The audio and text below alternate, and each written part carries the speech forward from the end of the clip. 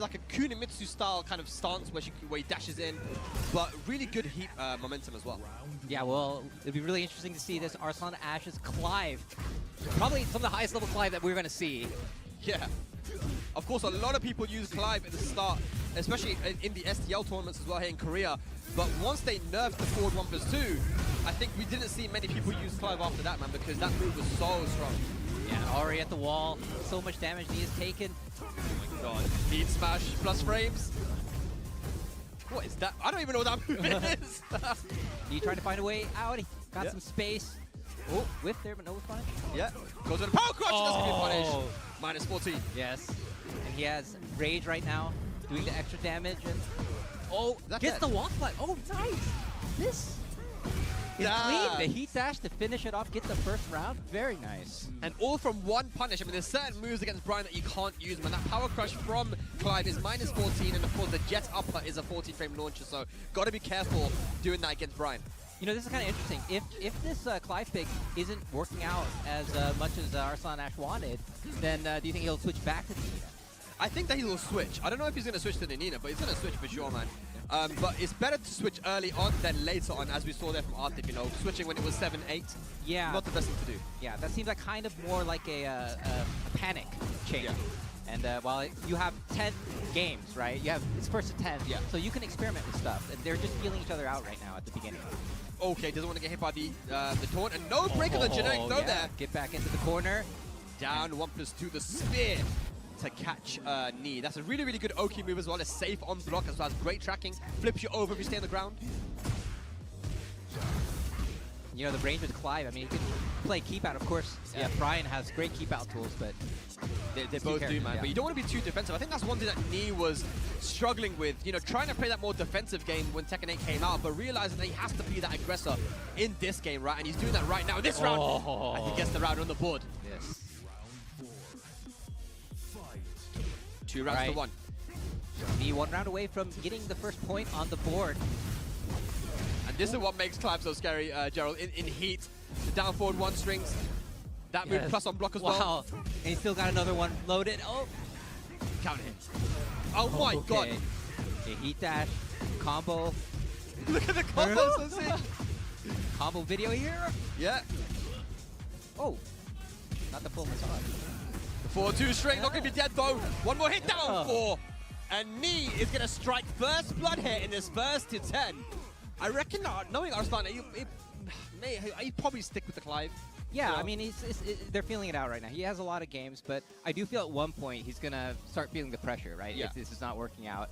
And yeah, and I think we'll see the switch, but is that going to be after 1 game, or is it going to be after 2 games, or 3 games, or 4 games? Maybe that's kind of pushing it. Yeah. Yeah, it'll be interesting to see. Yeah, I don't think he's gonna go down. I don't think he'll be okay being down 3-0. You know, at that point you gotta switch, right? But look, the Clive is still looking good here from Arslan. Clearly knows how to play the character, so let's see what he can do here, man. Ooh. Okay, that back 2 guaranteed on hit, and it's plus on block as well when you go into stance. All around, really, really good move. Wow, Knee already half of his life gone. What a duck! Wow. Okay, he smash.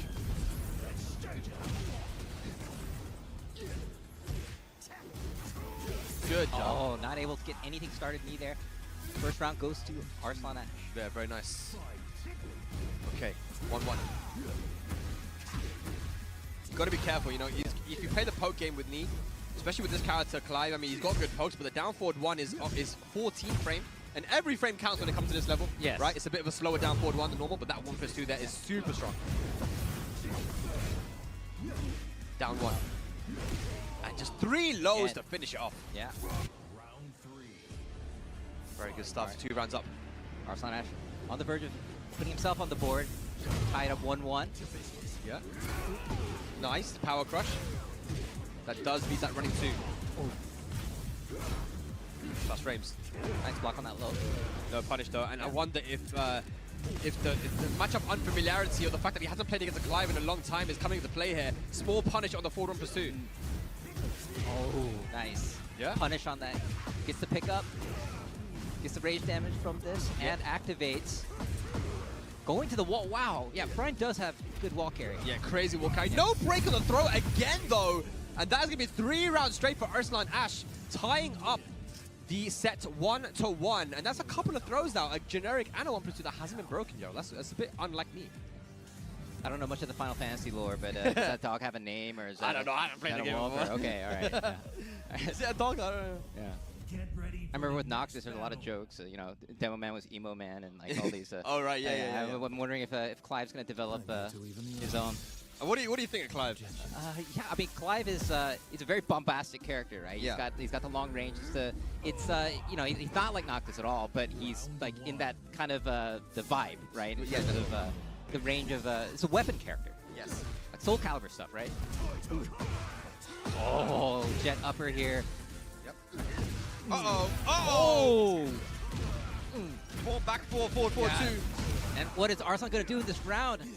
Get up forward, get some space, but no. Knee on the board. Yeah, that was a sick round. I mean, Knee showing early on already that his execution with Brian is looking scary at the moment. Yeah, of course, Knee is famous for Brian. And, you know, a little known fact, he got into Brian because of Hameko in Japan. Really? He's a Japanese player, yes. This is a little known fact, but he was watching his videos online when the internet was still relatively new. And was inspired. Wow. Hameko, who now does a lot of commentary, right? I think. Yes, he's one of the main commentators in Japan. But here we are, activation from Knee, both with heat loaded. Oh! That 4-2 shoot is so strong. Yeah. And QCF 1+2 as well. The thing about Brian is that he can now play a lot more simple than before, right? QC back 1, which is a high +1 block counter launcher, which you just saw there. Yeah. And you can mix it up with the QCF 1+2 as well, which is a mid-safe heat engager. Yeah, if we needed more counter hit options, of course, Brian, so good with finding those counter hits. Okay. Running 2, that's frames. Oh. Ridiculous. Okay, getting some space with the activation. Oh, okay, pushing back, heat dash. Yep. And now, looking good for Knee. My Oh, God, how the many combo! Knee? That's why they call him Knee. Oh, the corner. Okay. Unfortunately, he dropped the combo. Hang on, full crash mix up, goes for the safe mid. Oh, it's so tense right now. Oh. Oh gosh. Oh, he's still alive. Plus frames. Oh! Trying to go for the parry. And that parry is really good, but Knee gonna take it. Knee up 2-1 right now. That knee combo. The knee combo. The knee combo. Yeah, how many was that? That was a lot. That was a that was a statement. Yeah, Knee definitely having fun right now here in this exhibition, man. Showing his execution not only with the taunt, but also the combos as well from Heat Dash. But sticking with the Clive, you know, he's thinking about it.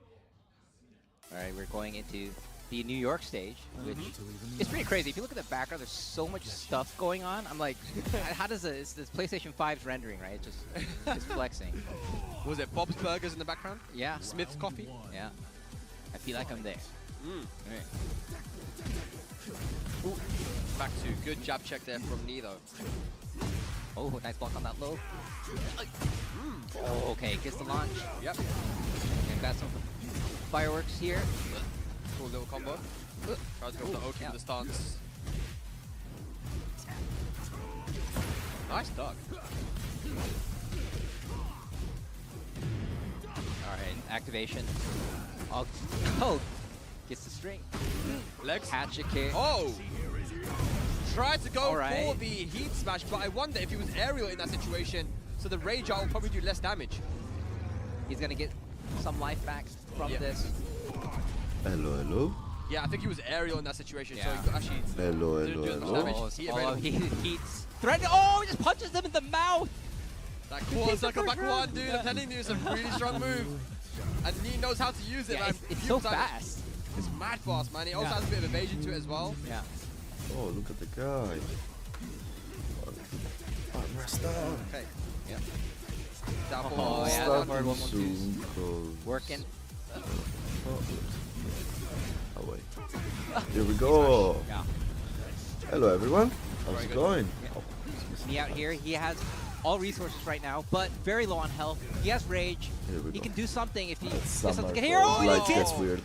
the knee counter hit. Is he gonna kill? It should This is kill. big damage right here. He's got full resources. He's It's gonna not activate. Yes, he combo. is. Yep. Did he get the wall? Did it hit the wall? Oh my god, the combo! Oh my it god, fell. it reaches the It wall. I had With no the idea heat that was dash, gonna what kill would the have said? That's insane from Yeah. the 4-3 counter hit. He managed to use the heat dash and get the kill there with the down for one string. Yes. The insane combo! Oh, and speaking of counter hits, another one. Brian, the master of counter hits. Yep. And Nee, the master of getting counter hits with Brian. That's it. Gets the wall of once again. Down for one string. Oh, how much life did that take? Oh, wow. Was that a two-touch? That was, yeah. I mean, Yeah. that's what Brian can do, man. He pokes with counter hit launches, but the combo execution there from Nee is looking incredible. That's 3 games to 1 now. And what's Arslan going? We're going to the cat select screen now here. Yeah, it's Brian's does by two 2 touch, right now, two but touch it's of that still combos. not. We all know Okay, that. I'm seeing Dina. There is nothing So, surprising yeah, about I that. think this was his limit to test out the character, but he is down 2 now, and yeah, this was the expected situation. These Definitely. 2 characters. Yeah, Nina versus Brian is what we were expecting. I think Arslan wanted to try a surprise there with the Clive. He managed to get a game on the board though, right? Yes. But still, you don't want to let Nee run away with it, so he's going to the main character now. But on the other side, this is what Nee was expecting, right? Yes. And I imagine it'll be locked in like this for the rest of the game. Of course, we don't know if there are any more surprises, but yeah, this is the match from Combo Breaker. Yeah. These guys have played so many times, man. Yeah. It's like Arslan at one point was really, really strong against Nee. Like, really knew how the guy played. But in Tekken 8, you know, Nee has definitely adjusted his playstyle. You see to the this patch game's notes? mechanics Not a lot. yet. Yeah, I definitely. We're drag. seeing a different No, Nee right yeah, now I'm gonna from have a a year look at ago. them. Just He waiting for has someone to come in. adapted It and gotten usually comfortable takes with his like character. a couple of minutes. I don't know. Today is a great day, so I don't know. Maybe. Don't spoil me. Don't spoil me. Don't push Don't the low. spoil me. Arslan still with heat left, but not able to use. I'm gonna take away your message just because I don't want Full spoilers. rage right now. Full life. Oh, Don't tell me yet. Yeah. I gotta read the Drac. One I round. didn't erase your message for anything. I just don't want spoilers on the patch notes, okay? Gotta That's imagine it. this will be the character That's that the we only have thing. for the remainder of this this weekend So as actually, well. let me. Oh, it's just that, guys. I just woke up. Right. I mean, I didn't Poking woke each up other now. away, Oh looking man, for don't worry, an man. You're opening. cool. You're cool. Back to I what a did. strong I just counter hit confirmed. like I finished to work very late yesterday. I looking for the got counter, home one like looking at for the 2:20 a.m. He really wants that knee counter. Then I hit. had a Knocking wrap, on the made door. myself a wrap, something to eat, Oh, all right. and basically I fell asleep Staying on the around ground, yeah. Just 3 lay down, a.m. sleep through it. completely destroyed. Yesterday was a Oh. long day. Then I had an idea of what I yeah, wanted he to do confirmed today. that. So the plan for I today like the was challenge, you know, to down 4-1-2 into sway. Just basically- respecting every single time knee, you know, challenging with down 4-1. But here's a this big was a counter hit good from match, Arslan. man. Like Drop to the combo. this Oh, was the Gets the best combo, but exhibition of three. Brian that he's ever seen. This was insane. Like Oh, man, Back the one, yeah, timing that's in it. this match. This is I'm a telling you, timing Brian masterclass, can guys. pokes with counter Timing hit launches, but you gotta be masterclass. careful.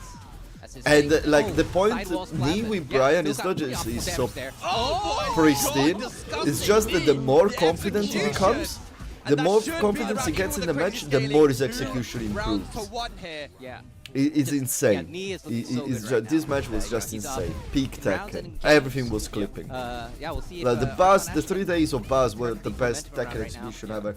Like I think the best way to end would have been with a tie break on the last day, but at the end they didn't go completely smoked. And Korea Yeah, didn't get more. completely smoked in the last Oh. days. But All right.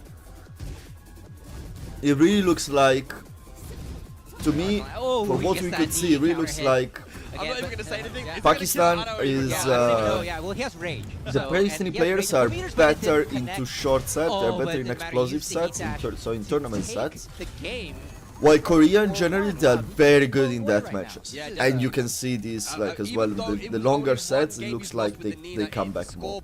And it's true. They're way better on long adaptations. Big comeback here. But yeah, so I will say, looking ready. Gerald, I will say, so my idea of today was like, okay, tomorrow I stream and I get, because I really don't feel like, it's so, his cup. And, oh, the wait, game, is there is so something much going on here? Controller issue? Thankfully, we smoke took going around this Yeah, game yeah. that I should make videos and I will get we can probably head back even into some that views one, out of but it the because way that everyone he's is playing, talking about maybe we Tekken should 8 play now on in the from FGC because Yeah, of I think we all should play on, things man. that happened. Not But to well, go I was for working Oh, in, okay, alright, the, in the last 2 days, and as Maybe well, faster it's like I really didn't slide feel like there. making videos on Reminding saying me what, that like, that oh yeah, the game, is the there. developers Yeah. are lying again, and Where's the back they one? said they buffed the fence, doesn't look they buffed the It's fence, just satisfying looking movement. and they don't know what they're doing. And I have a couple of things in mind. Oh, there we go. End the launch. I have one specific idea, but it's gonna take a bit more time to realize. But basically, yeah, I watched. So I watched the whole the RIP podcast. How is it called? The Heat Speak with Joka Kiwis, Speak Kicks, and he's so behind right now, though, FidX, and then I watched almost all of Level Up Your Game. So where do you have RIP, MYK, and big stuff. Plus, on top of that, I've been 9 hours on a podcast myself talking about all these things with Blackheart, Finn, Michael's podcast on the Shambolic Showdown, and King J as well, and Buff Guy was there, Chad was there. So I have a lot of ideas, and I have a lot of things in mind about Season 2 and what they're doing and what it's going to be. But the last thing I wanted to do today was watching the main Mansui opinion, where in his last video I wanted to do a reaction on that. And that was my plan. And then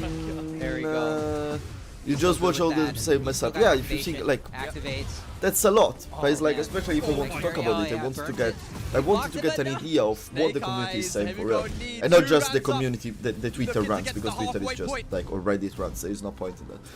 But on top of that, this morning I wake up and when I'm in bed like this, like you know, like as soon as you open your eyes, I'm like. And I see FidX saying, oh, I see the thumbnail from FidX that says, oh yeah, they're doing, they're changing, they're doing a U-turn, they're changing it. And then, hello, Iker. And then I was like, okay, you know what, I'm gonna read them, I'm gonna read these patch notes live. And, well, this is my Amazon orders. Oh, I lost my patch notes, fuck. Let's see. I cannot type yet. So yeah, the caffeine is not hitting yet. give it a second. V 2.0 notes. Is it going to, what is it going to be? 1.12. Yeah, fuck you. So let's see what are they saying. Let's see. Yeah, Tekken official Japan. Okay, I found them. Okay.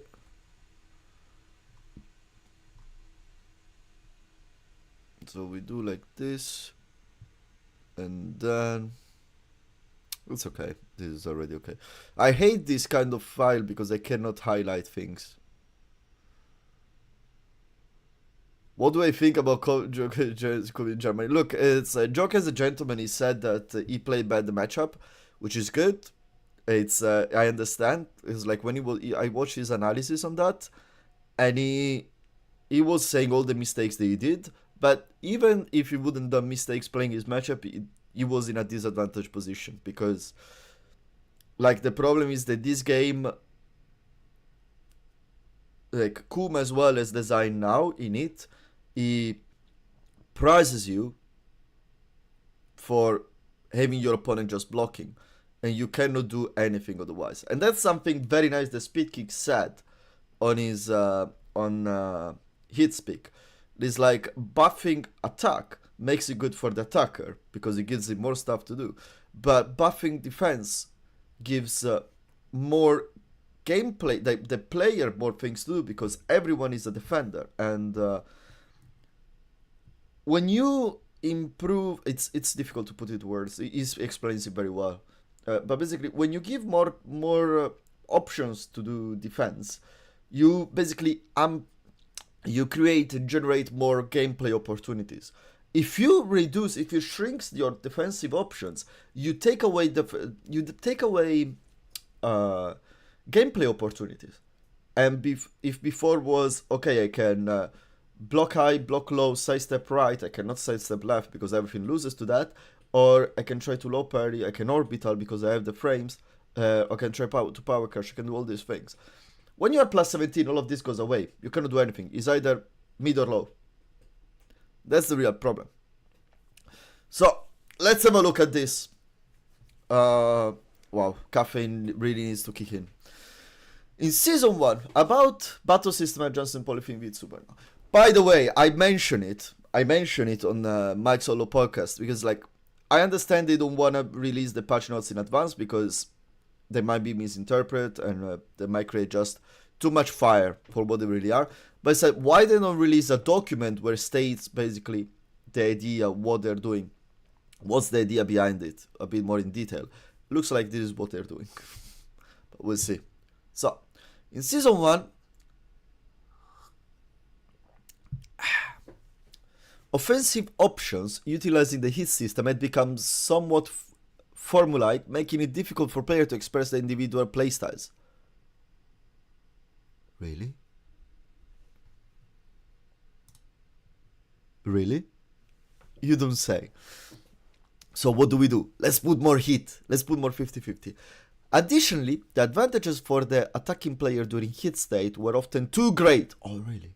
Leading to one-sided match developments, an issue that we acknowledged. Doesn't look like that didn't look like that in your presentation.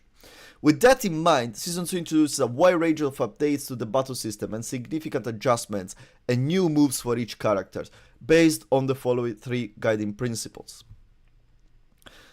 So for what they say here, I agree with everything, like with what they say they want to change. The only thing I really don't agree on is new moves for each character. For that one, there shouldn't be. I think adding new moves is fine where it's needed. Like if there is a character that really is lacking into just having an identity, it just feels like has nothing to do, which that is not the case I think in Tekken.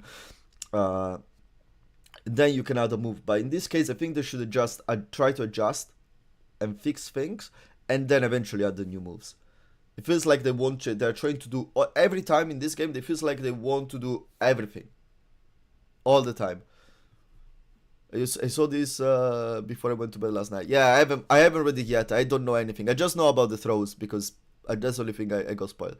Okay, why people are going crazy, acting like they fixed the issues with the game. All they've done is esoteric. Don't give me spoilers. So it looks like you're gonna get some spoilers. So I will just not read your message because I want to read it on my own. Some characters get 2-3 new moves. Yeah, exactly. That's something I disagree. Like new moves, it's not a problem.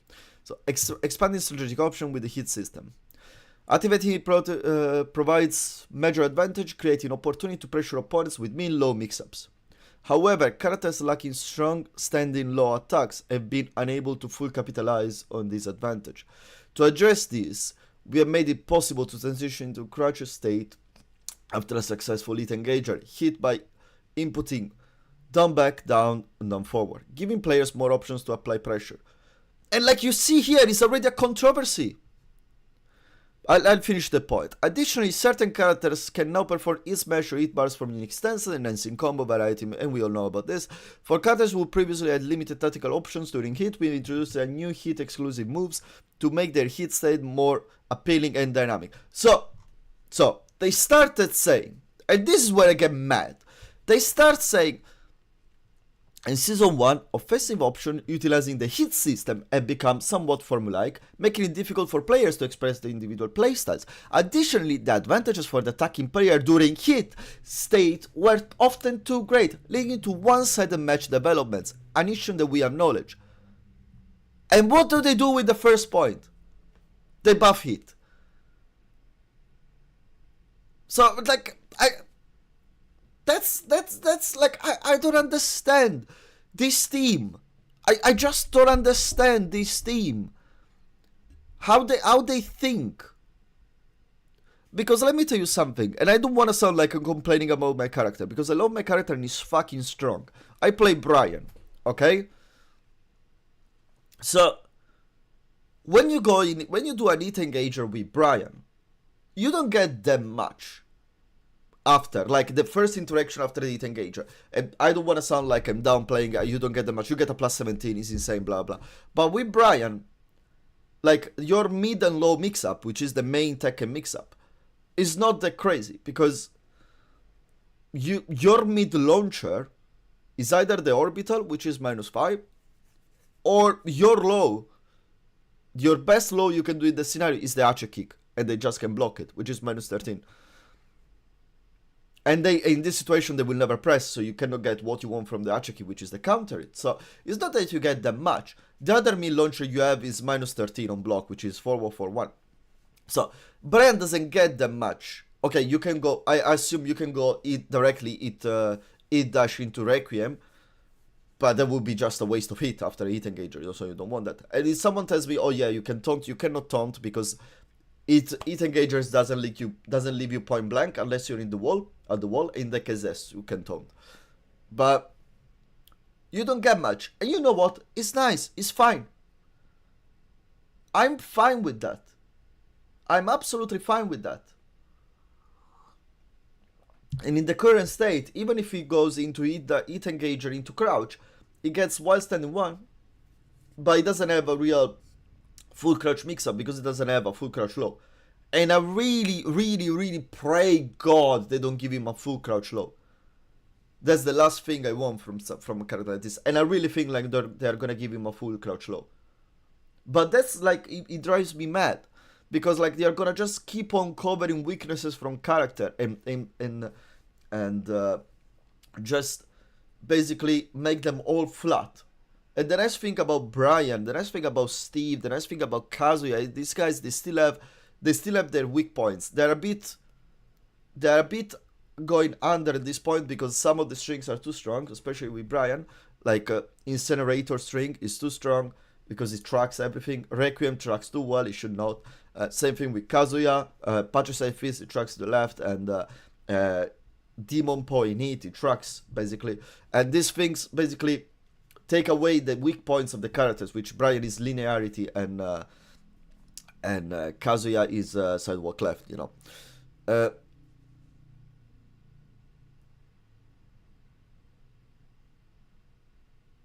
Oh, keep reading, you're gonna go on the necessary rant? Okay, I keep reading them. You're right.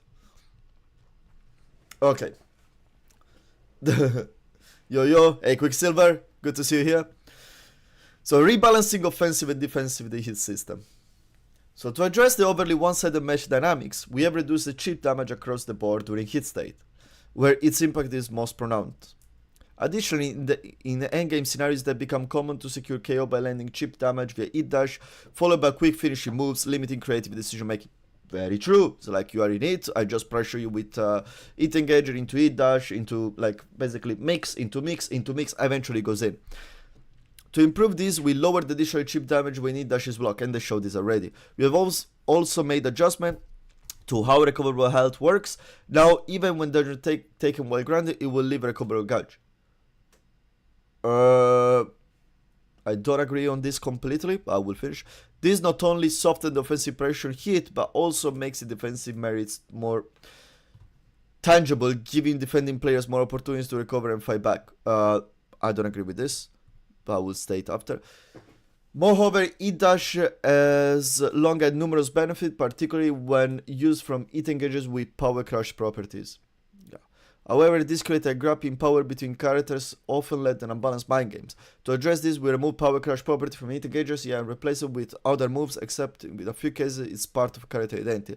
So include characters like Jack 8, Kuma Panda, and Leo, whose unique stances retain power crush properties. Oh!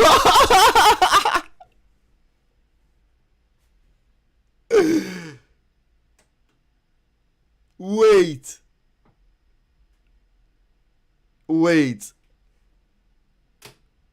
Like, English is not my first language, so I might misinterpret. Let me read it. However, this creates a gap between characters and often led to unbalanced mind games. To address this, we removed power crush property from most hit engages. I remember they said most. Didn't say all. They said most. Or replace them with other moves, except in a few cases where it's part of character's identity. Exceptions include characters like Jack 8, Kuma, Panda, and Leo, whose unique stances retain power crushes properties on their hit engagers. Are you fucking joking? Kuma still has his mid power crush hit. He's even a mid one. Oh, like you know. Oh, sorry. Like, you know, if they would have said like, oh yeah, Fang still has his power crash hit engager because it's kind of slow and it's a high, you can duck it, like you can jab, duck it. Like, I understand that. But Kuma is a fucking beat. Oh my god. Oh. Okay, how long there is? So, fuck me. Like, shall I start to go at this, or let me read the third point, and then I will make our sum of it. Let me read the third point first. Improves control, bolster defensive technique, provide more enjoyable play. But there is nothing enjoyable for what it looks like. Okay. Like, guys, it really... So, I will just say this before I read the third point. It really feels like they cannot make a statement that is just positive for the community. Even if they say something positive, which I'm assuming is gonna be here, you know, in the we're listening to you, look at this. They have to state something that just makes them, that makes them hate them. Like the power crush in this one. Anyway. Improvements in controls to bolster defensive techniques and provide more enjoyable play. Historically, in Tekken, it was not possible to sidestep towards the foreground while including a crouch state. This creates a situation where, for example, a string that could not be avoided from 1P side became unavoidable from 2P side, leading to imbalance in mind games and unrelated player skill knowledge. Yes, you know how you fix this? Go back to Tag 2 system. You're playing ranked, you either left or right. We cannot play both on the left side.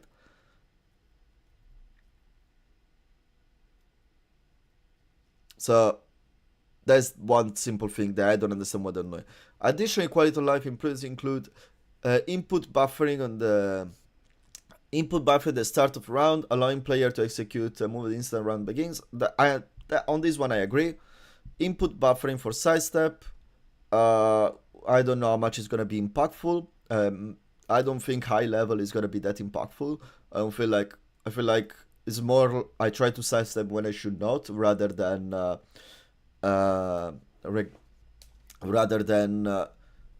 me being too slow with my sidestep. These changes aim to improve the overall responsive. Oh, sorry, I skipped. Instead of the issue has been resolved, player can now sidestep towards the screen while crouching. So you can sidestep right while you crouch on P1, or sidestep left while you crouch on P2. Which I have to see still how it's gonna be implemented. Guys, honestly, I feel it's regarding future adjustment. Additionally, in order to address issues pertaining a large frame advantage, need activation, and excessive strength. Oh, wait. Additionally, in order to address issues pertaining to the large frame advantage on hit activation and excessive strength of hit dash, the development team is currently in the final stage of making adjustment geared towards revealing aspects that impact strength of offense and also focus on improvements in defense.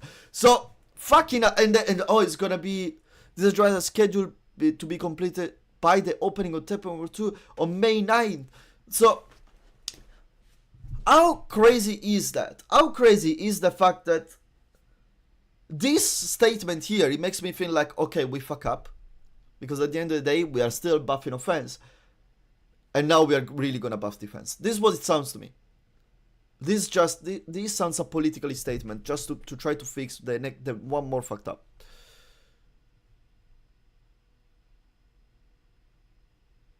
The patch is coming out 9 on something. They imply. Oh. Yeah, I just read it now, Exoteric. I just read it now. Is this one.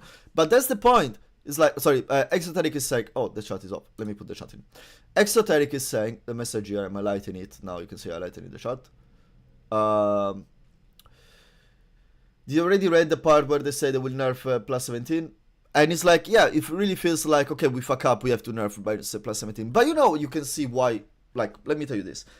Because I watch as well, on top of all I watch all the podcasts. I've been in a podcast myself, and I watched the live at 6 a.m. And the day that I had to go to work, so I got sleep deprived to work. And you know when you see that really it feels like they don't know what they're doing, because the problem with Heat is the too heavy 50-50 system. You get a Heat engager, you go into 50-50, and or let's put it like this: you're losing, but your opponent has like 40% health bar. You land an Heat engager, or actually no, you are winning, you still have hit, and your opponent is like down to his last pixel, down to his last bit of health. You manage to land that, you go in it, and you start to pressure your opponent with plus frames. Then you go into a Heat engager, and then you go into a Heat dash, and then you go into a more 50-50 scenario. You can always get into this forcing 50-50 back to back, where basically instead of trying to get your opponent to take your opponent away his last bit of life, you just force him to stun block it until eventually he guesses wrong, which is not healthy. And you see that they don't like what makes me think that they don't know what they're doing is when they stated that they removed the key charge mix-up because it was leading to too strong and too offensive 50-50, while this game is based on two strong 50-50s all over the place. And they removed a setup that was specific to certain characters, and you needed to learn and practice and required mind games to apply.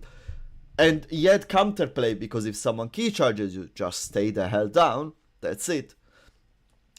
And instead of addressing the all too problematic 50-50 throughout the whole hit system, they removed the key charge, saying that he has too strong 50-50. And that's, for me, is mind blowing. It's like these guys, they are not understanding what they're doing and what this game is doing. That for me is the point.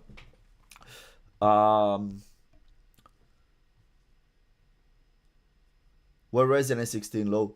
Yeah, we're running it, man. The low is like the Hannah we're running low. Hannah's light in hit is a problem.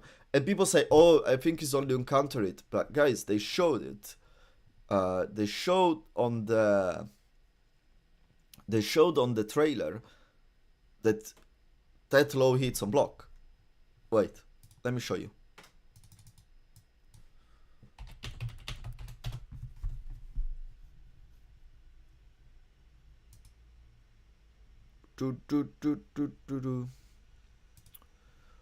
Where is it? Anamusa preview. Always shout out to IMOP to make this amazing sum up of everything. Okay, it's here. So this move here, 64 damage on hit. You see? It comes out on block, guys. When a move comes out on block, it's not only counter it. You see? And it's insane because this move consumes what? 30% of hit. So you can do it 3 times. And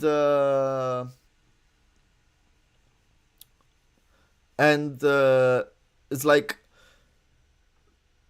so it does cheap damage. It uses 30% of your hit. It does more damage than hit smash. It is a low. Like, how can the how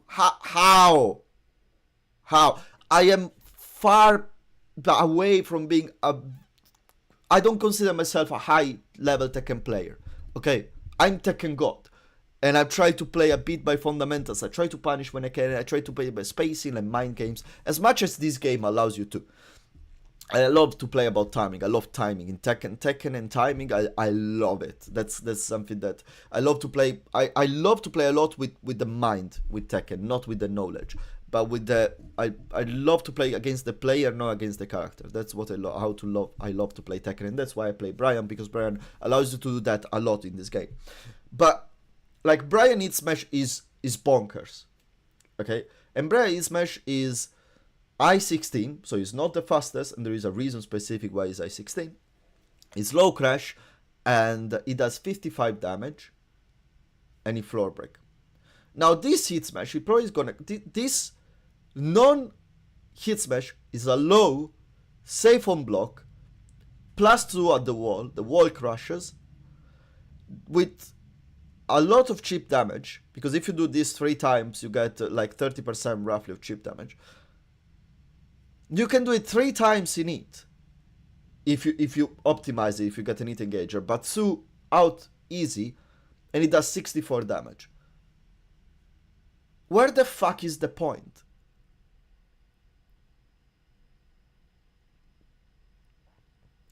I have 20 GOD. Fucking esoteric, you're a monster.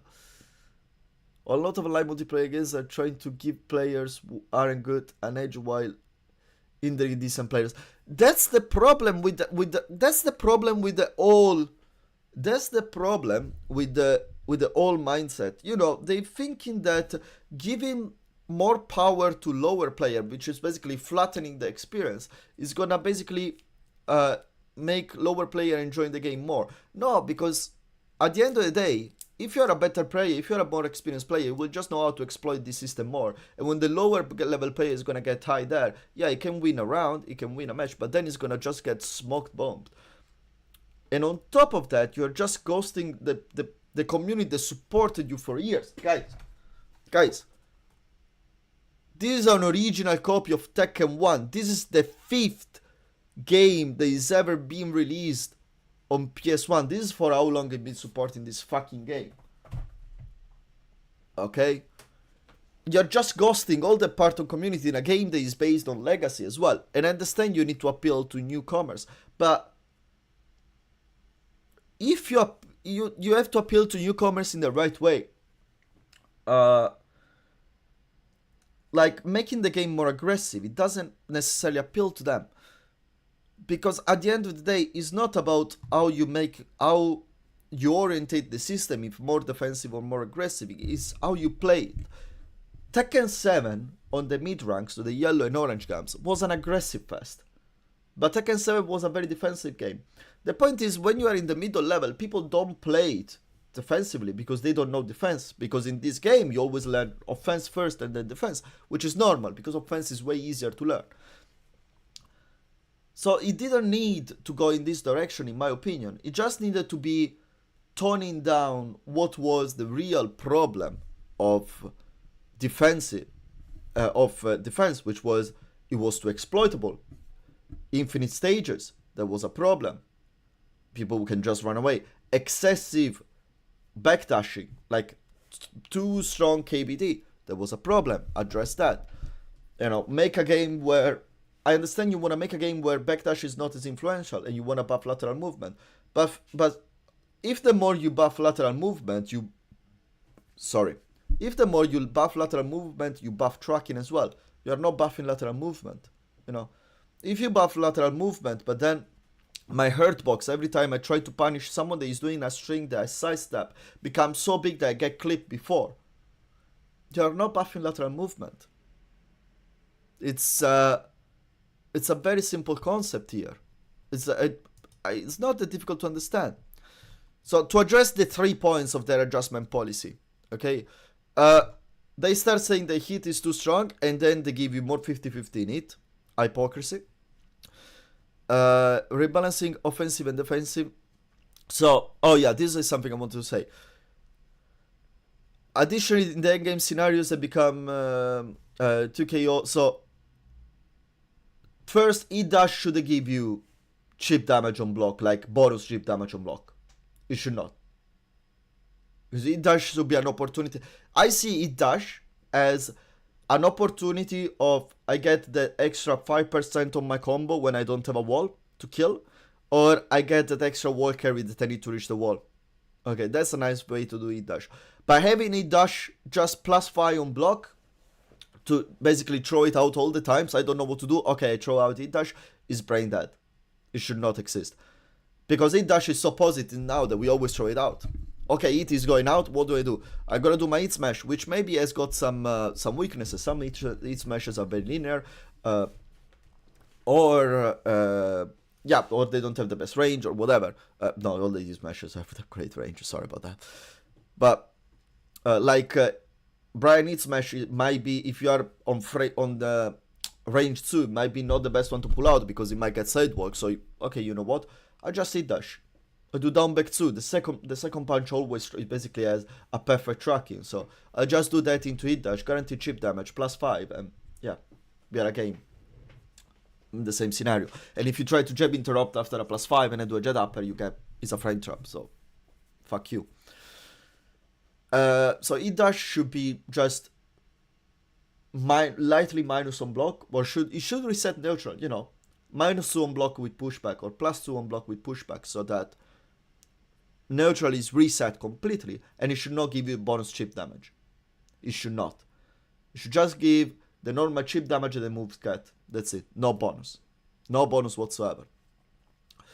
The general chip damage, guys, by the way, should just be halved throughout the whole game.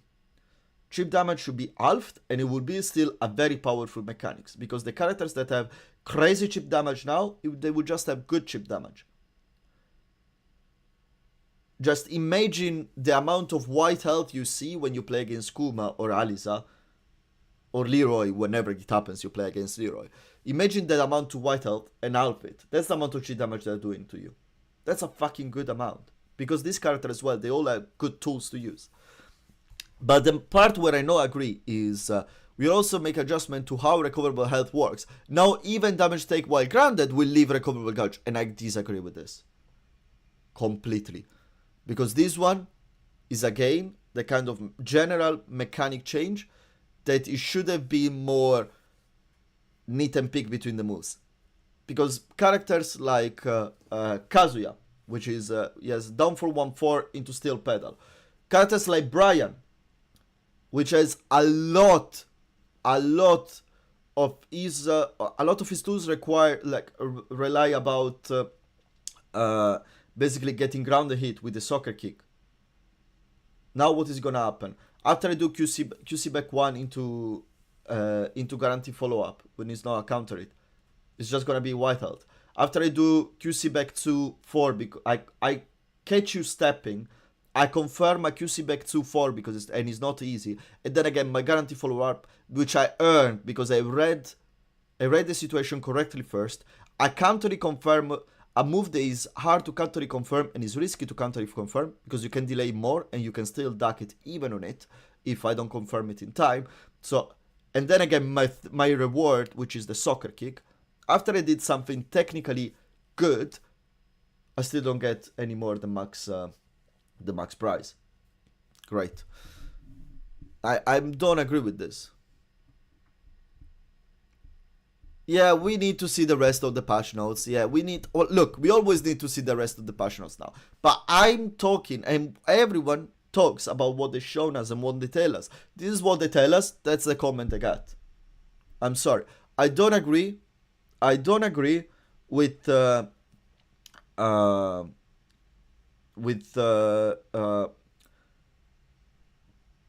ground hits just doing recoverable damage.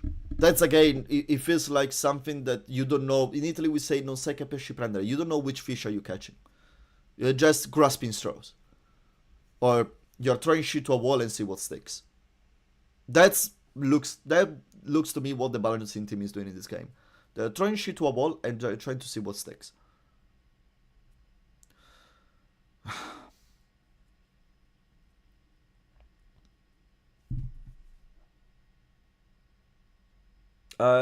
Yeah, I don't know. I still have to read Alphabet actually. They would have been handy when Akuma was doing back combos. Yeah, but Akuma was doing back combos. Super Akuma was doing back combos. Atif was doing that combos. On ranked, no one was doing that combos with Akuma because, well, playing Akuma was not easy. Giz was doing that combos. No one was saying anything. It was a fucking problem. You know, Giz was in ranked. Giz was way more a problem than Akuma. Everyone says Akuma because of that comeback from Super Akuma, which is one of the greatest moments in Tekken because it was so good. That comeback is so good. Now, throw mechanic adjustment based on community feedback. Yeah, community feedback, it's a very nice way to put it. It's also to adjust the difficulty of countering throws. The following adjustment have been implemented. Losing the input window throw breaks using 1+2. to reduce the instances where players fail to break throws despite successfully predicting them. What? This is not required. Combos should stay as difficult. Combo break windows are fine because they are not easy, but they are not impossible. And it's like the nice thing about Trombo. Okay, let me read it first before I start to talk, before I start to lose my shit as usual. Increase recovery for with normal throws. By increasing the recovery width by 6 frames, players will have an easier time punishing opponents who miss their throws, especially when using crouches and backdash to avoid. I don't disagree completely with this. It's if you don't have the fastest punish, like the fastest launcher, sometimes it was hard to launch throws on reaction. But at the same time, for instance, I knew I cannot always launch throws, so I punished with something faster. You know, I adapt myself into that. I don't see this necessary as a necessary nerf. When a throw break is successful, however, considering the throws are often ineffective against opponents who can react and break upon seeing additional benefits that are being proved to the player attempting to throw. When a throw break is successfully performed, the thrower will recover 1 point of recovery. Okay.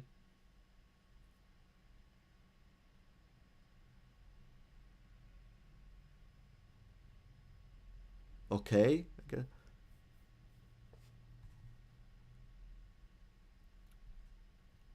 Okay, so yeah, I know. I'm a very heated person. I'm sorry, Beams. You're right. I have to read it all. I'm gonna read it all. So here says basically because we buffed these are the changes that we made, and this is what they showed us. And they showed on basically to us. They showed only 0.4 without telling us 0.1, 2, and 3 apparently. So after the initial announcement, the development team received feedbacks from players and could reconsider one of the proposed adjustments. It was concluded that imposing a disadvantage on the defender for executing a successful throw break would have been excessive, as throw breaking is still a high skill mechanic reflects player practice and proficiency. When a throw break is successful performance, a player that was grabbed will receive 5 points of recoverable health damage. Okay. So throws are still homing. So throws are still homing, right? Am I right? Because kings are still homing, unless there is a note that I haven't seen. But I don't think so.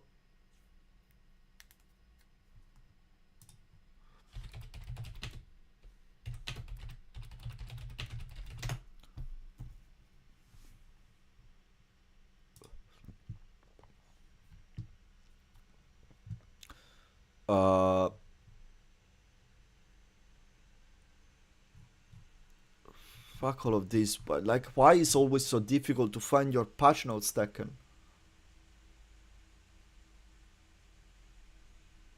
You contribute to this, you use kings. But that's alright, you have all the rights to use kings.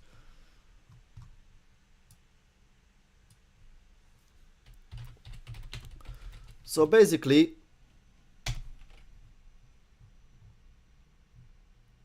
there is nothing about the 2.0. Is the only one. So basically, yeah, they're still leaving the homing throws. So changes on the throws. Increasing the big windows, I don't agree with because basically, sorry. So changes the throws. I don't agree with increasing breaking windows because even if you cannot react to the first throw that they toss at you, you can eventually like react to the next time. Oh wow, can you link it to me, Pims? So I don't agree with increasing the windows because like I'm the first one that says I cannot read the arm correctly if it's right arm, left arm on double at the same time. At the first glance, I cannot read it, but I can read it and get it ready for the second time. Or my opponent used the 2 break throws in this case. And because I can see it, I cannot react to it in time. But I can see it. and I memorize the information, and the next time I'm gonna break it. That's how it usually goes. And I think is part of the journey to learn how to consistently break throw. You start that you just hoping to break it, then you get to the point that you react to a throw but you cannot say which one it is. Then you get to the point where you react to a throw, you see which one it is, but you cannot react physically in time. And then eventually you get to the point that you see and react on time. And that's the steps by steps. Now I want to see, like, they make the throws easier to break. I mean, now I'm expecting them to be pretty fucking easy to break. Recovery for with normal throws. Feels like a double nerf on throws, which I don't know. Like 6 frames is a lot. 6 frames is a lot.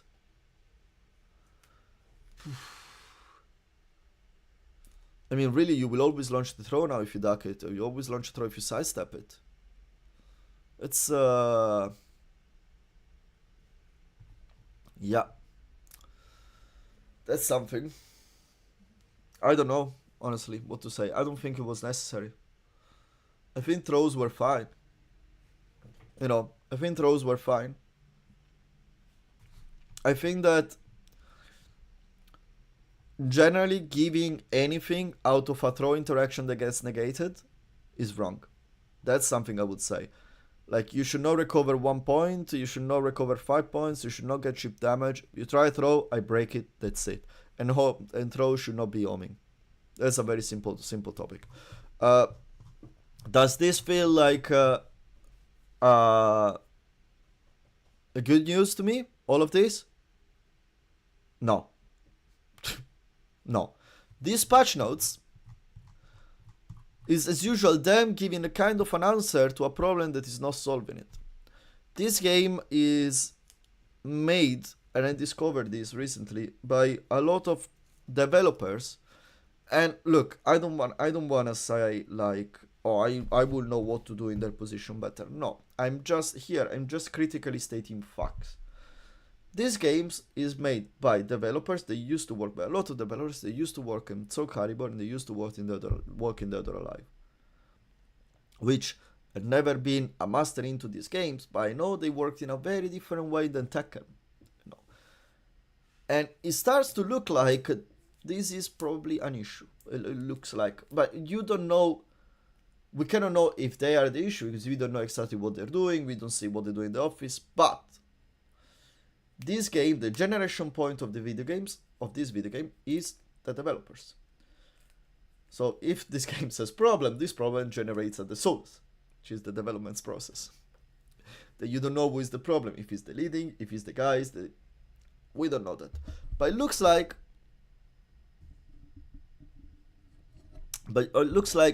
this might be one of the issues, and I really want to start to dig a bit deeper into this. I want to start to discover a bit more into these developers. Not to call them, I don't want like calling them out or anything, but it looks like to me in this past year and with this season 2 that they don't understand which kind of game the community wants. They focus too much on what is the wrong audience. What I mean by this is not that the casual should not be taken in account, don't get me wrong, but casual is casual. They will always find fun because they're gonna always playing a suboptimal game. Even if you give them the most offensive tools ever, they will always play a suboptimal game. A casual Brian player will always snake edge 3 times per round. Always. So there is no need to give them perfect offense, while they will never use it. Because they will always find that the weird setups that work, That's it. You just need to find that it's better, in my opinion, to do a more engaging ranking system that make them feel prized even if they're not the best players. And not just shoveling all of them in blue ranks and then after that, the one that make it to Tekken King, they just basically get hard stuck in Fujin forever. Ever. Like, it's so many things are wrong with this game. And I hate that, because I started this channel when Tekken 8 released thinking, okay, I really, really want to get into the game, I really want to get into Tekken, I really want to start to travel and go to tournaments and everything, and it really feels like the game is doing everything to stop me to do that, you know? Oh yeah. Very simple. That's very simple. And it's unfortunate to me. It's unfortunate, and you see it when they tell you messages. They give you messages like, yeah, we nerfed the key charge because giving too strong 50-50, but then the game is based on too strong 50-50s. While key charge was a mechanic that had clear counterplay. I feel like, let's put it like this. Let's put it on the two weights, on the two plates. What feels more heavy to deal with, more annoying and heavy and daunting to deal with? An opponent that does a key charge setup with Warang every round with you, or every time someone lands an hit engager? What feels more annoying to deal with 50? What 50-50 feels more annoying to deal with? Please, guys, answer. I started following, watching you because you spoke about the rank system. Yeah, that's what I started to speak about. And wait, man, I'm waiting for the new rank system. That's when I'm gonna go back to the origins. You know, plugging on me or ranked matches. Well, man, pluggers are always gonna be a problem. No worries. Pluggers, Finesse Johnson. Pluggers are a problem on low ranks and mid ranks. Then they go away on blue ranks. There are not that many. And then when you get back to where I am now, which is Tekken King and above, like Tekken King and Emperor, between King, basically, the high side of Tekken King is where they are back as well. One and done thing. But it's like, yeah, plugin is always a problem. So yeah, I don't know what to say. Meh. This is a very meh piece of paper to me. There's not much to say. Really. It actually shows some problem that wasn't addressed before. Like the Kuma still gonna have a mid power crash. And at the end of the day, King's still gonna have homing throws. So hey, I'm gonna play King. I'm gonna play King. I don't care. Why not? It's like I get plugged on Emperor. Wait, yeah, Quicksilver, you mean plugged or one and done? That's because a lot of people says plugged when they mean when they say one and done. So I'm curious about that. Oh, I still have coffee. It's cold now. Because that's an important thing. But definitely, guys, I'm gonna play King this year in season 2. I don't care. Like, and I can tell you why.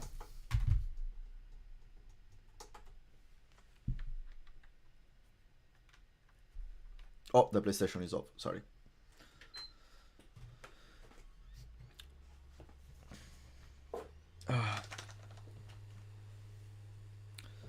So yeah, homing throws are still there. 50-50s are still there. I'm gonna try Han as well. Like the one thing I'm not gonna do the first day I play ranked is going ranked with Brian. Going ranked with Brian, I'm gonna wait at least 1 or 2 weeks. I want the water to settle a bit. I'm gonna play with random. I'm gonna play with Fang in ranked. I'm gonna play with Anna because I'm gonna play with Anna with the intent to show how stupid she is. That's simple. Yeah, no, it's just one and done, but one and done, man. One and done, they want it in the game because they don't want you to feel too oppressed when you play this game. Just go play Animal Crossing, fucking hell. Like, you don't want to feel like you're playing a very heavy game or oppressive game. Go play Animal Crossing. Oh, sorry, I want to fix one thing quickly. Good, okay, now it's right. Here we go.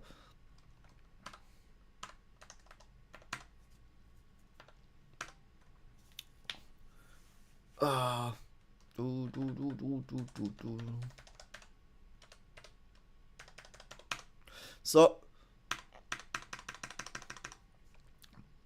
yeah, it's I want to play Anna because she's just stupid, you know. She's just completely stupid. That slide, I really don't understand how the slide can be go through the game. Can we go? I really. Oh, sorry, you don't see what I'm doing. Really don't understand how this slide could go into the game. At all. Like at all.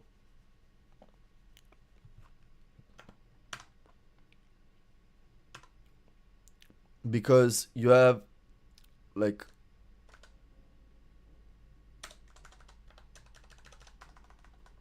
yeah, let's go with this one.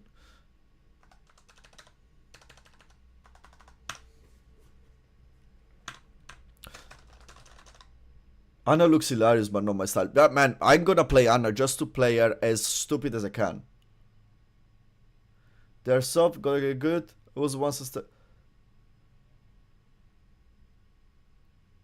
yeah, no, man, I used to be, look, the point is that, which developers don't understand, is like, oh yeah, they need to be high rank straight. Like, no, you know, I was a shit rank player, and I eventually got to be a decent player.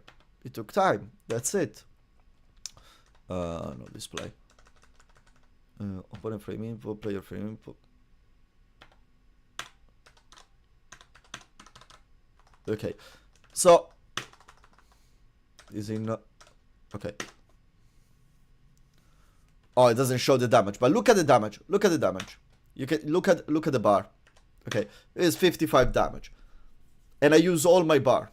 And on block, on a mid, I am +5, plus 15, which is too much.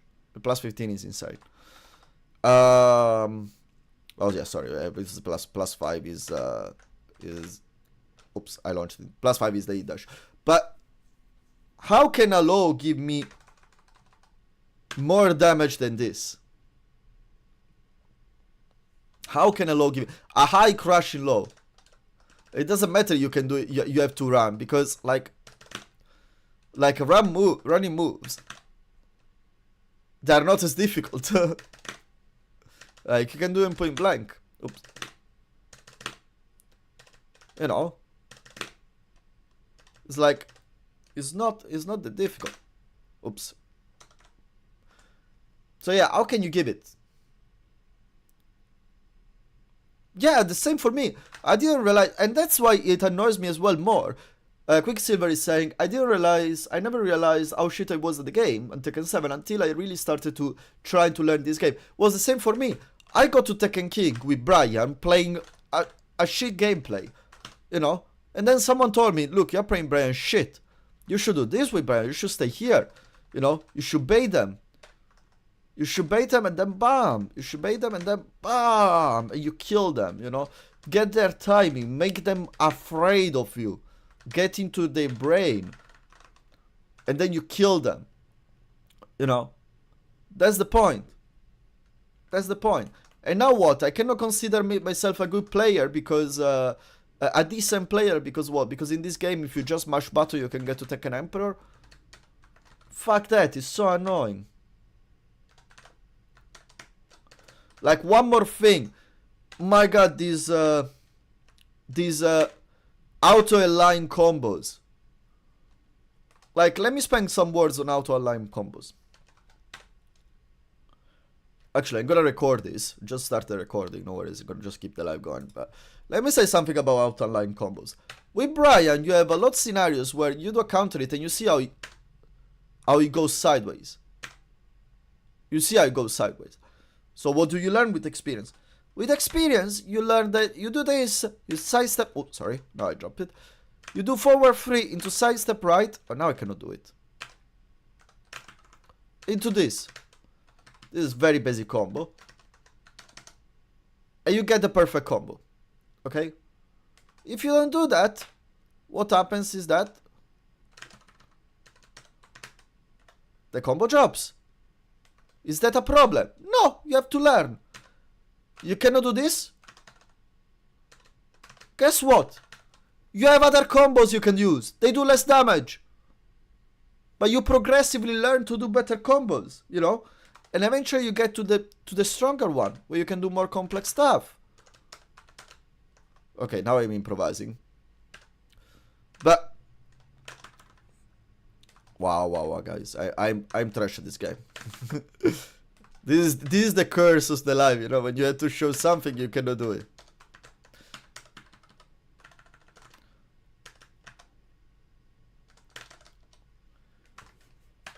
So it's like, yeah, there's no point. So what? So many times I get a sidewalk right. I go this. Okay, I know I have to do this. It's not the best combo, but who cares? Who cares? I know I have to do this because that's my combo. Go sidestep right. I cannot do my usual combo. Okay, but it doesn't matter. It doesn't matter. I can do it. I can do something. You know? So what? Every time, like, this is actually a nice system, so let's see if I can replicate it.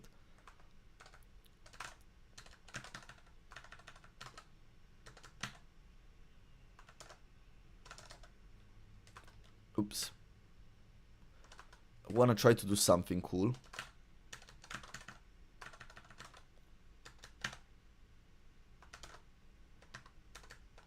Oh, I cannot get to the wall.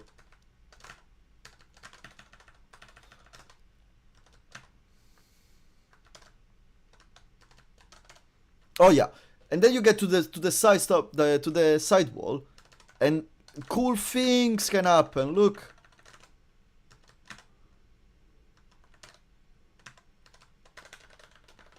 Ah, I missed it. I really want to show you something cool, guys. That not many players know. Brian players knows, but not as many. Ah, I'm gonna do it.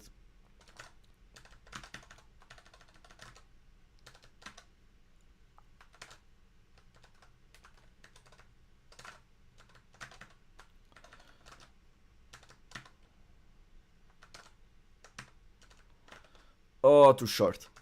But basically, is super machine gun punches.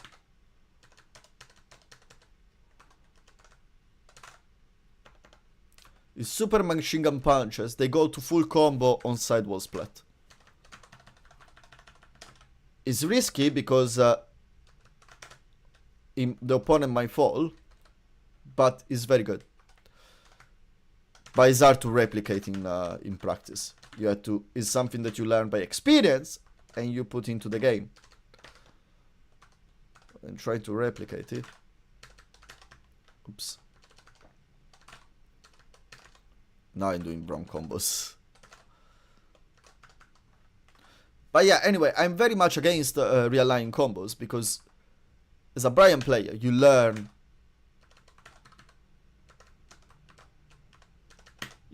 so many different combos that can always work. You don't need necessarily to do the optimal one, you know. Because anyway, you get so much damage already. You don't need to do necessarily this one all the time. Oops. But it's like, you have so many things you can do. So many different combos you can do. Like for instance, over here, I always use this one, which is not the optimal by far. Oops. And there is another case. I'm not good, I'm showing combos and talking. Plus, my new hitbox has got different switches and I'm not used to it. I hate this, I'm struggling so much. Another thing about player expression. So with Brian, many times you get different timings with the knees on the launchers, you know. You do a launcher and your follow-up is the knees, okay? One thing you learn as a Brian player is when you get the high knee filler on the low knee filler. What's the difference? So the high knee filler is this one and allows you, no, this is not the high. The high one, this is the low. So the bounce of the character, King was a mid-size, a mid-height, so I could not go with the back two. So I need to do jab into this. If I get the right one, which is difficult on jet upper, that's why people usually don't go for the double knee on jet upper.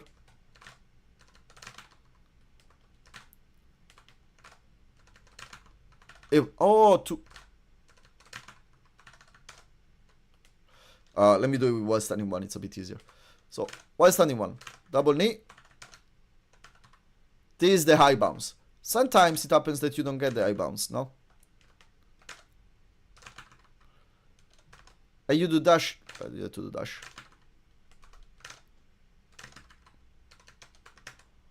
And you can do this. You recognize which one it goes through. And you go with that. One more thing. Sometimes happens you miss your QCF. And forward 3 comes out. Oh, you can fix it. Forward 3 comes out. Down back 2. You'll learn all these kind of different variations that happen. And you use them in the same moment that you're doing the combo. And depending on which one you need, you're gonna use it, you know? Okay, this is the low, I go with this one. This is the low, I was late, I go with this one. This is the high, I can go with this one. Okay? I wanna go in it, fine. Then we go with this route. This route.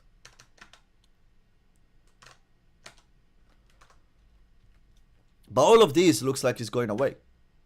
Because now, this one is not gonna be a thing. And what? And now after years of side step right double knee, is going away. After all the effort I put to learn this move, no. After years of side step right into combo ender is going away. What's the point of it? By the way,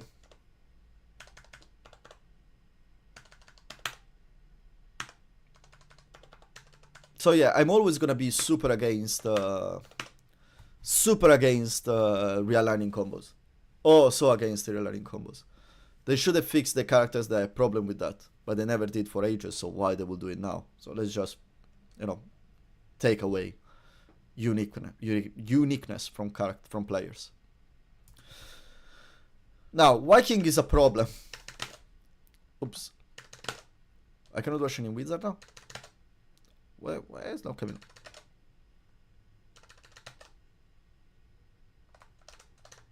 It doesn't have a... Wait, what's the input for Shining Wizard? Ah, it's 3+4. So it's 2+4. Sorry, I was doing 1+2. Oh, look, I never play King. How difficult is this?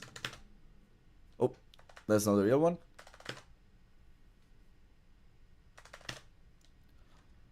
But yeah, this is the easy one.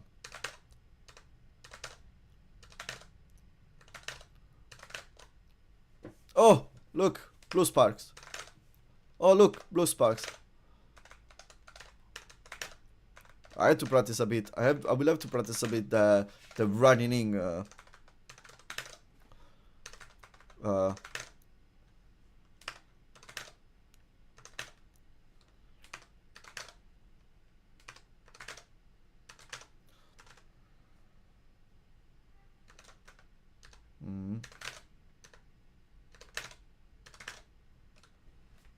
What was this?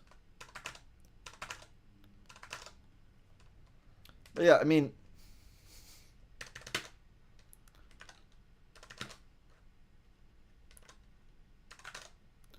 this is gonna be so toxic, guys. This is gonna be so toxic. Like, what am I doing wrong? Ah, I'm not going. Okay, I'm not just going.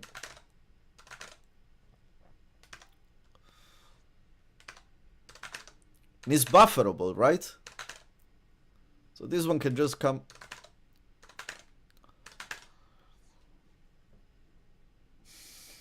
It's gonna be so bad.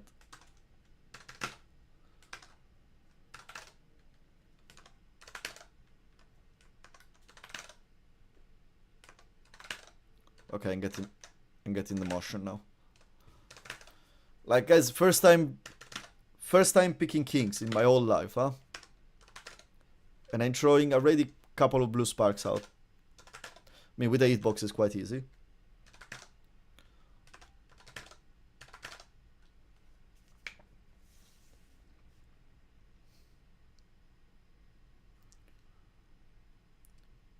Top power stance mix up one guess. Yeah, you forgot install. You forgot install. But I don't have anything against the installs. Yeah, you're eating good, man. Man. like I'm telling you, let me tell you something, Finesse. I was worried that Brian would be nerfed to the ground, and then I saw what they did, not to King only, but to Yoshi and Jin. And get ready, because if you think that fighting Brian is a pain in the ass now, fighting Brian is gonna be a fucking disaster.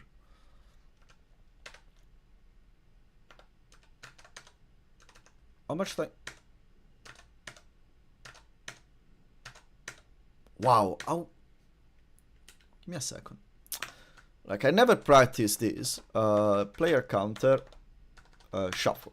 Let's see how difficult it is to confirm down 4-1.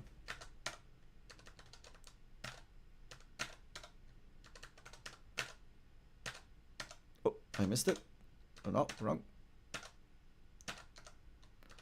Okay. Okay. Oh, I missed it.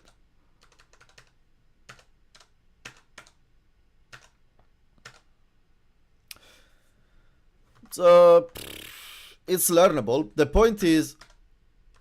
Oh wow, you have so much time.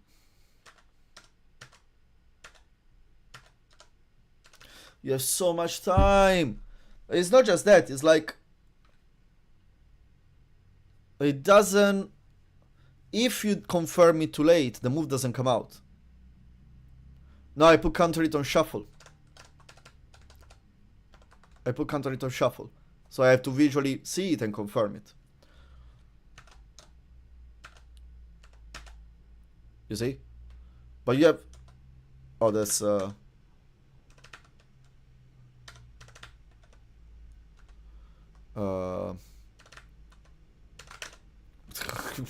Man, this stuff is so toxic.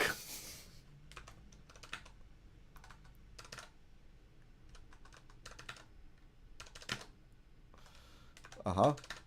Oh. Oh, I pressed the wrong button.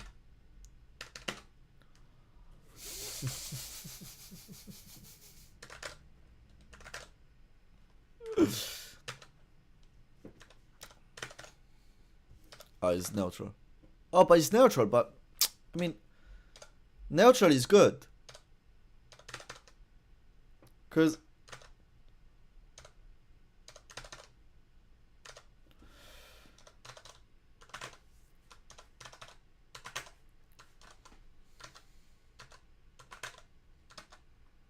Oops.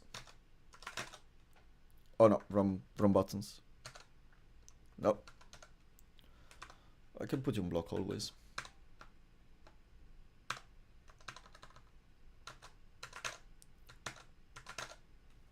Like, neutral is good because it's 10 frames. Like, King is disgusting.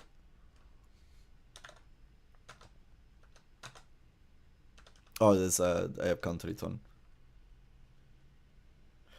Finals are nice weather in the UK. Yeah, that's why I'm at home.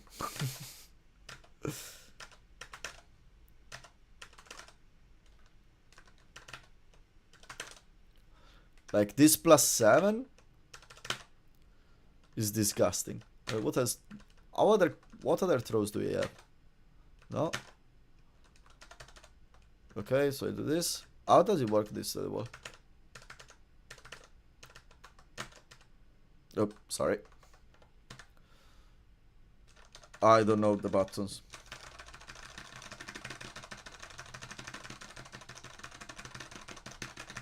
Hey, combos.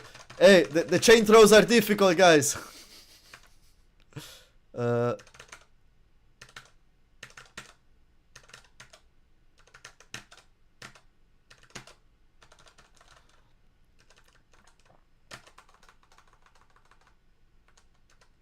How do I start a chain throw?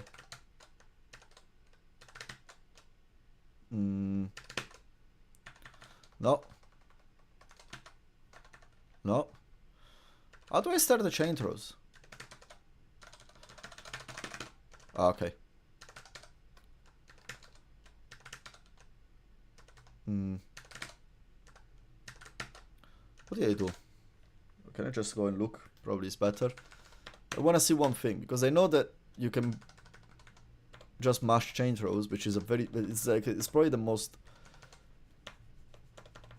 silly thing you can do, but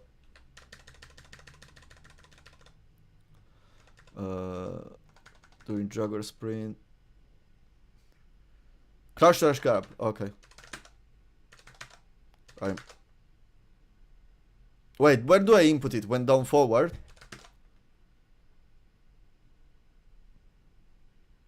No.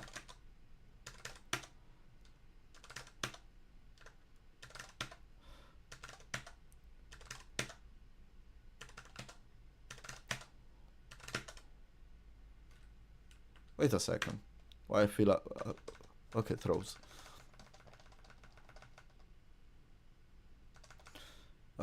Okay. Okay. There's a close line press. So we are the input. Wanna see that? 1+4. Ah, 1+4. Okay, okay, okay, okay. Okay. So this one is not mashable. No, you cannot mash it. Okay, okay, okay, okay, okay. So it was just the other one you can mash. So there is one you can mash with random buttons, which is okay. This is the one I'm doing. So I have 1, 4, 2, 3, and then 1, 1 plus. Yeah, remembering all of this is gonna take time, obviously. This one you cannot. You really cannot.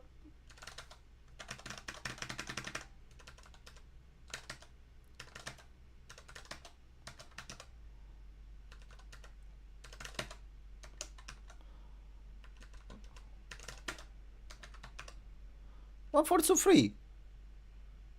Ah, I'm pressing. Okay.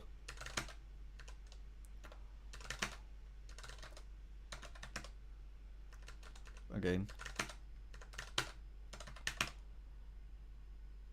Am I too slow?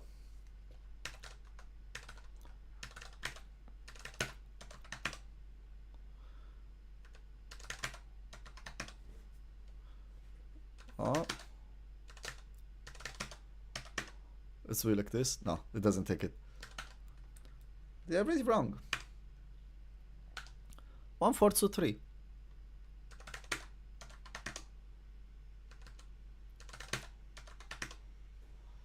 It doesn't like it. What am I am too slow, right?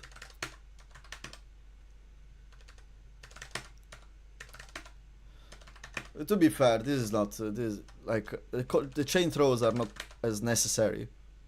Like, it is the only one you need. It is the only one you need. And Tijuana Twister as well. I think Tijuana Twister is readable technically.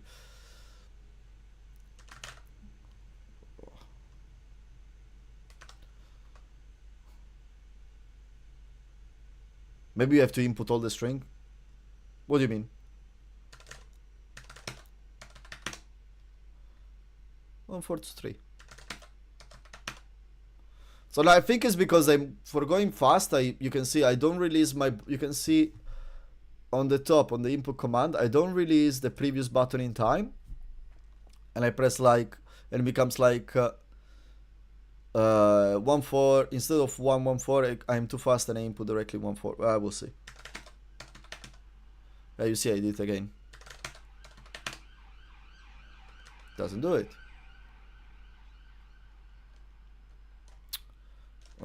What is my share button on this one?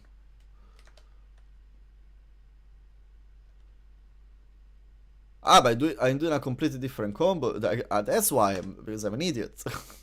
Because it's doing Jaguar step. This one, fuck me. How do you do Jaguar step? Let's see. Is this one?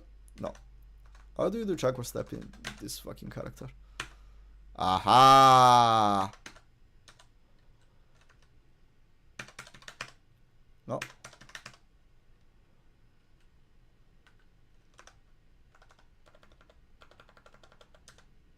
Where is it? Now I'm curious.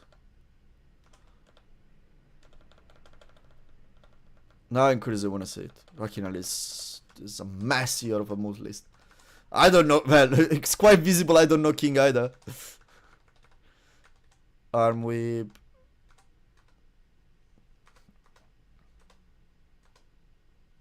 So we have Giant Swing here, and it was after this. There is really no a better way to classify all king combos. Fucking hell. In 2025. Okay, so it's below.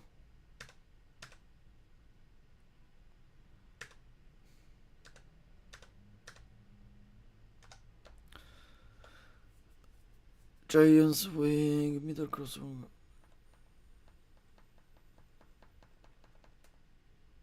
Oh, ultimate bar. During takedown. Tijuana Twister. The pile diver is very easy to do.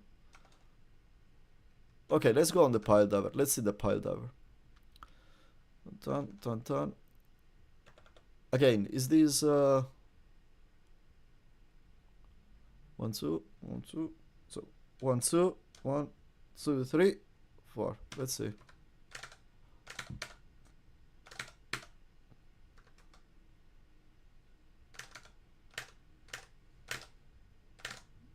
Okay, I got it.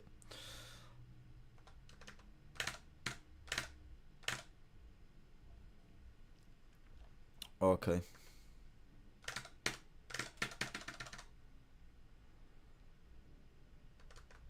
How does it work? Oh, it's a just it's like a fork. Is one or another, right? Yeah, it's one or another. This is the normal pile diver. Okay, I have to do it correctly. Not in time.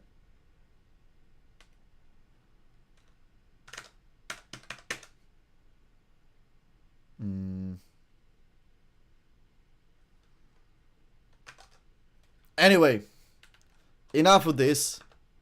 I don't need all of this. You just need Giant Swing. So, let's do one thing. Let's try to get back Tekken King with Fang quickly. Shouldn't take too long. I need a good costume. And then we may do some lobby.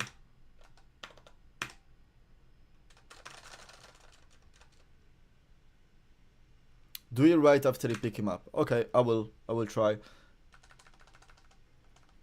Oh,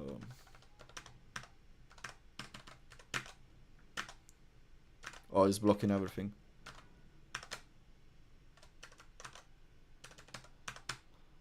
+7. Oh no, plus a million. Let's see how long it's gonna take. Shouldn't take too long. But then we do some lobbies. Then the plan is to get as well. I want to get Hunter today. I want to get Hunter rank 100 on Monster Hunter. You may join the lobby. Oh wow, you need to warm up if you join BIMS. You need to be ready. Then I may work on some of the recordings that I did earlier as well. Oh, I didn't know it was in promotion. Okay. Oh, I have to sidestep.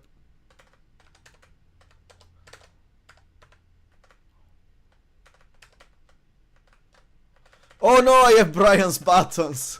I have the Tauntaun, I don't have 3+4. Okay.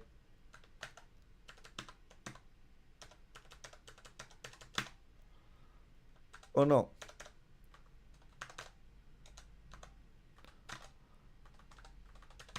Ooh, nice.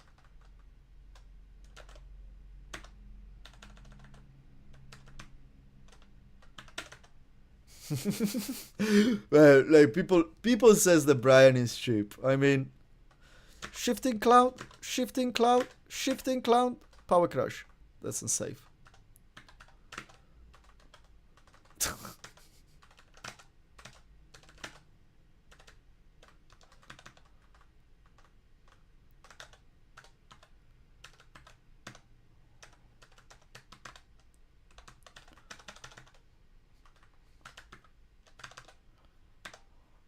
Oh no. Yeah, you don't play anymore. Come on, you have 11 Tekken Emperors. I mean, then Brian is cheap. Oh, no respect.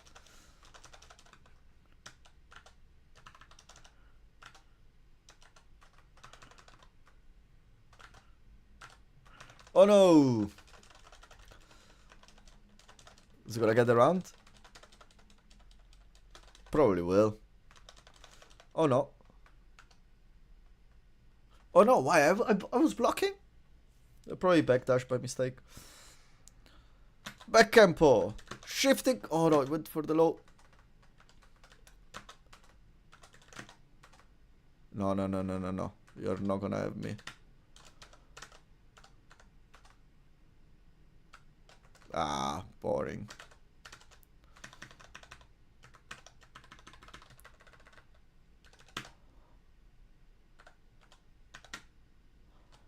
Oh, come on!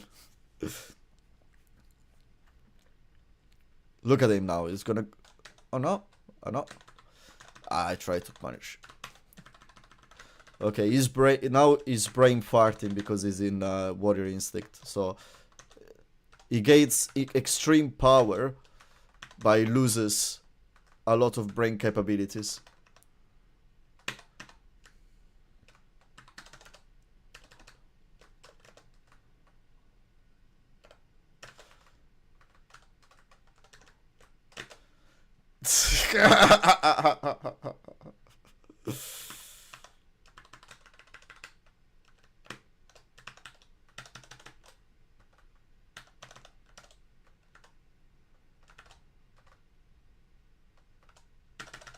I broke it!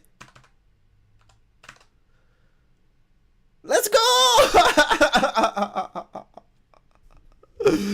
I play Monster Hunter actually, honestly, and it made me realize I have to give him the rematch because I'm an honest player. But it made me realize how much I missed like truly enjoy a game. Like I'm really like I didn't love a game like Monster Hunter. Like I'm loving Monster Hunter for a long time. It's such a good game.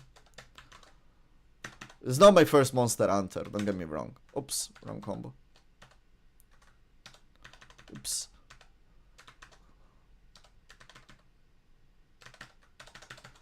Oh no.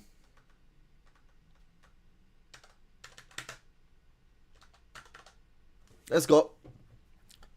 Man, Fang is so cheap. And I say this just because Mike says that Brian is cheap. I mean, look at this. Nice side step. He loves to side step. Wrong. Let's do the max special now. Oops.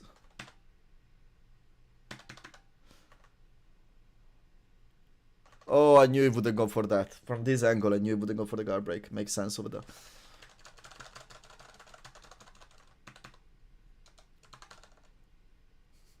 No. Let's see, at this point, let's do an attempt to Emperor, no? Oops. He fucks up.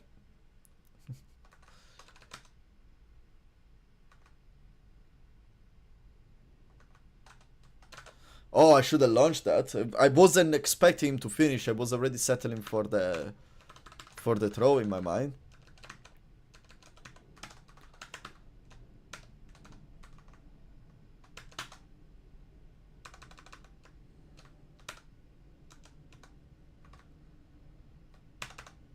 Oops. Oh no! I'm probably dead. Well, it starts without Warrior Instinct though. Oh, I tried to rage art! Was almost there.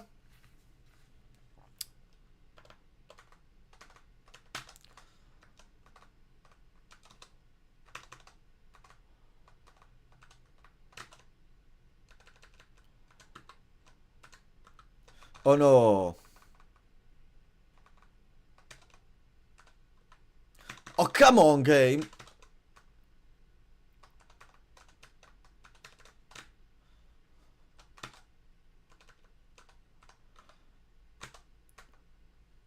Oh no, he clipped me. Fuck. Fuck.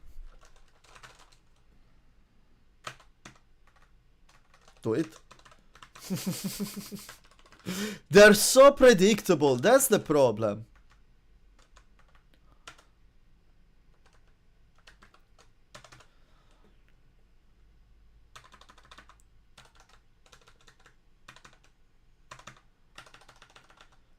You see, that's the point with it. It's like, okay, he's in what he's thinking it. He's the strongest character in the game, period. There is no one stronger than Hachi in the moment. How can I win this round? How can I get him? If you get him neutral, I'm scared and I'm afraid. What do I do? Okay, I knocked him down. Great. Now, 3 plus 4 plus frame into hit dash plus frame into... Eventually, something is gonna get in, you know? Eventually, something is gonna hit. So yeah, but I'm sorry, I really don't see the point in... I didn't change my buttons. I still don't see how it can be an engaging system when you just basically shift the gameplay only in one person.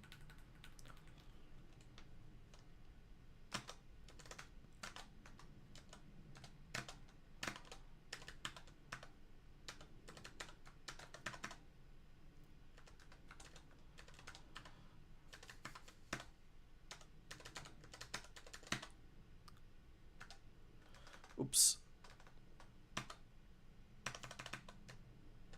I mean, now look at Shifting Cloud. Oh my god, I knew it so bad.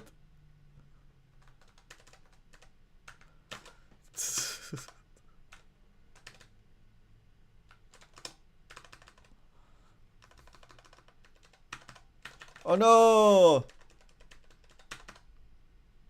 Oh no.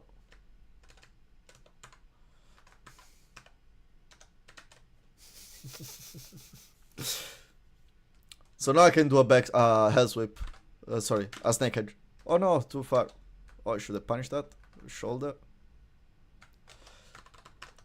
Man, come on.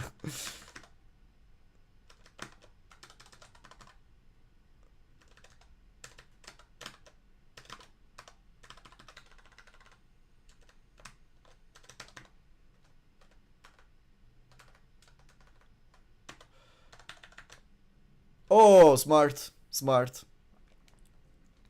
Oh well.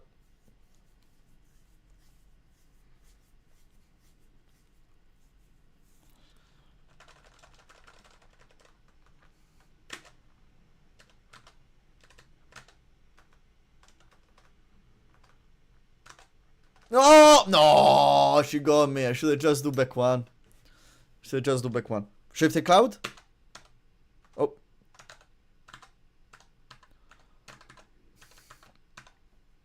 Fang's sidestep is insane, guys. It was low. Oh no. Haha. Sorry. That's what happens when they give you power but don't explain you the game, you know? Again! I should have just blocked. I died for the same flowchart. I play Fang very flowcharty. I will never say I'm good with Fang. It's just that his tools sometimes are very strong. I mean, with those sometimes. I'm sorry. Okay, one away from win streak, guys. Here we go. Yeah, we can really make Tekken Emperor if I play like this.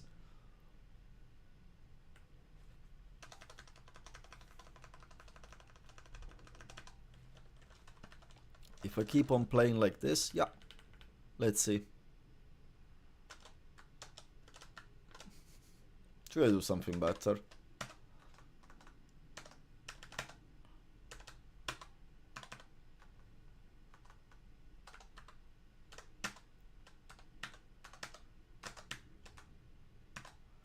Oh, she always does that. Oh no! My mistake. And I am dead. Nah.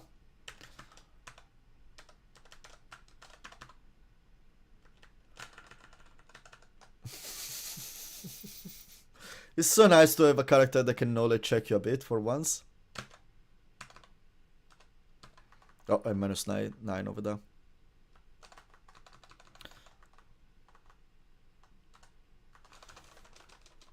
Okay.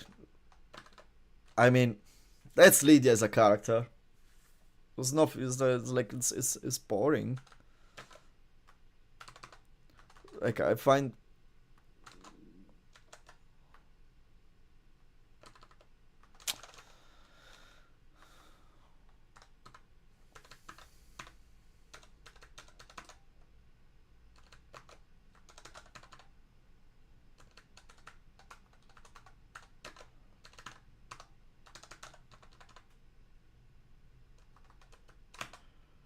Oh my god, I'm so predictable though for this. Like she clipped me so many times with the rage art because of me, because I'm just playing. I'm playing brain dead Tekken now.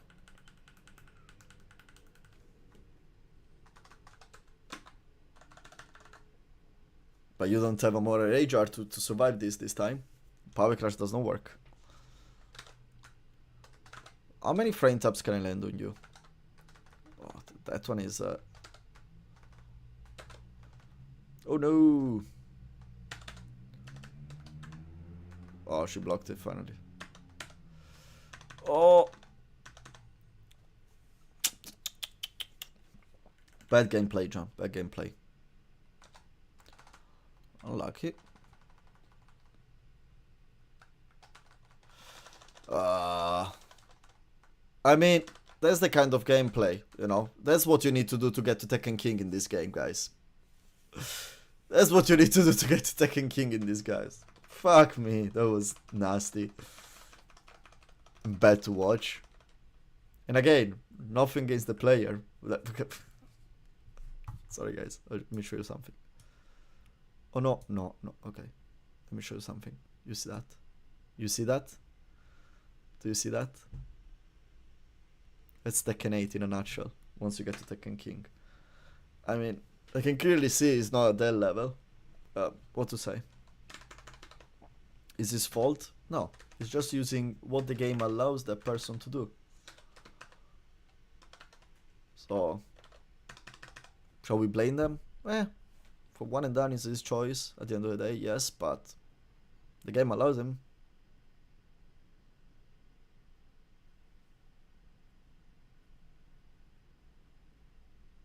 You can do the 10-hit, I don't know the 10-hit roll on style, I don't know the 10-hit combos, but I don't know, that's cool.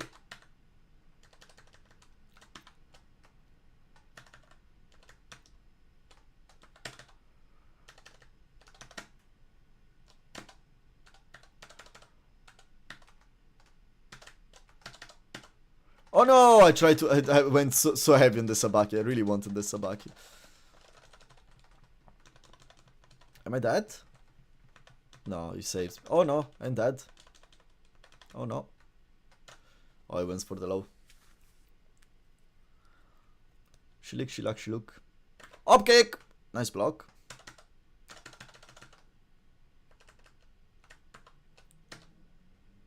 Nice break. What? I don't like this team matchup, but it should be on my side. Oh no.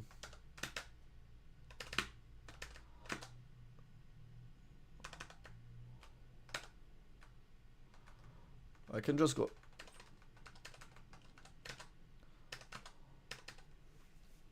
Okay, I should stomp that, right?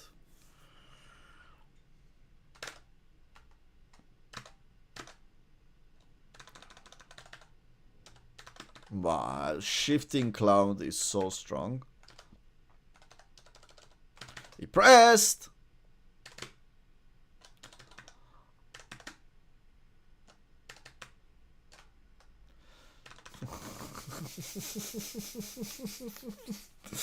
Disgusting. Disgusting.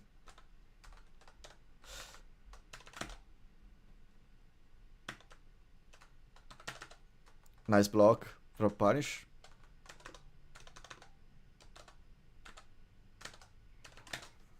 Here we go. Fang Wei.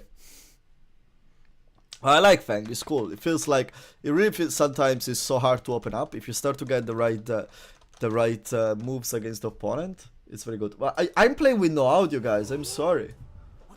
You didn't tell me.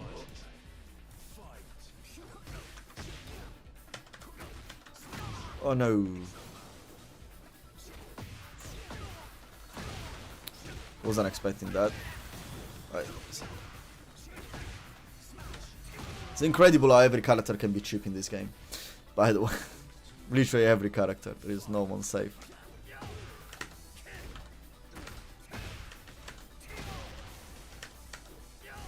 Nice block. Oh.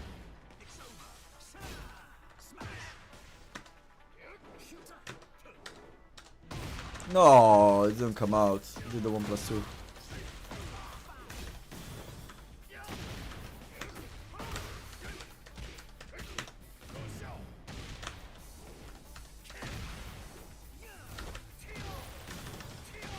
No.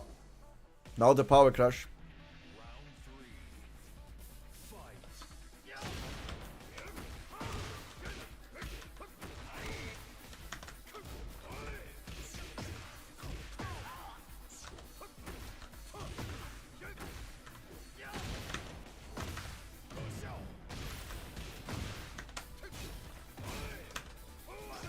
Oh, nice. Oh, I broke 2. Don't know why.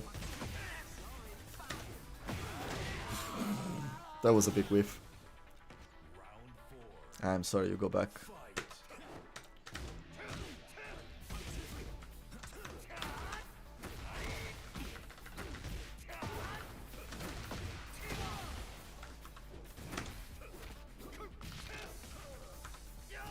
Nice block. And you're dead. Feng Wei, we are again in promotion, in a win streak.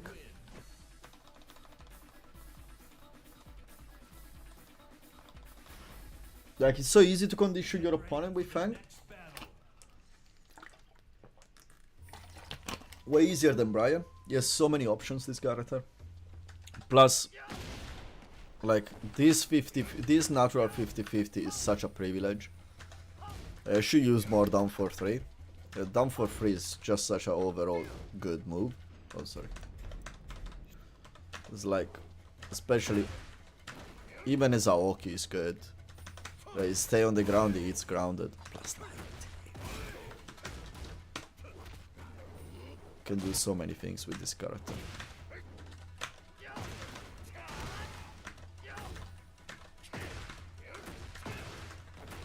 So many things.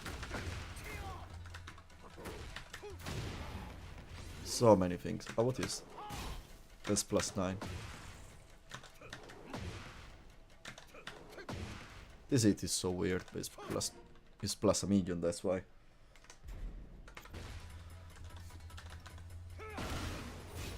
It's -3 only. Oh, wait, before I forgot.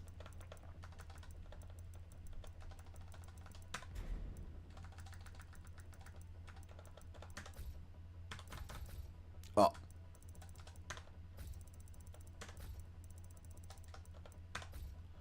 Okay, we got it.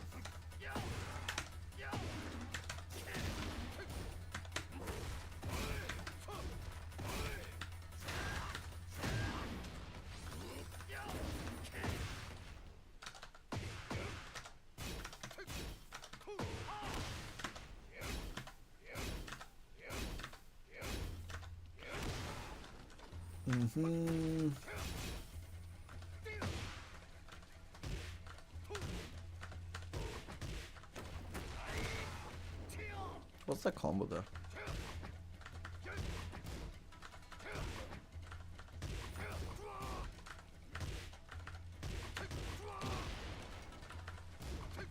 That's good practice, actually.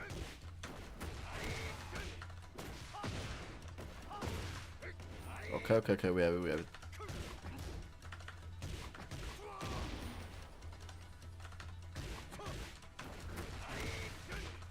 Oh, here we go, that's the combo.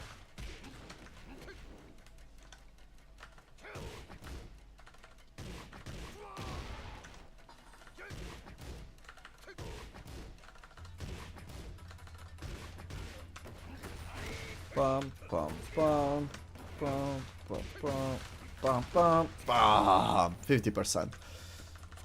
Everyone that says that combo damage in this game is too, like Brian's combo damage in this game is too much. Like this character is literally the second best poker in the game after Nina, and he has a 50% combo damage when you're suboptimal. So every character, arguably, has too much damage in this game. I'm pressing. I hate my new controller. No, I love it. Don't get me wrong. I love it. It's just I get confused all the times. Can we find a match? Oh.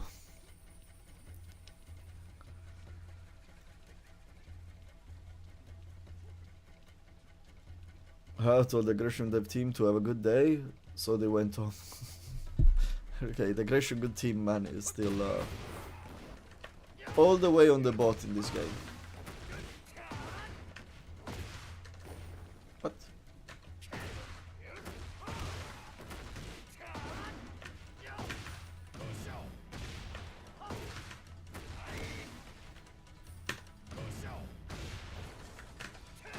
There's no one online today?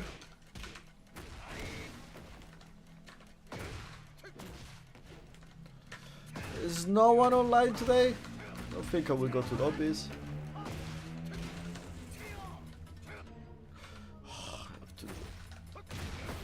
I just do one thing that sometimes work.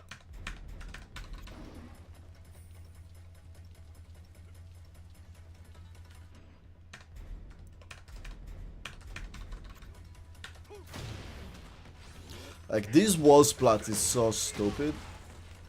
The fact that... The fact that this wall splat is so brain dead.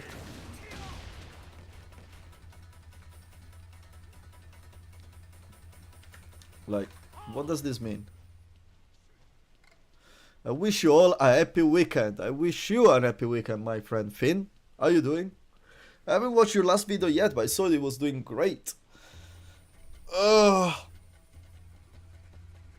Have you seen the patch notes? Like, sorry, the patch advice, the patch paper. I don't know even how to call it. I don't even know how to call it, man. I really have no idea how to call that stinky piece of paper.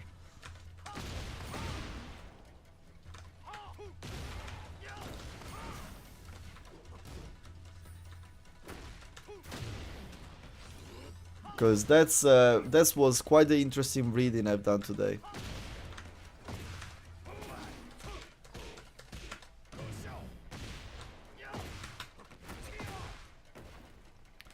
Very interesting reading that I've done today.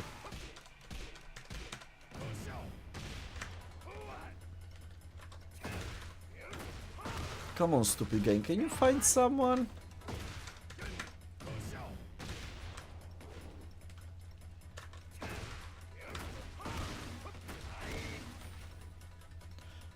I'm good, and you? I'm good. I'm a bit tired, but I'm good. Yesterday I finished to work very late. I got home like at 2:30 AM. But yeah, the other day I got back my Tekken God badge with Brian, and now I was like, oh, it's going well with Fang. Let's see if he gets, if I can get Emperor with him. It's like, I feel good, but now there is no one that wants to play with me.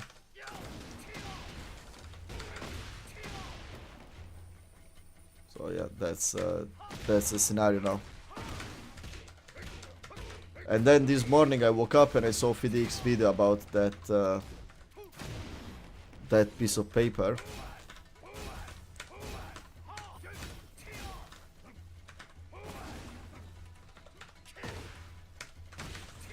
About the direction of the patch notes, which basically they removed chip damage on the throws, but they tell you that Kuma still has a power crush hit engager. I mean, isn't that a great wake up?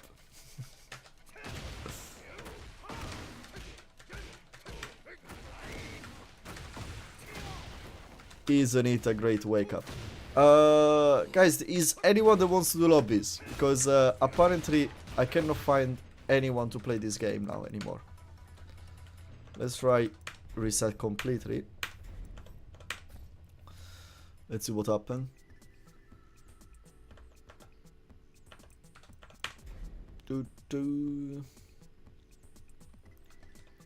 So yeah, but it's oh fucking hell, it's what is it? 2 more days before the patch. I forgot. I'm actually off the night they release the patch, so that's good.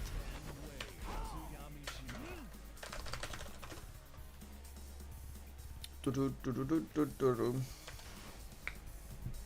ready for the next I really want to see. I don't know when I'm gonna be live for the patch. Probably Tuesday. I'm gonna be playing all day. I don't think I will play Brian.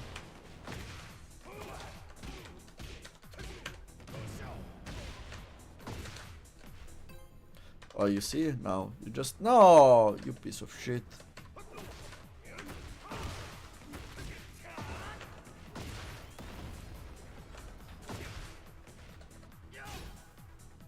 Man, I really struggle with these witches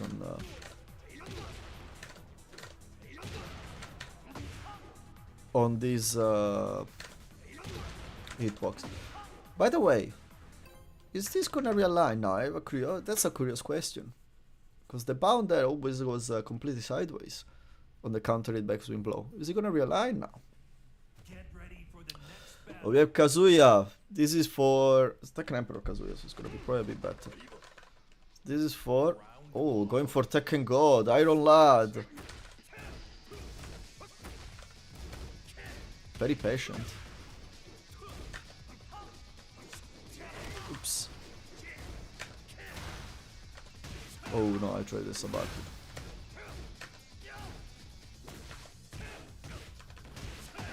Nice float.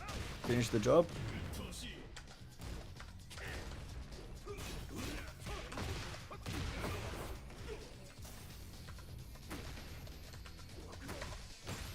Gotcha.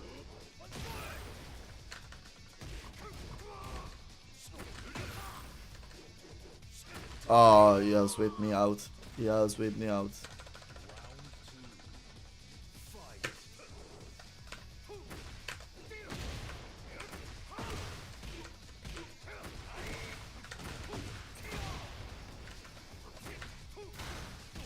Got this minus.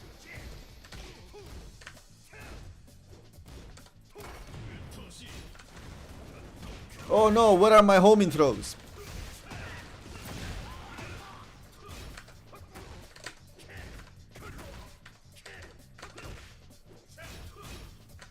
Ah, no. Oh, am I dead? Probably.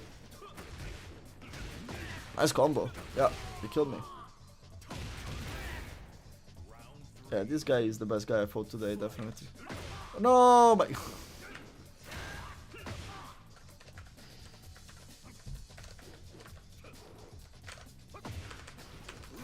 No.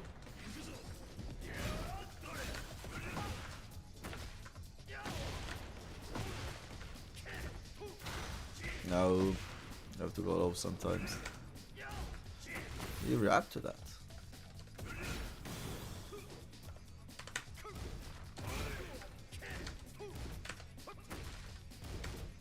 No, John, you're dying. You don't give him this opportunity. No! I didn't commit it. Hey guys, I don't understand you. What are you saying? What do I think? You have an answer. Do you see the patch notes? Get ready for the next battle. You haven't answered.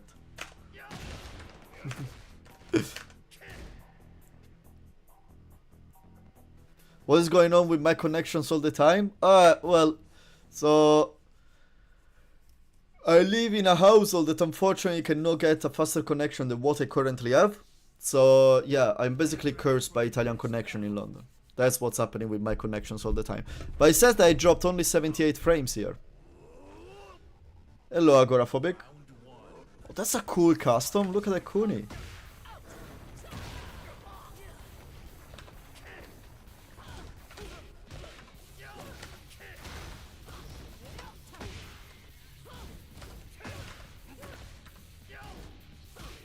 No punish?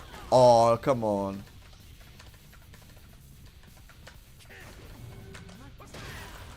Oh, wow. Never seen that unblockable in my whole life. What was that? Are you playing with viewers? Yeah, I'm going to. I'm going to actually finish this match and I do it. That's definitely more minus.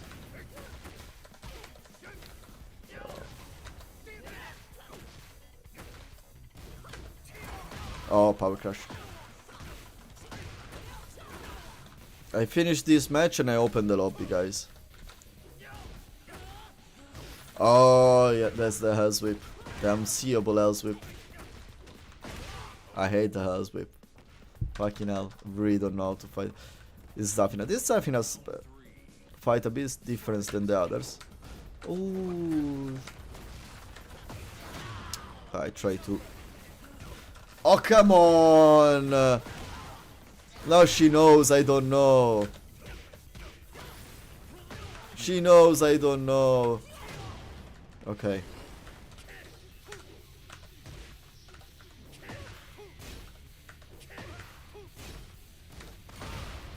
Oops. Okay, I stole it. The YouTube chat is auto moderation. I don't know. Yes, the normal one. What did you write, Finn? Come on.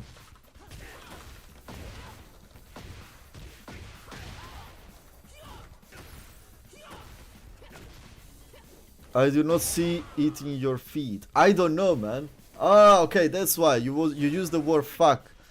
Yeah, it's a kids. I probably didn't change it, and I will have to get out of the game to change it now. So yeah, like I know it's gonna be hard. Try to not use the word fuck. Or if you want, I called you by Discord, and you can use the word fuck over there. Because I don't mind, honestly. Oh, these patient players. Why these players are playing real Tekken? Why didn't just do bullshit? Bam.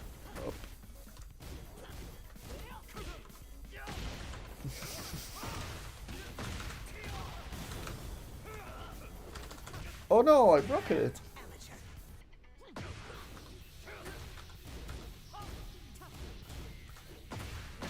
Oh, is that guaranteed? I blocked low after the first hit. What is that shit? I would like to know an answer. I'm still alive? Yeah. What can I do? What can I do? I know, I have the answer for this. Up to! No. Again, up to! No! It almost worked.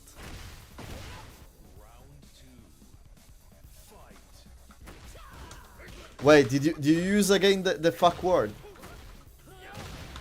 The fuck word. How am I talking? Oh, she's skinny. Oh, it's gonna work anyway.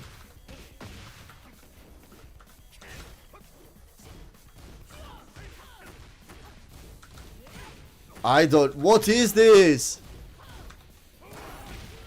Nice power crush. Oh, she sucks a bit.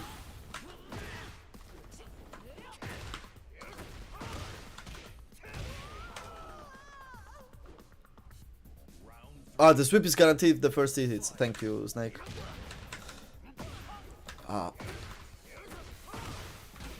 Oh no, that's not Tekken 7, John. What are you doing?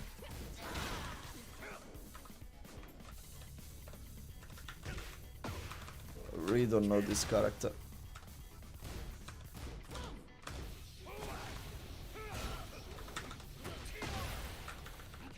Oh, nice. She got me.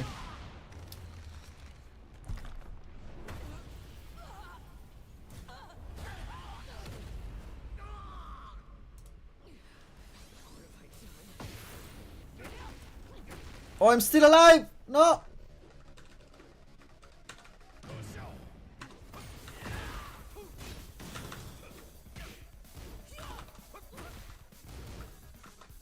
No, I'm from button. I want to do down 4. I don't know. I was just mashing buttons. I was looking at the chat. My bad, my bad. My bad. Come on, we can get this. I hate this character so much. He's playing better. He's reading me very well. Oh, come on, though. That power crush is so cheap.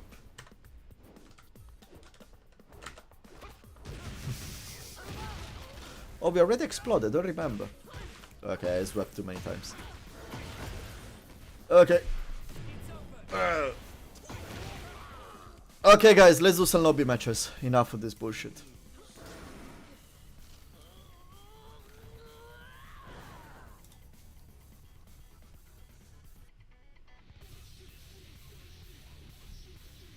No Zafina hate here. No, no, no worries. It's general character hate, Bielan. It's general characters. Like it's like the outro in I'm Your Father. It's like the outro in my I Am Your Father videos, you know. It says I act Noctis, Ein Lee, no, Ein Zafina, Ein. Okay. Player match, create session. Usual room GG 1 2 3 4. I'm gonna bring it up.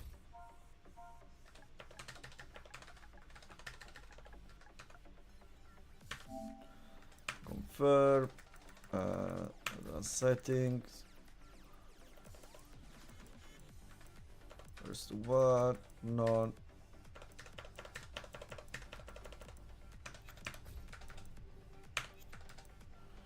Here we go. Let me write it down. Finn, do you still have problem with the chat? If you're still in.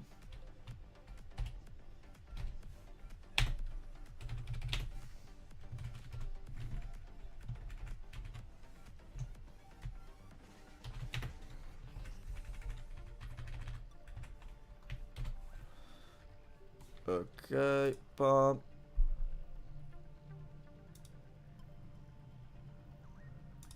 Pin the message. Okay, guys. Whoever wants to fight, come in. Let me drink some water meanwhile.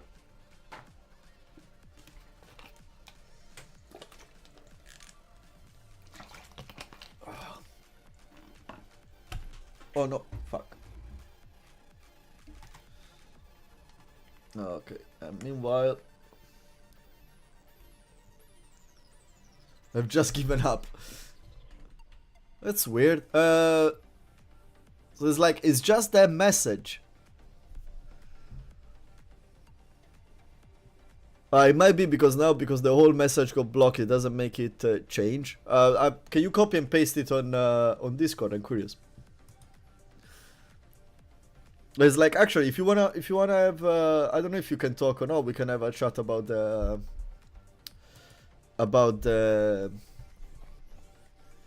if you wanna have a call. Oh, Pickles, welcome back. We can have a chat about. I didn't change my buttons. About that patch notes. Patch notes. They are not patch notes. They released. That would be interesting. You know what? Let's play some bullshit. Let's do some crazy bullshit. I haven't played LoL in such a long time. I don't remember shit with this character. Oh, Razit on time. We are doing lobbies. Yeah, yeah, guys, come in. Good to have you back. Okay, no worries. Oh yeah, I forgot that you're. I love the custom Pickles. That's so cool. That's one of the coolest Yoshi I've ever seen. Okay. Oh no, I said stuff.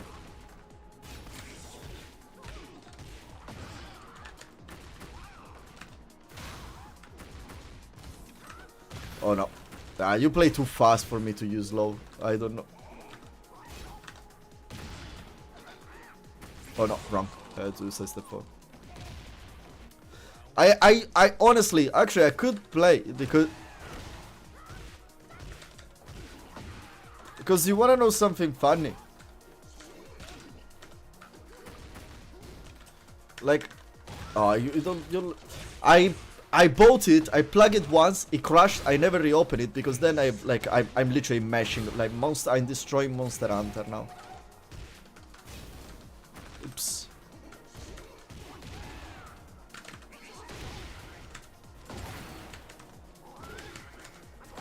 Let's go. I'm literally mashing, like destroying Monster Hunter, man. I love that game so much.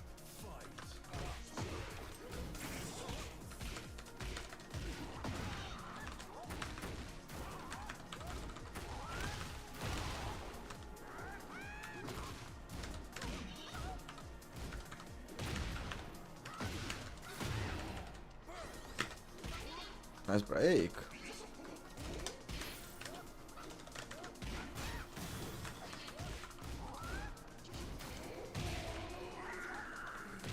One standing 4 is my punish for that.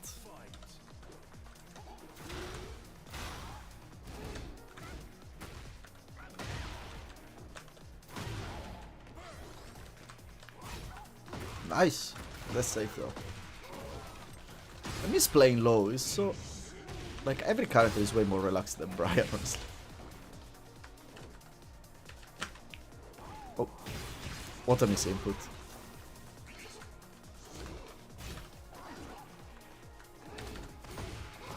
Nice job.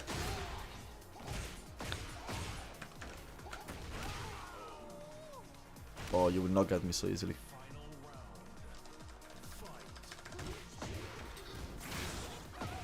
Why I didn't duck? Ba, ba, ba. Okay, you got that.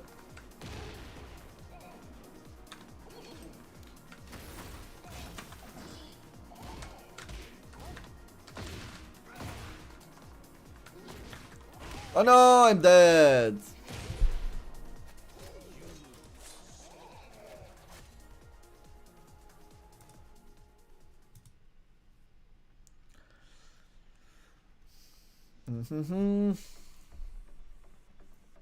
Give me a second.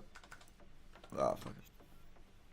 I really want to play the Bleach game, but it's like I have plans. I have to, so I want to get Hunter rank 100 on Monster Hunter, so that I can consider it actually finished.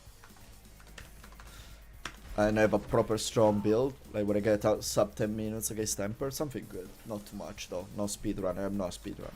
And then as well, Tekken is gonna be out, and then there is the Monster Hunter update, and then there is the, and then there is going to be the, what do you call it? I wanna do, I still have to play the Elden Ring DLC, and I wanna do that before Elden Ring Night Rain comes out, because because yes. And so it's like I really have to plan my games around. Hello Huey, how you going? That projects your way.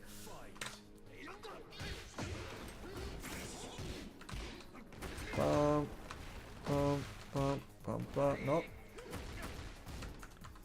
Oh.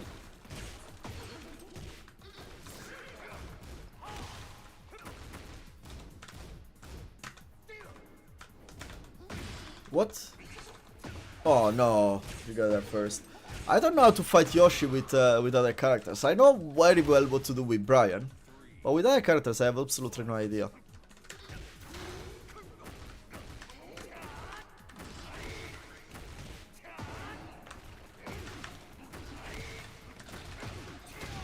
Look at that damage. Oh, nice.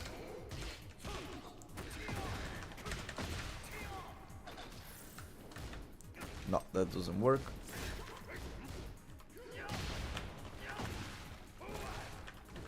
Oh no. Let's go.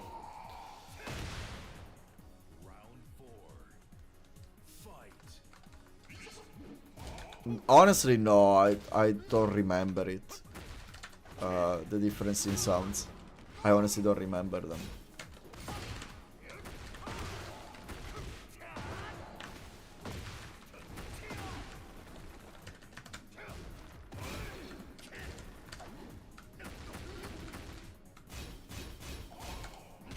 Oh no, that's plus, right? Nice. Nice.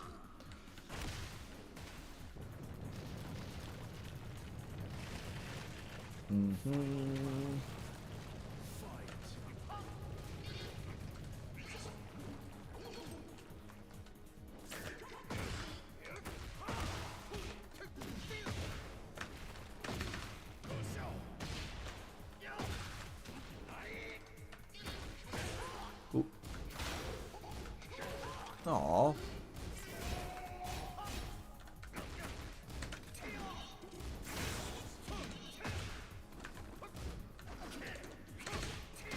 That's guaranteed.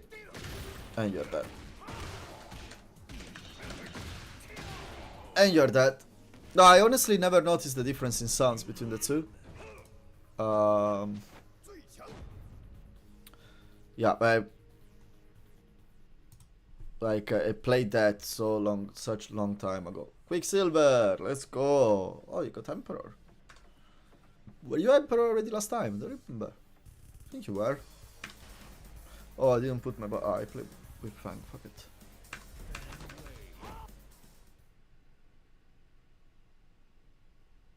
Got any advice? You rely a lot on 50-50. With Yoshi, it's more about reading your opponent and learn more frame traps. Because you basically change you have like 6 moves and they're like paired in 2 by 2 and you just switch between the two trying to catch your opponent off. Rather go. I think King J is gonna release a very nice video soon. Is teach me Yoshi with. Is it teach me Yoshi that is gonna release soon? But definitely go to check online what, because I don't know exactly. Like Yoshi wants to set up traps to use his strongest tools, which is his flash. Oops. Oh, you stayed up.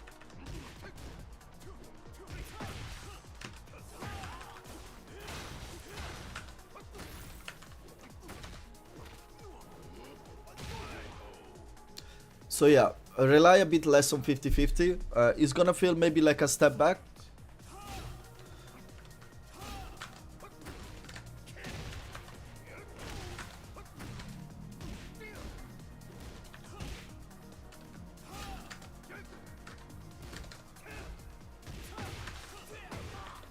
Oh.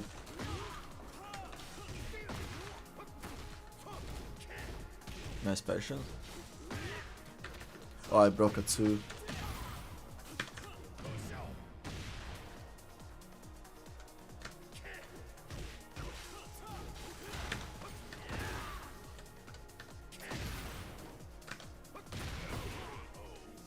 Let's go. Then definitely focus a bit more on what the character identity rather than on 50-50. Or if you want to play 50-50, it sounds like you want to play Yoshi.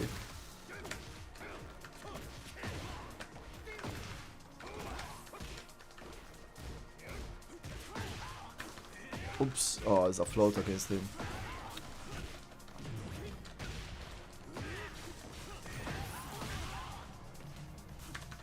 Oh. Ooh, I tried to burst you out with that.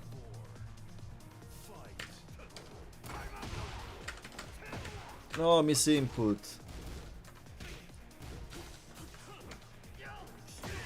Nice, we punish.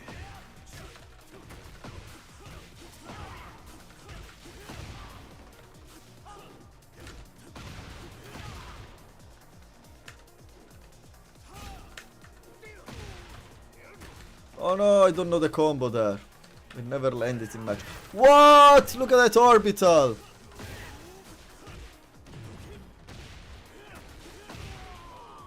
Oh, he's taking it back. Oh, is that Black Goku? I just realized that. Is that...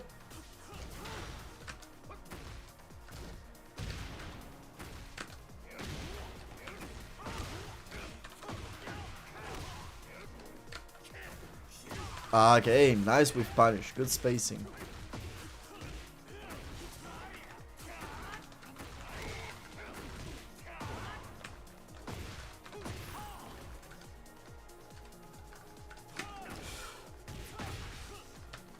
Ooh.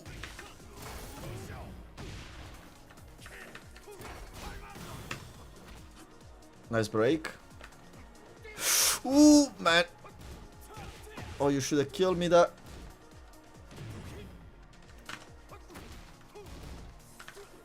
Nice low parry! I missed the down back 3, but I think you would have had the time to low parry anyway. GG's, that was close. Ooh. Okay. Okay, guys, let me step aside for a second. How do I do this? I'm gonna do this. And then I just have to reset. Okay, let me... Okay, Finn, I saw it. I'm gonna call you. Let me just go to the loo. and then I come back. I reset the audio before I call you this time, so it's gonna be alright. And I call you.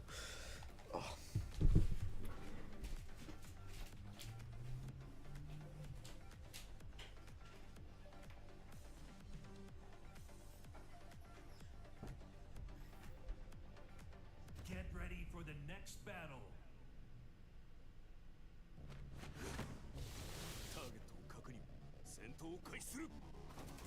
Round 1. Fight.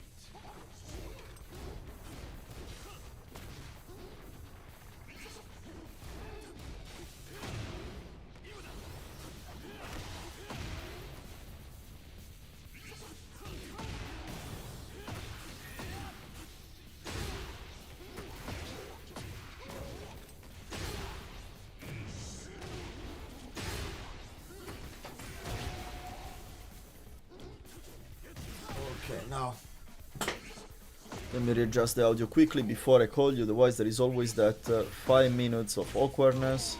This time I remember. You move this. I'll go here. HTML.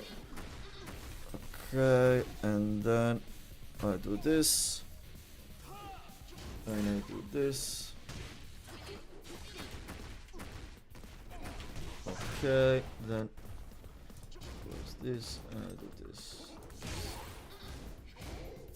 Headphones. And then after I've done this, I can I wait, I have to do one more thing, which is this properties pump headphones. Okay, let's do a quick test. Yeah, it works. Okay. And now, oh look, I go faster at it. Did you notice? And this should be set up. It should be set up to go straight. Oh wow, my computer is dying. Come on, PC, you can do it. Okay, he's doing it. An output device. Wait. Here we go. Now you Hello? should be good. Yeah. Yeah. Output volume. Let me put you full blast. Okay. Okay. I can hear you. People can hear you. And it's being quick. For Yeah. once, it's being quick. Yeah. How you doing, my friend? Good. I was away with friends. Yesterday was my brother's birthday. Everything's cool. Oh, okay. I hope you enjoyed. And you? I'm good. Yeah, yesterday I've been working. Yesterday I was working like crazy. It was like I had like back-to-back 12-hour and 12-hour shifts. So actually 13 yesterday. Same. It's okay. It's normal when you're in the industry. But then, like this morning, I had the idea. So my plan for today was to do how do you say, kind of a video like summing what the community, the big voices in the community has said, because I watched Hit Speak, I watched Level Up Your Game. I haven't finished it, but I watched most of it. Yeah. I haven't watched Main Man's video yet, because this morning I saw that they dropped their patch notes. And from the way that like FidX titled this video as well, I was expecting it to be like, you know, way like, oh wow, they changed a lot of things, but it's like I knew as well they would have never been like this. It's too late anyway, time wise. Make big changes for something that is gonna be released in 2 days. And then I said, you know what, let's go, oh, that's a mistake, let's go and check the patch notes and let's see what they say. And at the end of the day, it's like, again, hit and miss, man. I have them open here. Yeah, I have. Oh yeah, true. That was the message I didn't send. Or that was not being sent. Am I allowed to swear on YouTube? I don't know if this is like in the reason. I don't know if this. There is a matters. I don't care on the video. The chats are different because it's probably the moderation that I have. The normal average moderation I have set on the live. I don't want to mess with it now because my computer will freeze. I will have a look later because I never change it, so it's the default moderation that there is in the live, which is weird. Sorry. But it's weird. It probably just blocks like swear words on the chat. That's what's happening. Which I didn't know. I will change it for the next live. Yeah, I mean, I've even rewritten it and changed letters and stuff, but okay, I have basically said that I made a video about this. Yeah. Because of the video I did yesterday, which was the most amazing, coincidence, basically. Yeah. Did you watch yesterday's video? It was a 40-minute video from me, so I don't expect you have watched it, but... No, I wanted to watch it. I wanted to watch it, but I didn't get the chance yet. It would basically be a double feature with the newest one, like in unison, basically, which surprised me that once again, when it comes to this Tekken YouTube shit, for whatever reason, God seems to be real and on my side, because in this video from yesterday, which performed amazingly, I don't know why, possibly because I put the main man on the thumbnail, but obviously I had to. It was not some clickbait shit. I usually I don't do that shit. I just if it's relevant, I put main man in there. I haven't talked about main man for 3 months or 4 months. No, you don't need to justify. If you talk about the man, you have to put it in the thumbnail, man. It's like I completely understand. It's like, yeah, I mean, VDX and Spec and Mainman is on the thumbnail because there are certain points where obviously I take their thoughts and then create a stage to formulate my own conclusions from their thoughts. And in this video, I show something that happened 5 years ago. 2 things actually that happened 5 years ago. One thing, do you remember was it season 4 the beginning or season 3 the Bob update where they gave Bob a 15 frame launch and made CD1 normal hit launcher again? Do you remember this update? Yeah, I think it was season 3. I don't remember exactly where it was, but what they did is I put that basically behind what VDX said in the heat speak, where he says he is worried. He didn't even need to use the word worried because they literally do that, and they have always done this for years. They are patching out weaknesses of characters and making them strong at everything. Yeah, I've been saying the same. Yeah, it's like you don't need to be some kind of cracked NCI detective. Like, it is completely obvious that they do things like this because they have now done this for years. And I can give you 2 instances now if you want. There's like full crouch 2-1 from Brian, the 13 frame punish, and down 4-3 from Fang. Down forward 4-3 from Fang. Fang shit wall carry, you give him the best screw wall carry. Brian has a shit while standing punish, you give him the best 13 frame punish. That's... also, okay, I mean, we can go, this list is endless. Like, for example, also in season 4, you can... you have one of the most egregious examples ever, actually, which would not even be Bob.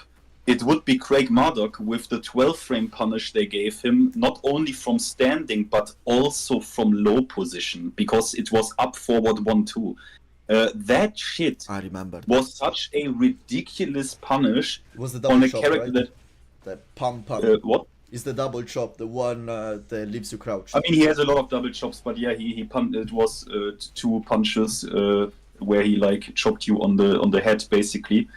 And that was a 12-frame punish into, I think it was +7 or some ridiculous shit. So, and I remember when Joey Furies reacted to this live, he was literally laughing. Like, he was literally laughing and couldn't believe that they do this. You see it with Raven in Tekken 8 with the 15-frame standing launch. Why do the... Okay. Okay. You see it even with Kazuya. 15 frame, we need something more. So he not Patricide Fist. I mean, Patricide Fist is also a weakness because you can step it to the... I mean, you can say that. But you can also step it or walk it to the left. But I was more focused on the down forward 1-4. So they don't know what to do with his down forward 1 because they overbuffed this shit ridiculously in this game with down forward 1, down 2, down forward 1, 2. And they say, okay, you know what? Let's make down forward 1, 4, which is now a bad move because we have literally power crept the shit out of this. What do we do with this? It's completely power crept because he has a safe mid. So what do we do with this? We make it now his 15 frame punish so he can get actually good damage into steel pedal. So that is like, I don't know. So that is what I in the video this was a segment. And then also 5 years ago, Bob Richardson is that is in the TMM segment where he also says, "Buff, this is not good that they do this. This is bad balancing. You are making every character so incredibly strong that at the end of the day your game is balanced, but the power level is so high that there's no weakness anymore discernible." Yeah, and that's what I was saying as well on Mike's. There's no balance a game where everyone is super strong. I mean, it is balanced. It is fantastically balanced, right? It is balanced. The characters are balanced within themselves, but the game itself is not balanced because everyone is so strong. The game experience if everyone is broken, the game is perfectly balanced. But I mean, there are games like this that work, right? Where every character is incredibly busted, and at the end of the day, that is balanced. That is actually balanced. But is that the kind of balance that is good? I don't know. Is that the kind of balance that is like fun or like provides I mean, it's always difficult. Some people enjoy this, right? There are always people who enjoy picking the absolute strongest character in a game because he is top tier, right? There are people who are very honest about this and say, brother, I play a fighting game to win.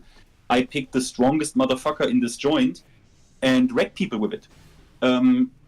You can say I am guilty of it, right? I trained Akuma for months. Accidentally, he was the strongest character. I didn't pick him because of this. I did train with him a lot because I thought he was crazy sick. But okay. But then there is this point which is so crazy because it was literally yesterday before they did this shit on Twitter. So literally before, like hours before they released this, hey, I know you are worried, here's like a band-aid. Before they did this, I put in the video, or in the video that I released before this, there is this other incident in Tekken 7 where they give Kazuya a homing hell sweep. I remember. That was season 3. And that was season 3. And then everyone is crashing out, left and right, is super loud, and they remove it. But they removed that. But they don't change their overall balance philosophy really, because then they introduced characters like Fakumram, Leroy, and Lydia, and famously Leroy put you constantly, literally by standing in front of you, into a 50-50 because his hell sweep was homing and his back 4 was homing. Yeah. So he had a homing low hell sweep and back 4 as a homing mid option. Which would give tailspin. I mean, yes, to the very, very end, they nerfed back 4 a little bit, but it never changed the fact that this guy had a 50-50 all the time and were locking you down just by standing in front of you. Yeah. They never really acknowledged that the homing hell sweep is really bad. They never acknowledged this, and the actions they have taken after they took this away did not reflect that they think this is a bad idea because of what they gave Leroy Smith. So it was a lie, right? It was a main man in this video literally says this, like, okay, with Kazuya the community is loud, you take it away, but then and this video could not have been a better setup for what then in the night or in the morning today followed, which is they do this exact same thing what they did with the hell sweep again, where literally they buff, the community is loud, yada yada. They quote unquote buff sideways movement. I mean, not really. What they do is they make it more consistent, and they provide me with more opportunities to sidestep in my benefit if I put the opponent on certain options. For example, down back 2 from Ling in Heat Smash. Yeah. But at the same time, they introduce incredible homing mids. So I said it earlier, I mean, exactly. no one needs. I mean, this is obvious to everyone. Everyone who pauses and literally thinks for 1 second, just 1 second in this joint, everyone has to come to the conclusion, wait a minute, are you fucking me here? I mean, I don't know how to I mean, it is obvious, right? They literally, these moves are in the game. This is not speculation or, oh, wait until the patch drops. No. They have shown these moves. This is not a speculation or we need to wait for patch notes. They have literally shown the Zafina, what was it, -6 or -4 on block, pushback, homing mid, that does a great deal of chip damage and is +4 when she has install. Are you clowning in my face? But I that's mean, the point how- I made earlier as well, man. It's exactly the point I made earlier. It's like when I was, as I read the patch notes and these notes that I have here. By the way, guys, I'm sorry if I'm not playing in the lobby now. I cannot. Unfortunately, I cannot have a conversation and play Tekken at the same time. I'm very shit at it. So I'm gonna join the lobby, not back eventually. You enjoy, for now. But when I was looking at this. It's like you read this and like people, I don't know if there is anyone that is taking this positively, because what is lampant to me, what's very clear is that point 1, 2 and 3 is just more of the same. It's the same exact shit that they said in the past. Regarding future adjustment, this is the part that, to me, you know what it sounds this is the band-aid. It's not even this one. The band-aid is not even the throws. The band-aid is this. Additionally, in order to address issues pertaining the large frame advantage on hit activation and excessive strength of hit dash, the development team is currently in the final stage of making adjustments geared towards re-evaluating aspects the impact the strength of offense and also focus on improvement in defense. These adjustments are scheduled to be completed by May 9th. Now, to me this sounds okay. We had a plan which was to improve it, and clearly we noticed now that, like, we noticed that you didn't like, but we didn't care. We noticed that you really didn't like, and this might backfire even worse with the lifespan of the game. Now we start to take into consideration the change, and in the next month we are actually gonna start to patch towards what you wanted, which I still don't believe until I see, because I don't believe anything anymore until I see it from them. I don't believe anything anymore. The fact, like, for me, in the first 10 rows, 10 lines of this document, you see the hypocrisy that there is behind this game's development team. In Season 1, offensive option utilizing the hit system becomes somewhat formulaic, making it difficult for players to express their individual playstyle. Additionally, disadvantages for the attacking player during hit state were often too great, leading to one-sided matches. And in Season 2, we want to, update to make it basically less daunting. And then what you do in the first point, you buff it. It's so fucking brain dead. They are not lying. They are incredibly honest about it, because they tell you that, like, they literally tell you it's just that people are expecting them to see it a little bit similar, but they don't, and they literally tell you, hey, certain characters, basically, what did they write? Like, could not use their potential. That is why they gave them new crouching shit, and they made them able to crouch into heat dash. Also, what they are saying is, in our opinion, these characters could not yet mix you hard enough. Yeah.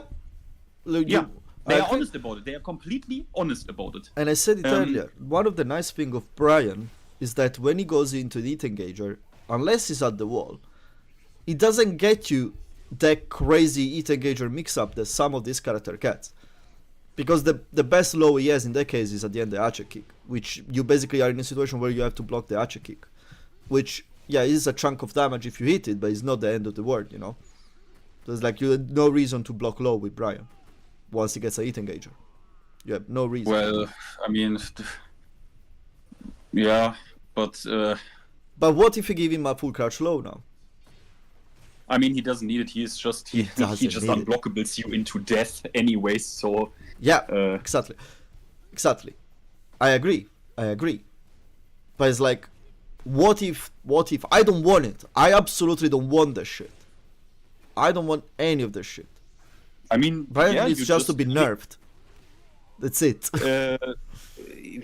I mean, look, yeah, but they are honest about this, right? Like, if you are still now, like 1.5 year into it, playing this game, like you know what you're gonna get, right? Like it's on, like you know what I mean? Like at this point, when they are that honest about it, I have to say, like everyone who is still continue playing this game wants this, because otherwise I would not continue playing this. I don't know. I think I go back to the Stockholm syndrome. I think we hope for different. We play the game because we love it. We love tech. We love the franchise because we love the franchise. But like, I don't think people want more 50-50. I think people hope that they find the light. They want a good tech. People want a good Tekken game, and they're still relying on this hope that eventually it's gonna change, because there is always this ray of light of big changes coming. Unfortunately, we have the idea. They gave us the idea that it's not gonna change, but we don't know for sure because we haven't seen the patch notes at the end of the day. I mean, I mean, I was ready for this. Like from the very first presentation, I was ready for this because I played so many fighting games, like DNF Duel or MKX, and a lot of other shit. So I know what aggressive means. I know what this meant because I played other shit. Yeah. So I know what real mix and real oppressive shit and insane Oki, what that looks like. And I was like, okay, I will ready myself for this. Now, I have to also be honest. Under the video I did, I asked people, please give me your takes on this. If you think I'm like insane, or if you like this, or if you want something else. And there were a lot of comments saying, and I respect this, I am happy with this. Like, for me, I enjoy this. I did basically along the lines of like, yeah, bro, I mean, I did not pay $60 to block in this joint. I will mix you, and that is sick. So, yeah. That would be curious. I would like to see someone. You will need someone big as main man at least to put a survey on Twitter on somewhere that says, are you happy with Tekken? Well, but you need someone big. There is a lot of casual as well behind. The Fury did a poll concerning Heat, right? We already had this, and 65 or 70% of people voted that they only want extremely minor changes to Heat, and it was 8,000 votes.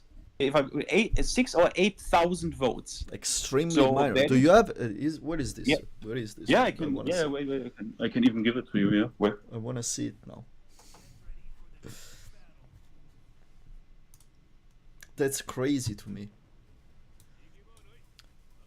It's like, the point is, Hit can work. It can be. If there just would be a lot of minor. Tekken 9 will remove block. Yeah. There was actually. Oh, sorry, I forgot. This is the screen. There was actually a very interesting thing the SpeakX said. It's this one.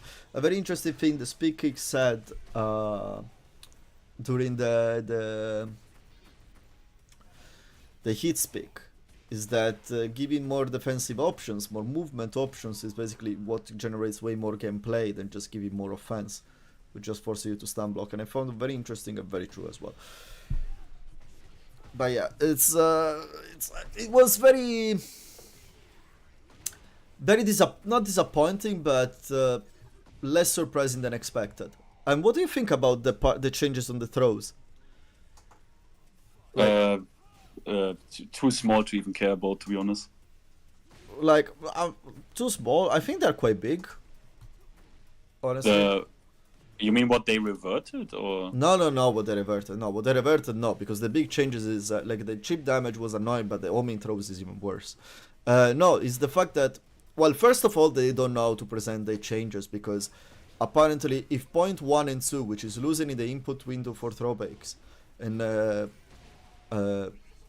make them easier to whiff punish, were part of the reason why they buffed the throws in that way, is like, well, you wanna say that, because if you tell us only you put homing throws and you do chip damage, but the throw stays like this, is like, oh, fuck you, man, it's so stupid. But still, and I still think that anyway, doing these changes, these nerfs to throws, justify making throws homing and chip damage ever. I mean, but wasn't it just for King in Heat, Shining Wizard, and Giant Swing? Yeah. I'm saying throws in general, but it's just that. Yeah, but that's the throws you really want to worry about. At the end, regular throws are always homing. So if you really want, but regular throws. I mean, bro, in this game you have 20 frame broke window. Like, it's easy as fuck to break throws. No, now you have 6 more.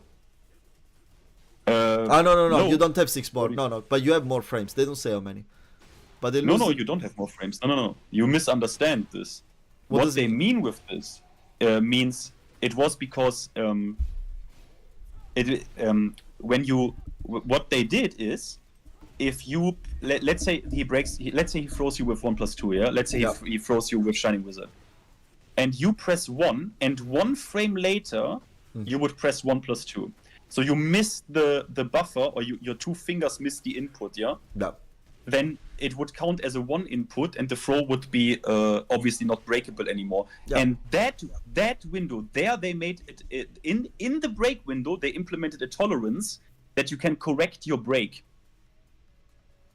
Ah, okay. That is why they didn't mention the other 2 command breaks. Only this, because there you need to press 2 buttons at once. That is why the others are not in there.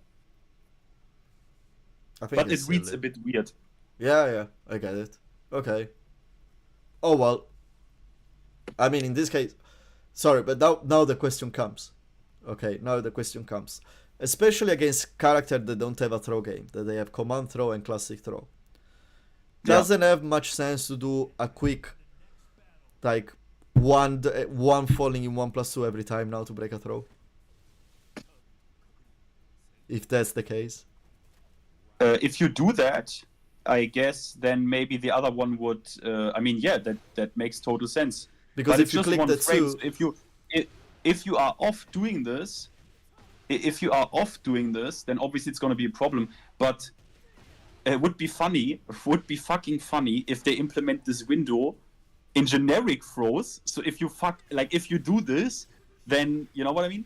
Yeah, that's what I'm saying. It's like, to me, it sounds like, yeah, if you do basically a 1 falling into 1+2, you know, with your fingers, now, you know, the motion, and you do it fast enough to fall every time into the window, which doesn't sound that crazy. It sounds like there is no more throw break skill involved to me. Well, if this is the case, there was no throw break skill in Tekken 7 and 8 because you have 20 frames to break a throw plus the animation before. So it's already easy. Throws are useless. Give credit with this dude. You're very good at throw breaking. It's like I'm. No. It's not even that I'm very good. It's because did you also think about the generic throws have the green trail and the command throws have not? The trail is so useful, man. The trail is so useful. Yeah. The trail is so useful. It helps. I actually have to be honest. I can see them wanting to buff throws a little bit because I played Tech 2 online. And in Tech 2 Online, you had delay-based netcode, and throws did not have a 20 frame break window, but 14. That is, by the way, 14 is the same window that now is if it's counter hit. But let's put it this way though: 14 general window as a general window for throw breaks on an online game. It's always going to be a nightmare. Throws that will be too strong online. That was why that is exactly why people that play Tech 2 online say that shit is easy, you know, because like they walked through the, you know what I mean? Like they walked through the fires. Yeah, no, I know. I'm well aware of the Tech 2 throws. I think 20 frames is the soft spot it's a good soft spot with the counter it. I don't think it's necessarily a bad thing because I see it as a mechanic on a more generic level. I honestly don't disagree with throws how they were until now. I think they found a very nice balance to make them valuable as well, because on high level as well, because you started to see way more throws now in competitive Tekken as well because of the counter it. Because of the power crushes and shit, yeah. And the power crushes as well. So I think throws, they were one of the few things that were rightly tuned. You know, especially the homing idea is not that bad, because you saw it in one game in Pakistan, Korea, where he was simply because his character didn't have the best tracking, he was simply using homing throws as a tracking option to track him, right? Because hey, I throw you, okay, if nothing bad happens, right? I throw you just to keep you in check with this, right? Because you need to break it, and then we turn to basically neutral. Like it was smart of him to use the generic throws like this. Yeah, exactly. I was having a conversation with this when I was at the local with a guy when I was at the locals, and was telling me like it was the Azuka player, the guy that threw me out the tournament actually, very strong player, and he was talking about with another Azuka player. He told him it's like you're one of your best options to cover people. Sidestepping your face, sidewalking your face is the generic throws. It might not, probably not gonna get the throws, but at least you're gonna, induce them to stop him from sidestepping. And that connects very well to the point we were discussing earlier. It's like, what's the point in giving people stronger homing moves while everyone already has a complete package of homing moves to stop your opponent from sidewalking? Because what it looks to me is that they don't want just to stop. They don't want you to just stop the opponent from sidewalking you. They want you to regain your advantage from the opponent that is sidewalking you, which is insane because you're buffing the sidewalking in the first place to defend yourself, but there is no way. It's crazy to me. Well, to me, like if I accept what they want to do with this game, and it seems to work out perfectly, then what they do makes perfect sense. They want to lower skill, and they said this even. I mean, they said this even openly with the guy from the literally from the dev team who said, in this game we wanted to close the gap. We wanted to make like also worse players able to win against better players sometimes, and they literally do this, and. So I'm not surprised because they tell it to your face. You know what I mean? Like they literally tell it. So yeah. And, I really see this game like now. I didn't see it like this in the past. I remember Kinjay saying this months ago, and I was like, no, that's too tragic. But it's like in the long game, I see this game living in the direction like Tekken 9 is gonna come out in the same situation that Tekken Tag 2 kind of situation projected with nowadays scenarios, in the same situation that Tekken Tag 2 came out, with like the attention and the fan be a bit less interested in the new Tekken game, because I don't know why is it, Gian, that why is it that with you and King J, why is it that you are so convinced that people don't want this? Not us, not the 1 to 2% meaningless idiots on Twitter that are like hardcore about this game. I mean the broad audience. What makes you so convinced of this? I think it's not the broad audience. I think, and I say in the past, I think that Tekken 8 is a divisive game. I think that the fan base is divided now. There is a big chunk that likes it, and there is a big chunk that don't like it. And I don't know exactly what are the numbers, but it's clear there is a lot of people that don't like the game. Did you see? There's the poll. I sent you the poll. No, I haven't looked at it. Sorry, you're right.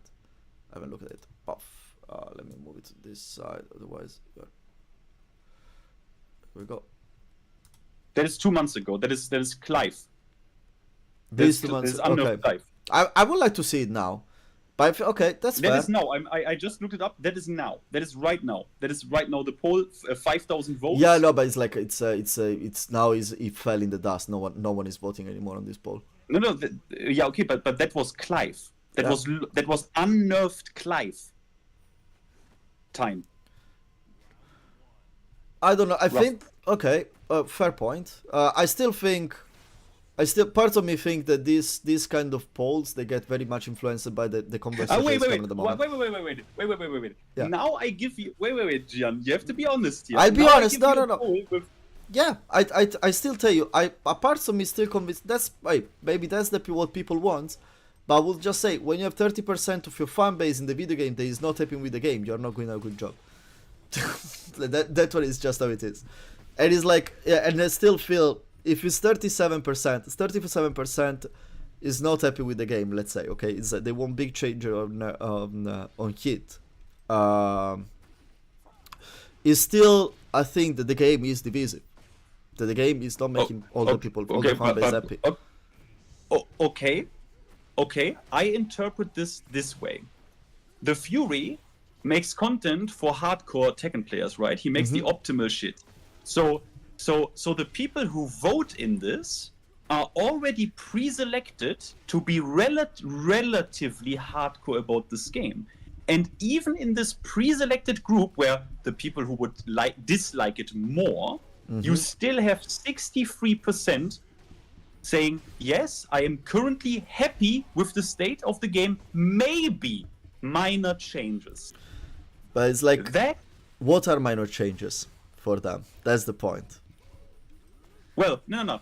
Okay, but they said maybe, so they don't even need that. They said, yes, I am happy, maybe some minor changes if they really want to, like, I don't. That is what this says. I still think, like, I would consider, let's say, if I'm talking about minor changes into it, with let's say I don't know anything about the direction Sizutsu is going, okay? We don't know the directions. At the time, we didn't know the direction. Okay, so I'm expecting, okay, the minor changes is less frame into hit, let's the classic things everyone was talking about. Less frames, it dashes no +5, it engages no +17, which is at the end, it's big changes, but it's just a couple of tweaks. So people might consider them minor changes. For me, it's not minor changes, but it's big changes. No, but okay, but the people that voted said, yes, I'm happy with the current state of the game. But if hit would work, I would not necessarily be so against of it. It's just a flatten out experience. I might see myself liking hit if hit would work well, you know. Okay, but the original thing was like that. I mean, it's not. You know, it's not that I. How to say this? I had this beef. It was not a beef, but we had like a little discussion in the later segment. I think you were still around, even. I think you were still there, were you not?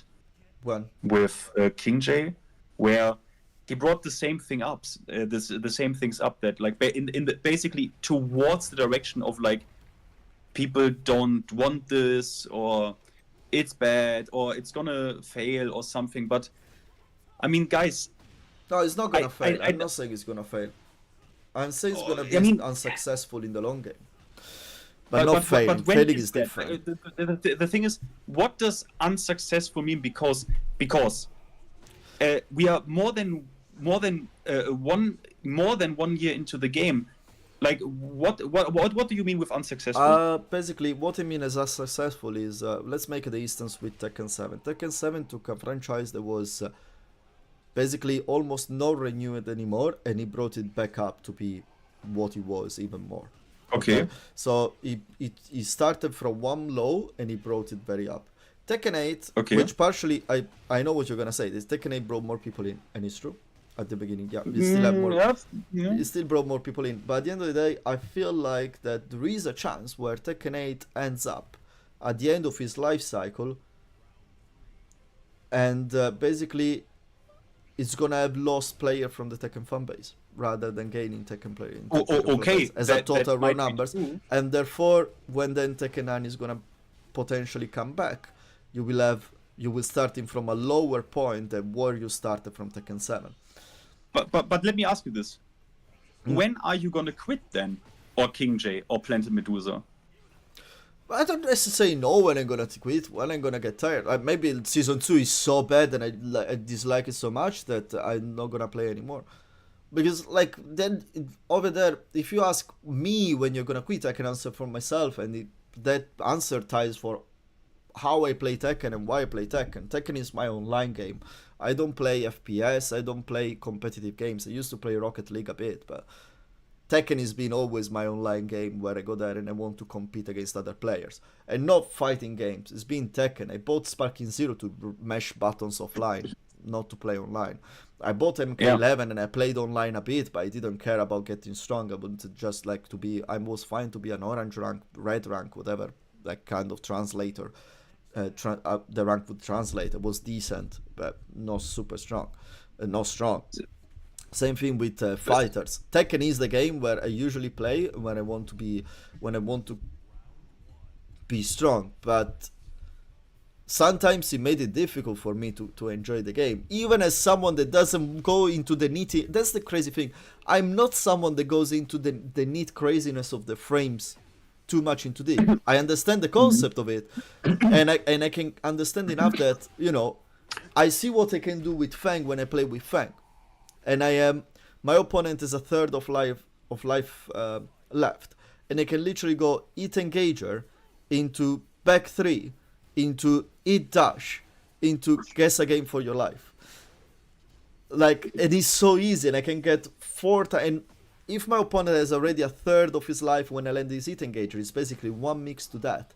And I can force the mix up so many times that at the end of the day, for the lows of the numbers, most of the time it's gonna be in my favor. And you don't need to be a lab monster to understand this kind of mechanic that the frames are into the game. And it makes it very difficult to enjoy sometimes. More often than sometimes. Let me ask you this. Let me ask you this. Yeah. Because BLM basically said what I always say, or where I also gave evidence for this claim to be true. Because we have never discussed this out, right? Because we always brought this up in a talk. We have never discussed this. Yeah.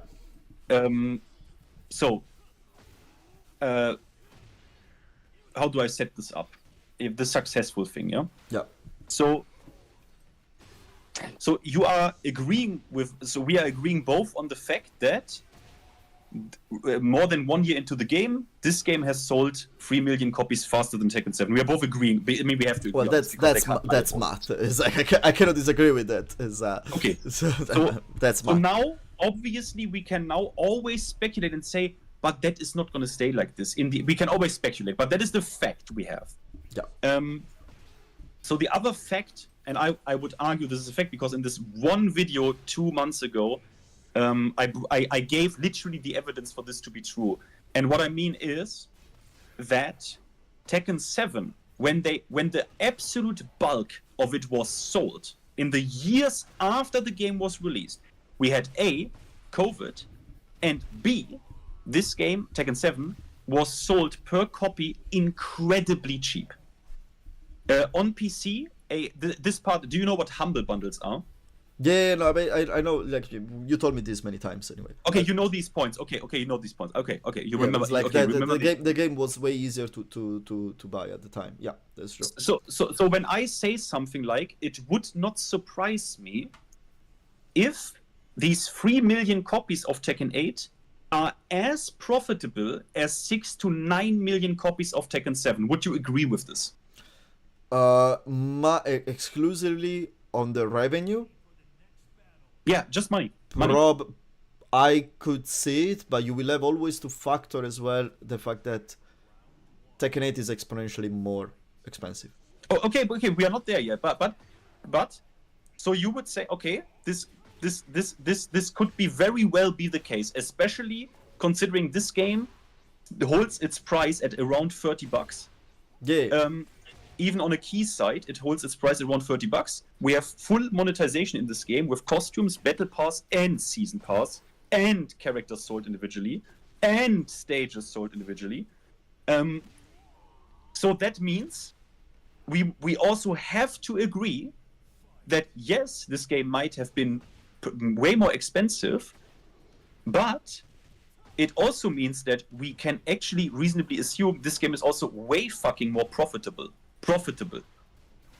Yeah, on that one, yeah, of course, it's more profitable. That's Okay. Microsoft on this one. And that is the thing, because the company is very unromantic. They measure success in money bottom line. That is all they care about. So I don't.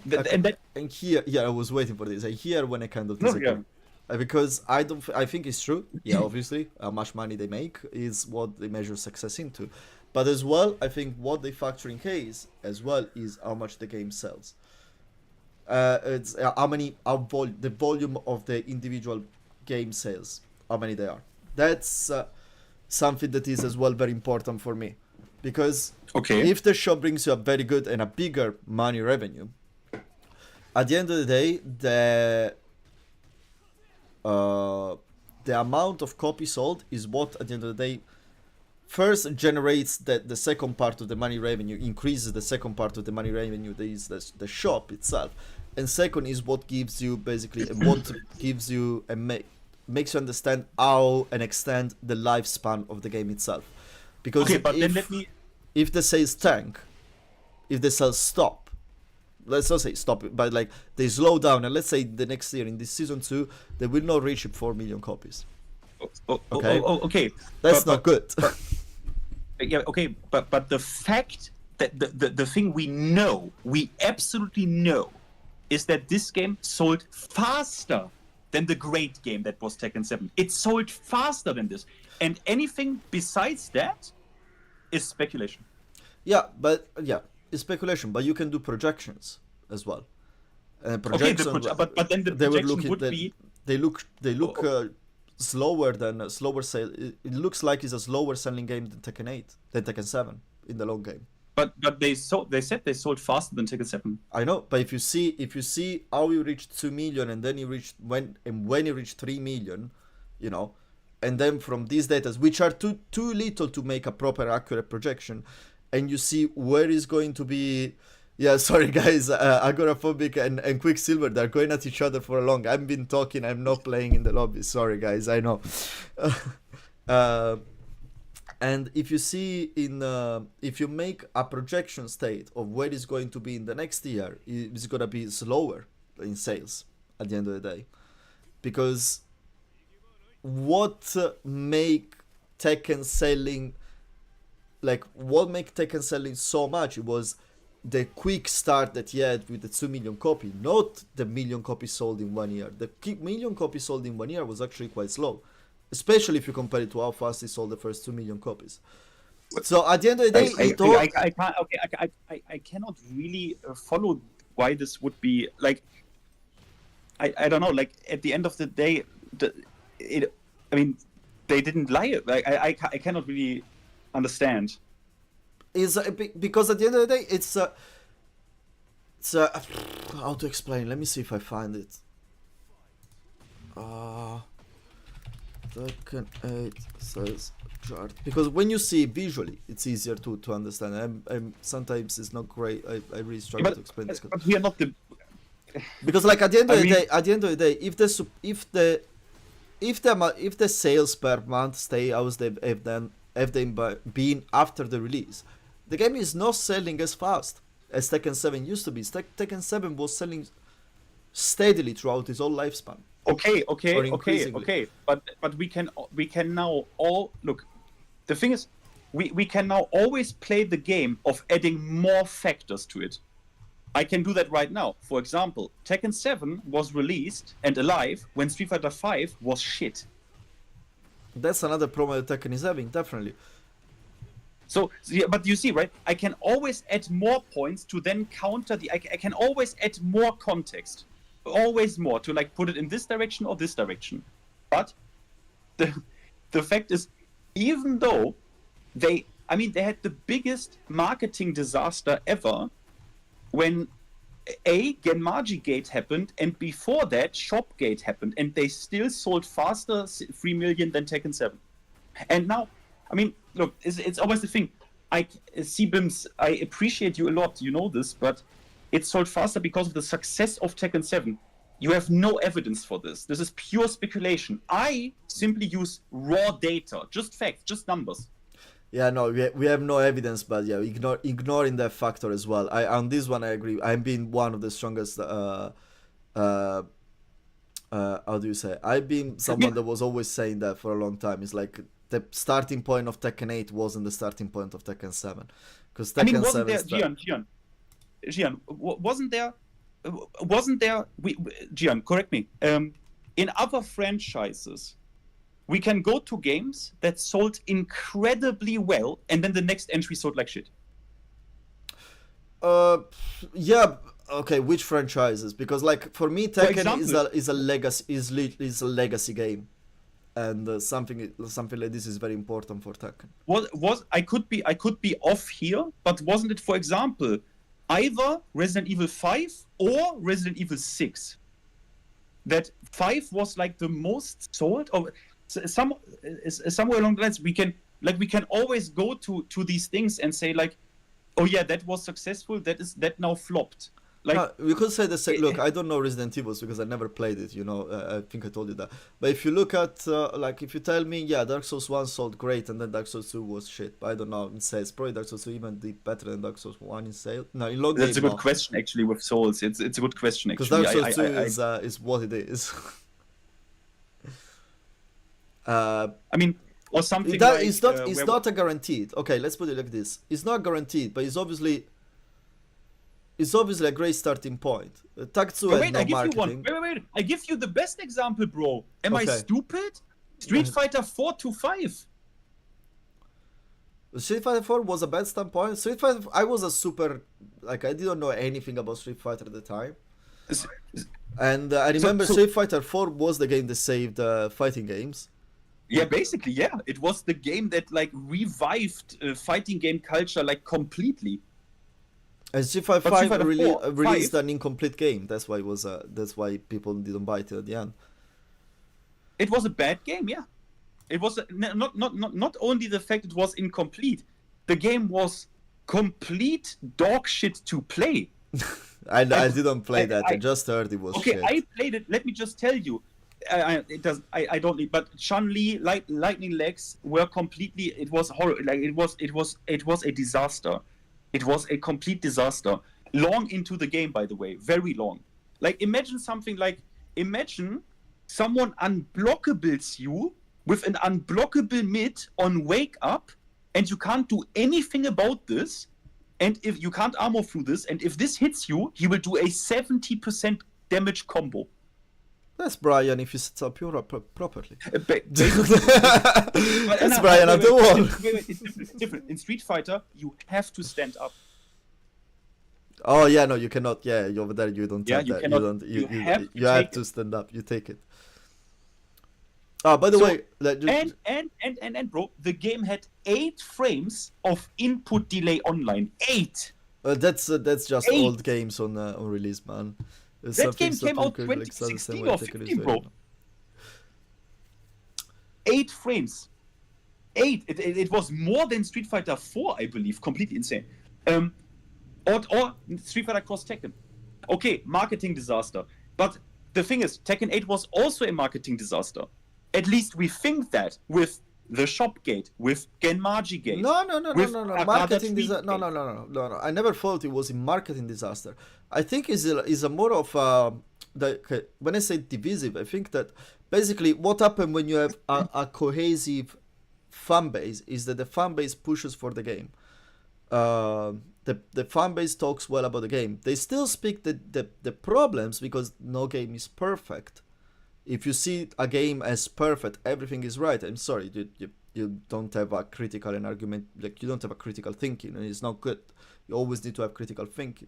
The problem is like that the game is very divisive. It doesn't make it a marketing disaster because it sold very well, but still, a game that needs to survive for years and years, and has such a divisive community, such a big chunk of community that keeps on saying this game needs to be balanced.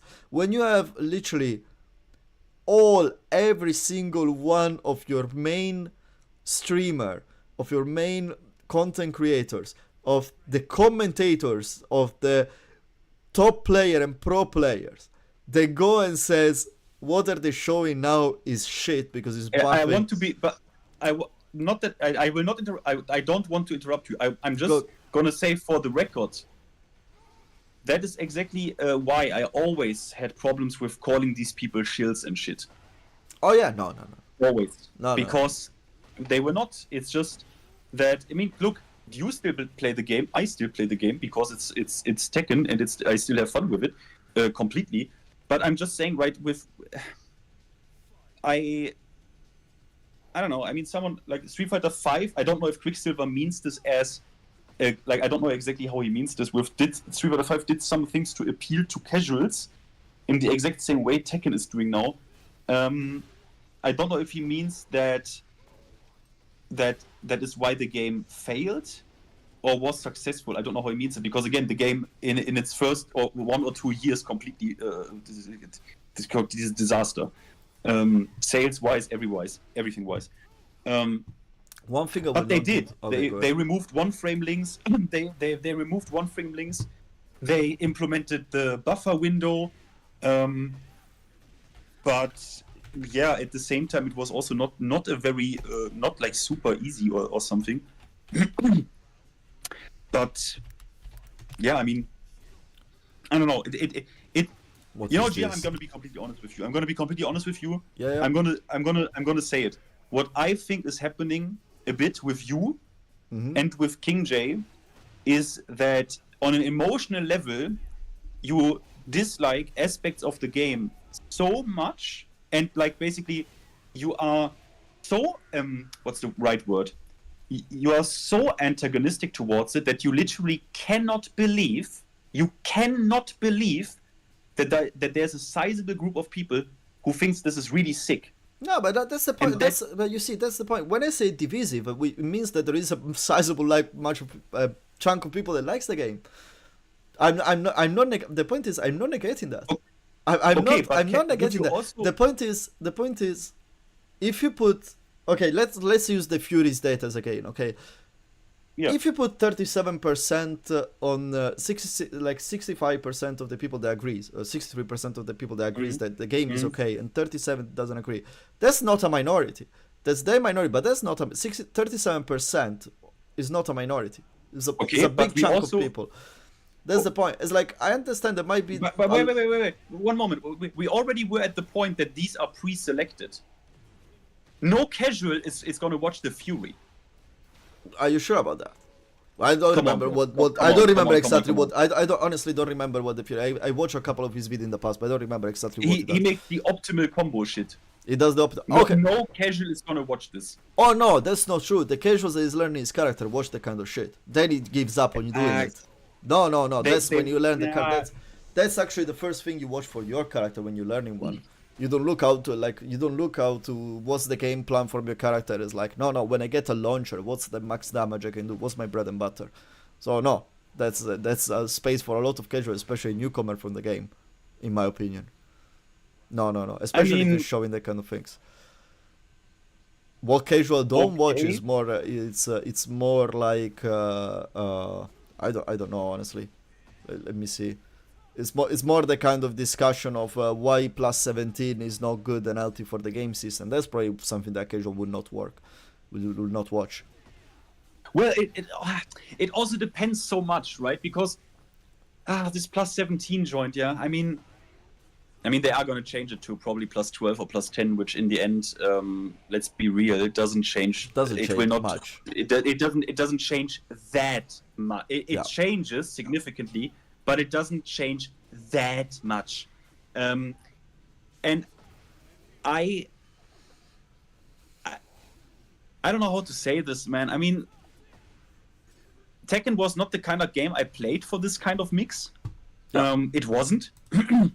But I can see the motivation and why you would do this from a company perspective. And I mean, they did it all over the place, right? All Brian has easy peasy taunt into heat smash follow-up. Law execution is DSS is completely removed. You have all over the place. You have electrics out of heat. Jin can do classic electrics out of Zen. Like, it is all over the place. Yeah. It is all over the place what they are doing with this game and where they want Tekken to be. And even Harada himself, when he says these things of like a taunt was just an idea and like here and yada, these people never. I'm convinced Tekken 5, Tekken 6, they never tried to make the competitive dream of fighting games. It simply happened by accident. Yeah, they that were the game not was as that competitive. hardcore. Yeah, no, the game was mad hard. And it happened by accident. It wasn't that they, at the time, they wanted this to be and were like aware of like how hardcore and deep it is. It basically was an accident. And their original vision, their true vision, is what we are getting since Tekken 7, which is Leroy, Fakum Ram, Lydia. There's no execution or do you remember? Do you remember this? When you think about Fakum Ram, Leroy, and Lydia, what did they all have in common? Basically, either 10-frame punish into stance or super. It's not even about that they are easy. It's also about how, in what way they are easy. It's not about them being easy. They could do everything, man. They didn't have a real identity. They were just perfect. When on release, they were just perfect. They could do everything. They had great counter hit. They had great movement. They had this 10-frame punish into stance, or in the case of Fakum Ram, the down forward one into a mixed mind game.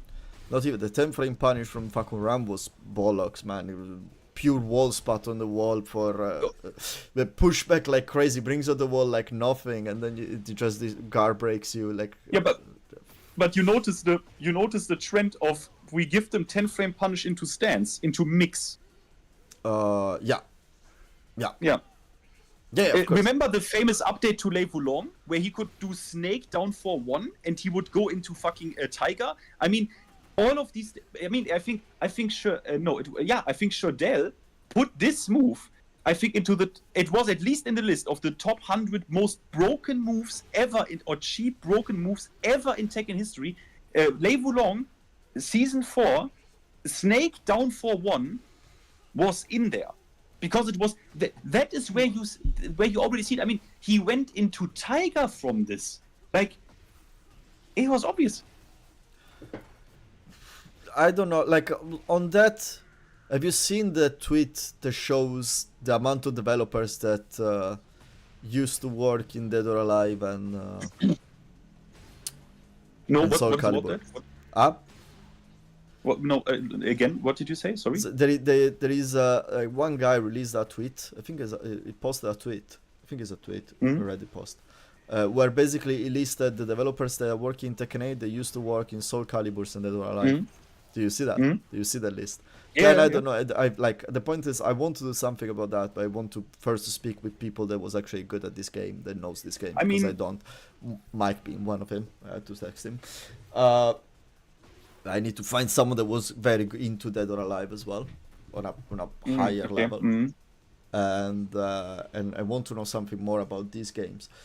Because like it feels like this is the reason why there has been this kind of change of philosophy, and a lot of people... wait. Sorry. I let you speak. Sorry. Because there is there is as well a lot of people, a lot of like there is big names that stated this kind of thing as well, which I was thinking as well.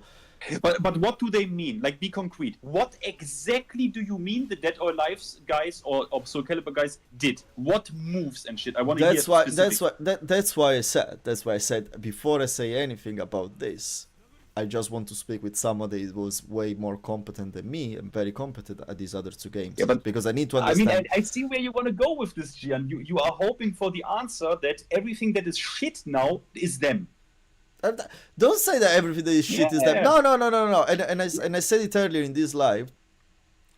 There's like it doesn't mean anything because you don't know. Like it doesn't mean that it's necessary. These people fault that the game is going in this direction, but because you don't know exactly what kind of role they have, what exactly they're doing in the office. You know that one you cannot know. At the end of the day, maybe they're all looking after the skins and the textures, so you don't know. Okay. But you wait. You said you watched Level Up Your Game. I mean, they literally say, they literally said for example, this probe joint like the aspect about the froze, I don't know if it was the chip or the homing property. They say that is literally from Dead or Alive, and from Soul Calibur. And what is also from Soul Calibur, one guy literally said in chat, I don't know how serious he means that. He said that one animation from Yoshimitsu or one is literally an animation of Nightmare from Soul Calibur. And The what new else? move is Oh, yeah. from his new move is from Soul Calibur, man. His Yeah, new- but I mean, he literally means that this is a ripped animation from Soul Calibur. man, the new move is from Soul Calibur. Like Okay. Mulson's layer show. You know the one, but the new move yeah, they okay, show okay. when he goes to free stance, he jumps into Yeah. free stance. Like Mulson's layer, in the last video he did, he showed the Soul Calibur version of the move. It's Okay, okay. one on one. It's one on one that move.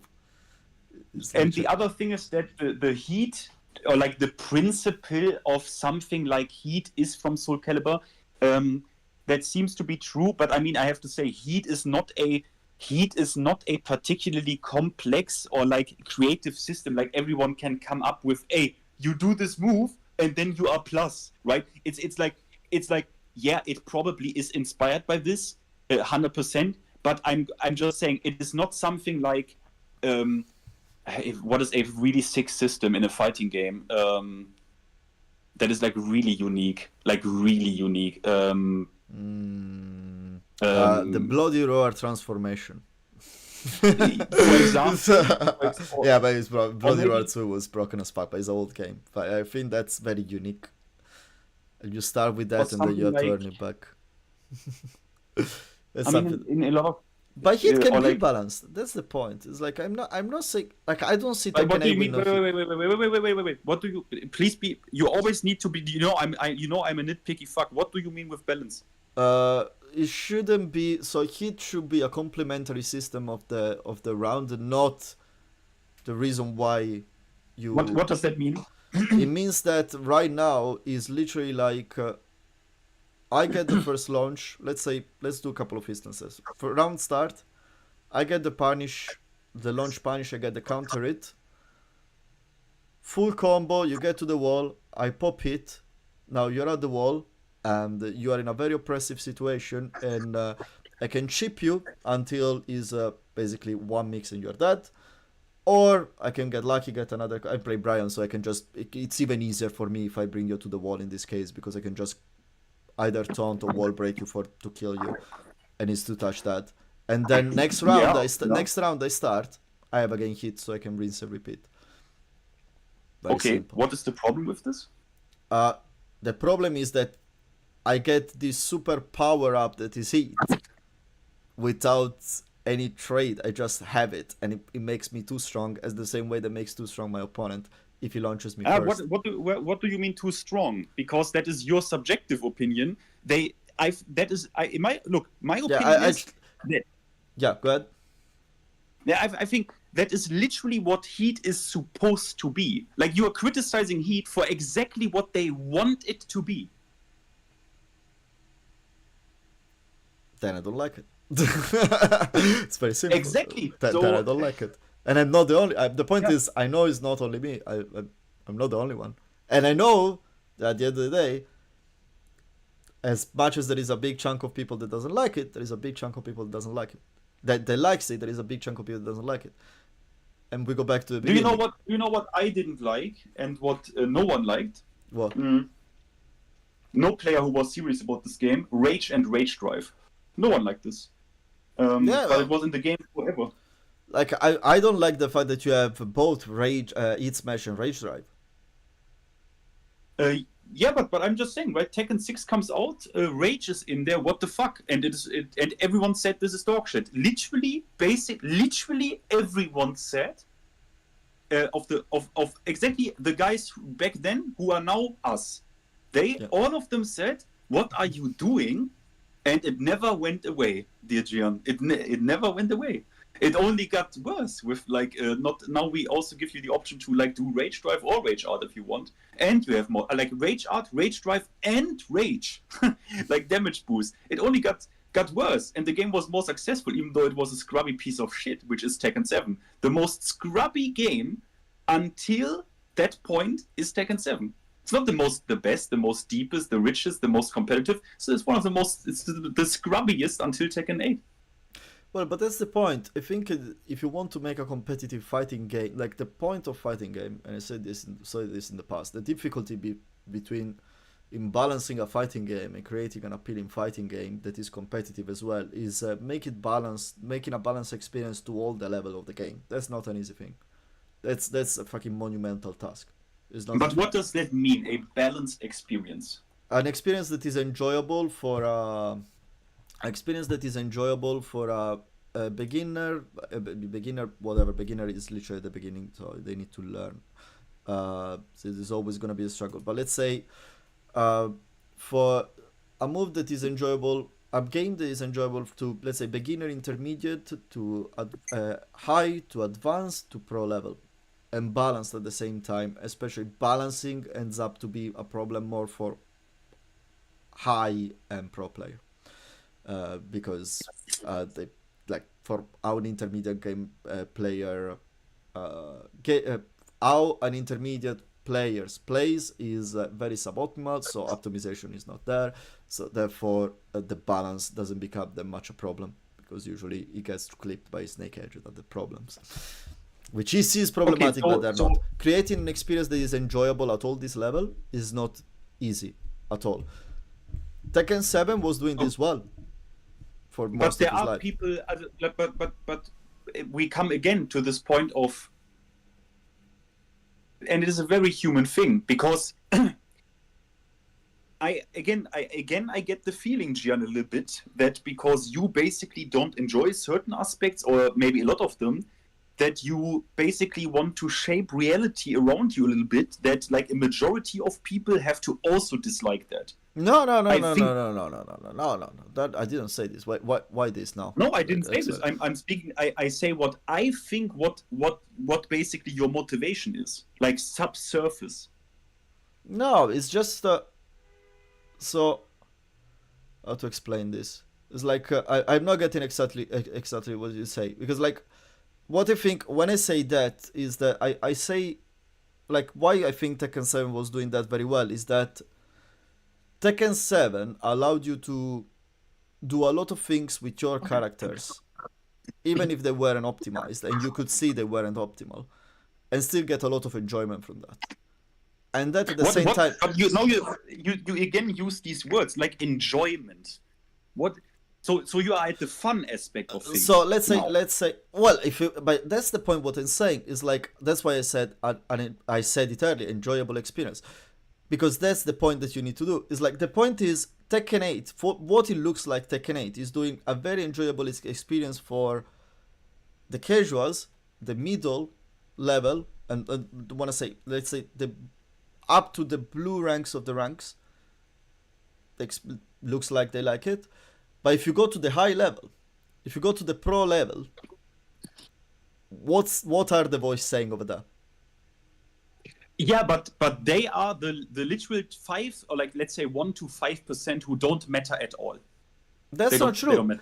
That's not true, because they become important the moment that you say this is a competitive fighting game. The moment that you say we are not releasing balance patch because we don't want to disrupt and we value very much our competitive scene. Yeah, but who cares about them? No, Bandai cares. They are the first one. But then, from the way they speak about it, they highly speak about it every time they mention it. They are the one. Yeah, but you already wait. We already established they lie. Well, yes, I know they lie. Okay. I know they lie. I consider them liars, obviously.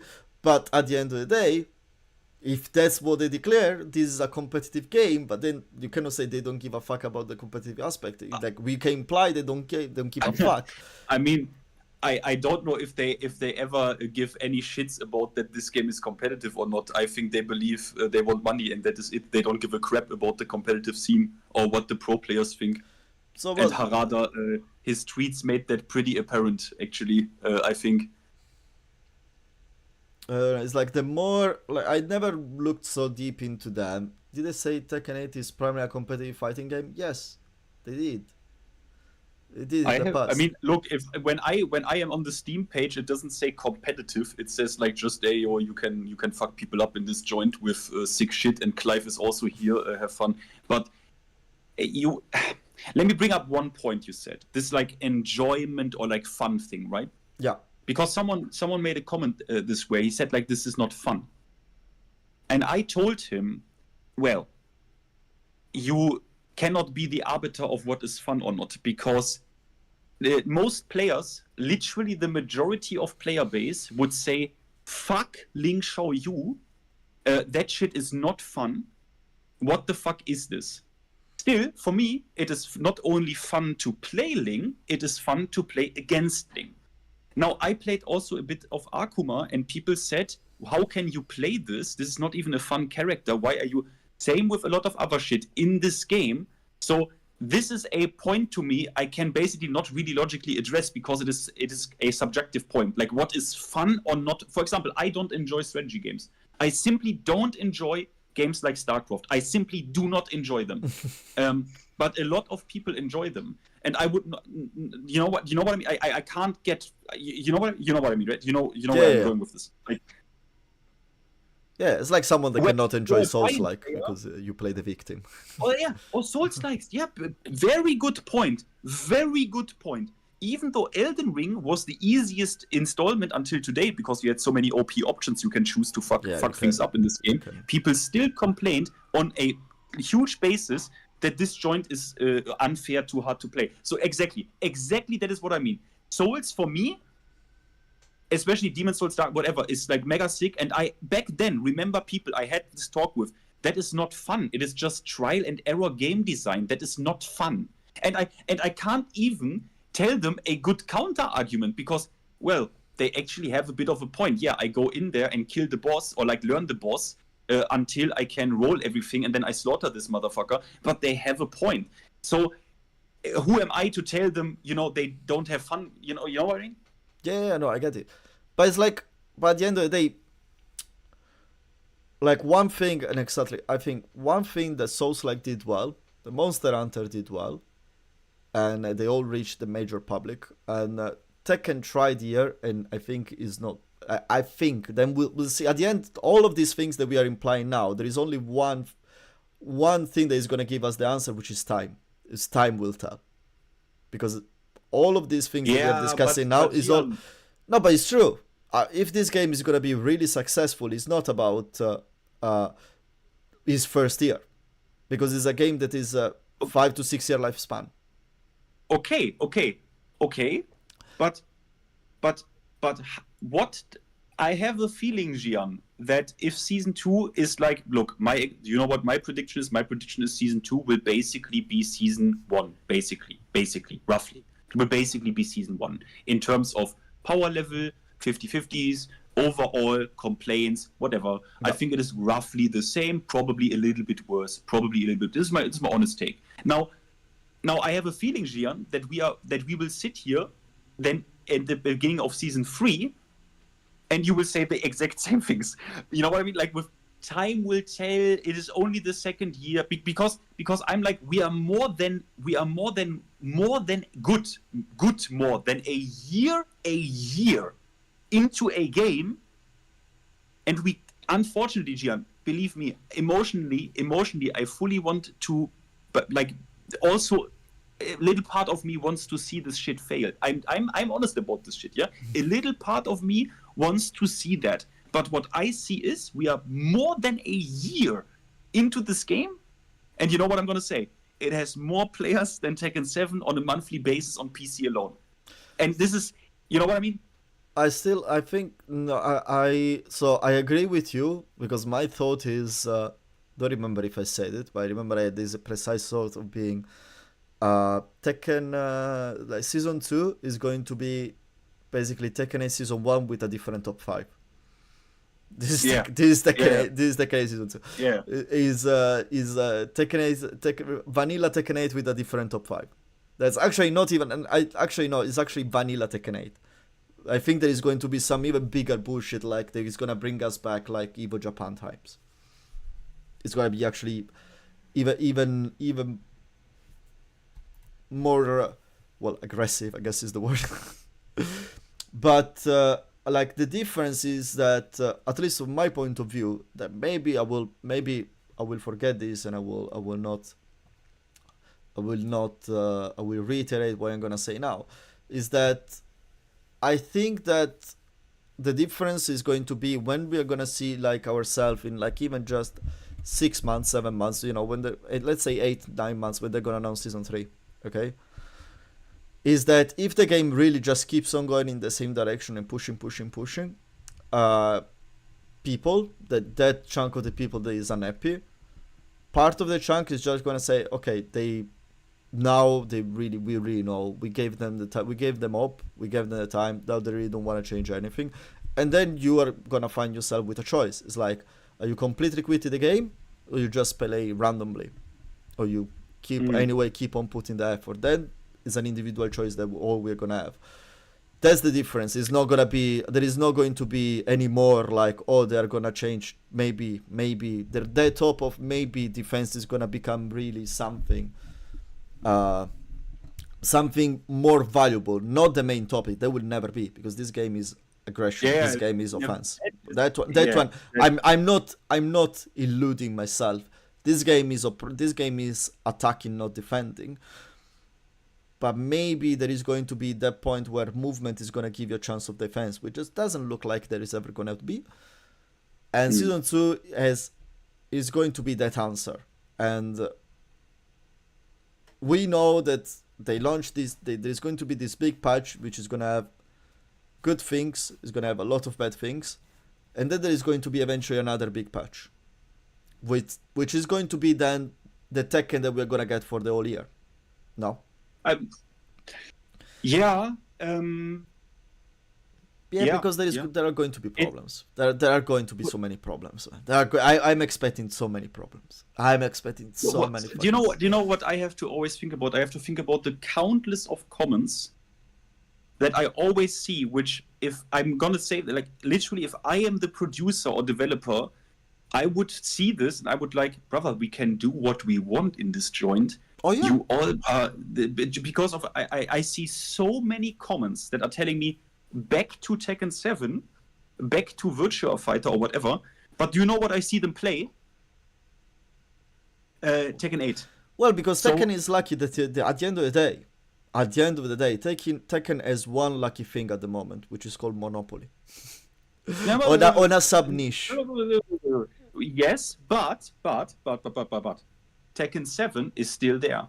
And people are telling me, yeah, we'll just go back to the good game. And they don't do that. No, because Tekken 8 is a better ecosystem. They are only talking, even though the game is there. The game is sitting in their library. And they are not going back to it. And when I am the developer and I am seeing this, I see this, right? That these people, maybe us included, Gian, we can be honest about it. But when we complain for more than a year, and we are not taking any consequence, what signal does that send to the developer? But because it's unrealistic. Because the going back to the old game is unrealistic. Because the old game is painful to play as an ecosystem. Like there is like the online is basically dead. You cannot fight. You cannot just randomly play and go online because nobody is playing. People are not going back. But as well, after you play it and you have to basically have 3 loading screens that last longer than the match before the match itself. Oh, wait. No, Gian.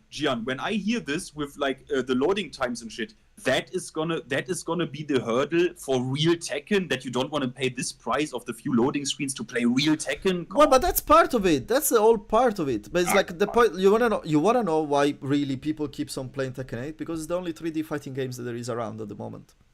Yeah, Tekken 7. No, it's not. But don't consider it more like that, because like the ecosystem is on Tekken 8.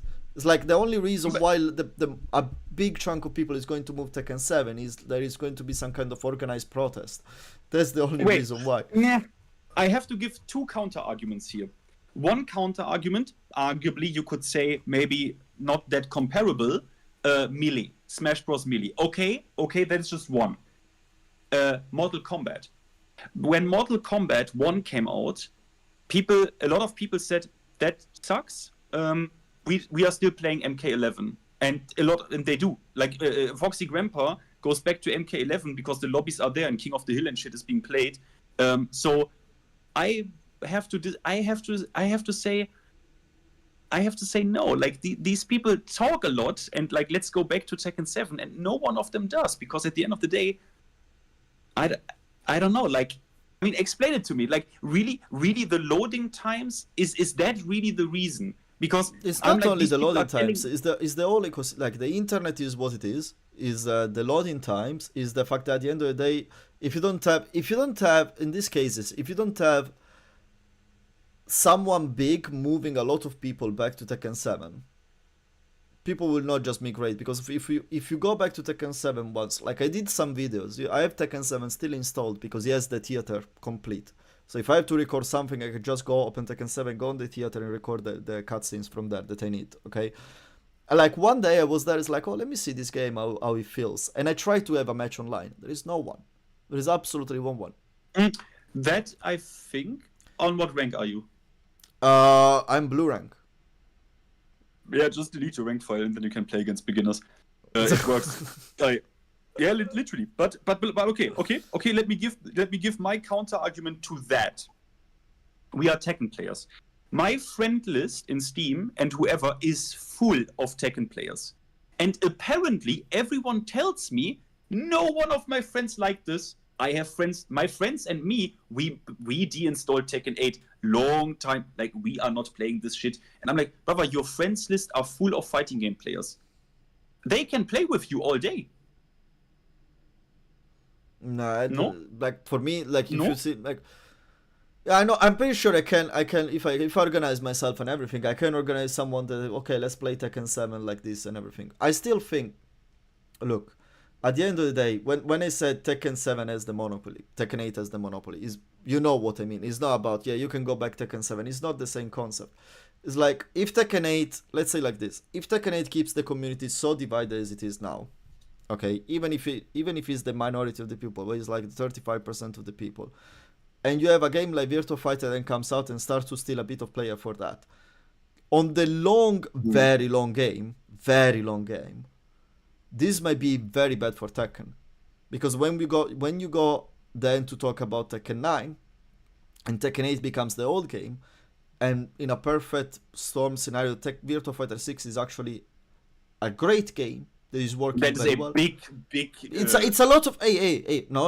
I'm very well aware. I'm saying a lot of. I said a perfect storm scenario, okay, but the point is, part of the storm is already happening, because but Tekken 8 not being loved by the majority of the Tekken fans, like the big majority of the Tekken fans, but being a divisive game. But again, the big majority of the Tekken fans are literally like 2 or like, let's say 5% of the player base. Who gives a shit?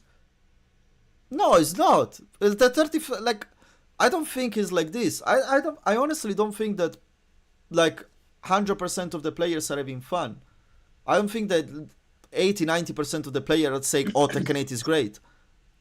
I honestly don't think that, because there would not be all this pushback otherwise. Because otherwise, underneath every single person that says, every single video that says this game is dog shit, there are too many mix-ups, and they just want to bring more mix-ups. Most of the comments that will say, "Oh yeah, no, it's just because you are too strong, the game is great." But no, most of the people disagree. Most of the people agree with the videos. If you go on the comment section, people agrees with that. Yeah, so there is a big part of people, and it's not the 5%. I don't believe it's the 5%. Okay, I don't believe it's the 10%. Wait. That is very easy to explain, because people click on shit that already agrees with them. Everyone builds an echo chamber under their videos, of course. Of fucking course. Like that, bro. You know this. I can. Let's oh fuck. Okay, let's take something. Okay, that is controversial. Can I even? Okay. How do I say this? Just to make it. Nah, fuck. I can't go there. Yeah. Okay. Fuck it. I go there because I'm honest about this, right? You will find videos that are already titled like this, in this way, where I hope to God now there's not a single one where this is like the single person here where this is controversial. there are videos that are clearly titled in this way that you can already see that this is probably a Holocaust denial video. If you go to these videos, in the comments, you will only find people that agree with this and say basically that didn't happen. So that is fully normal. That is how. Oh yeah, I know. I'm very well aware of what you mean now. Yeah. But it's like, okay, but my point is in that then becomes, so if it's really, no, there are how many players that are playing Tekken now? Let's say, let's go to Steam charts. I haven't looked at it a lot. Tekken 8 Steam charts. So if you have, oh look, people, oh look, excitement is rising out. So you have an average of 5,000 players online, okay, with a peak of 7,000. So you have, let's say you have almost 8,000. Let's say you have 8,000 players per day, okay. Do you really think that of these 8,000 players, only 400 are the one that are not happy with the HIT system? Because that's the 5%. What I think, I think, to be honest, doesn't really matter because they are still playing the game 1 year in. They would, I mean, how long do you have to see Heat to know what it is, to know if you like it or not, and then fuck off? You know what I mean? But not entirely, because at the end of the day, if you have this kind of community, when you still have, let's say I will use the Fury's number. Let's say you have this 35% of people that are not happy. Okay. Mm-hmm. At the end of the day, these kind of games, they live a lot about word of mouth as well. As word of mouth, I mean modern word of mouth. When in 1 year time, in 6 months time, someone that doesn't play a fighting game but used to remember Tekken 5 when his uncles that played too, they say, oh, the Tekken, I remember this, oh, maybe let's see how it is on the game, and he goes to check on the videos on the game. Most of the people, what the thing that he's gonna find, what the community is gonna see, is someone that says the game is good, someone that says the game is trash, and a lot of people that says the game is trash, and this is gonna at the end counter the growth. My opinion, that's something very important. Okay. You can, yeah, okay, I can see that. And in the long game, this is not going to be healthy for the game. For a game that needs to survive 4 more years at least. Like, first of all, at the end, why would we give a fuck if the game, like, you know what I mean? Like, if the game is shit, then it should fucking die, shouldn't it? Like, that is what you actually, No. like, isn't that the... No? I would like for this game to get fixed because I love the franchise. Yeah, but how do you can't fix, like, bro, you can't, there is no way. How? Okay, give me your changes. Fix the game. Yeah, just tell me what you, like, just tell me, like, okay, how should things be? I'll tell you the general direction. I'll tell you the No, I want concrete, like, change the frame data for me. Just make it in a way, because you should start to speak about every single character, but make it in a way that there is no system, not every single character, heat system, fix that for me. So make it in a way that is not exploitable, so that I can get 350-50 in a row with basically 90% of the characters. With my opponent only blocking, and on top of that, while he's blocking, I'm still damaging him. Okay, can you quickly do this for me? E-dash on blocks are not anymore +5. They don't give you any more. How much plus? Reset neutral, completely reset neutral. Pushback neutral, and reset okay, neutral. Okay. Reset neutral. Okay. No bonus chip damage. And okay, wait. Heat. Wait. Heat, no chip. No. Hit dash, no bonus chip damage. You know, he has a bonus chip damage. No chip. Like the heat dash does no chip damage. It does the normal chip damage the moves does in it. General chip damage, it gets completely halved throughout the whole cast. Okay. Hit engagers are +7 to 8, something like that. Around that, like the heaviest plus you will get. And what else? And it smashes. It smashes. They are well less. They are not plus. Not less plus. They are not plus. Yeah. They are not plus. Again, they reset neutral. Okay. Honestly, already like this, I already feel like they would be better. way better. I don't think that I'm already enough like with this. What about Did I say? Oh, sorry. Did I say completely half the chip damage in the game? Just chip damage does half of what it does now throughout the whole roster. so? Okay, so basically, roughly the same when you hit someone or who is in rage, that amount of chip damage, basically. Is it? I don't know how much is the difference in rage. I know it's It's- micro, but it's like It's roughly the half. It's basically roughly the half. my idea about that, this idea specific, which is probably the one that I didn't improvise now. This is about halving the chip damage or heavily reducing it. It came in my mind where I saw Nino and Joker's final. Okay, where you see the amount of gray health that Joker has, and in my mind I am so if you halve Kuma chip damage, if you halve the character's chip damage, it will still have 40% of Joker's life bar. Yeah, but the character would be dead. Like we don't like what you do, and it's okay. You kill Kuma, but it's fine. Yeah, but it's Right like now. the point is like you do system adjustment, but then you do other adjust like Yeah. it's like you can Yeah. adjust other things around it. We know that. Yeah. But I think these are Okay. great, and if you put it like this, I can see having hit every round. If you really tone it down like this. Okay. Would you also would you do something? Would you do anything to heat burst? Hit burst, reduce the ghost, like super linear, and reduce the ghost range. Like it should be, like if you are far away, you should whiff. But Yeah. I know Okay, this. what I you- know is a problem to specific characters. Like Brian is insane. Brian, I would say it's everyone. The range is ridiculous on everyone. Ridiculous. it's like that's the point. Because like I see more in my idea, Idash at the moment is like I'm finishing my hit. I want to push my opponent to the wall before he finishes. He does it on block. While for me, Idash is more like I'm in an infinite stage. I can get the 5% extra damage finishing the combo on Idash, or I can extend my combo getting that extra wall carry to reach the wall to do the combo. Okay. Would wall you after. That's would you do anything to the frame data of heat burst? It burst.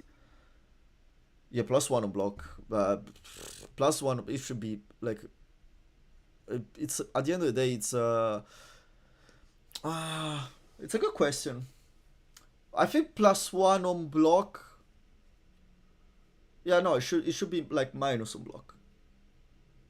Minus not, one? like lightly minus. -3, -4. On block. Because Okay. I think it's like you want to be sure to pull it out. Like you take when you pull out a power crush, in my opinion, it's like you're willingly taking a risk. So if at the end you're taking a risk, doesn't get rewarded, you shouldn't get rewarded. So if I'm power crushing, it's because I'm counting on you pressing into me. So I'm making a read. Yeah. So if I'm making this read wrong, I shouldn't get a reward, and I should not get a +1. That's why. Would you do anything to the principle, like how power crushes work across the board in this game? Would you do anything to power crush, because it's also a system? So I like that if you throw, then they go down. As a general thing, I'm a hard believer they should not, for this same concept. On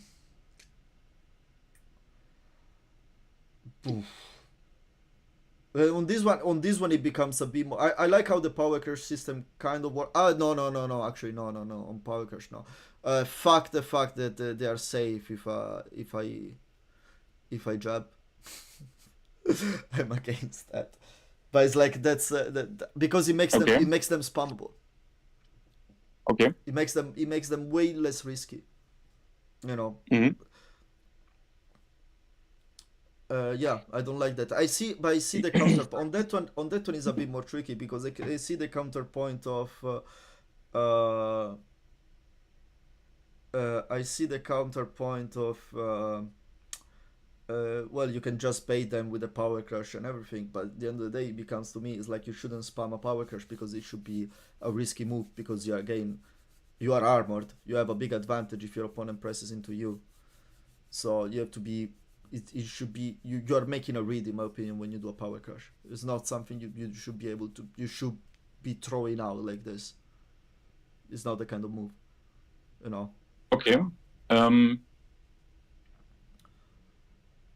Well, when I look at this, well, do we have anything of importance? Rage. Oh, sorry. Rage Art should do way less damage. Way less damage. Rage Art. Yeah, Rage Art should do way less damage. Like that, not on the base output, but the max output you can get out of Rage Art. I think it's just way too high. I understand it's a comeback mechanic, but that's stupid. Like you can get Half-Life with one button. That's stupid. I mean, you realize when I look at this, yeah, the chances of that happening is zero. Basically, yeah. I know. I'm. The point is, I'm well aware of that. Okay, but if you don't get what you want, what do you want? If I don't, okay. In that case, what? Wait. If you're asking me, how would they change the game in a way that there is a chance the developers are going to change? No, I asked you to change the game for me in a way that you would be happy with it.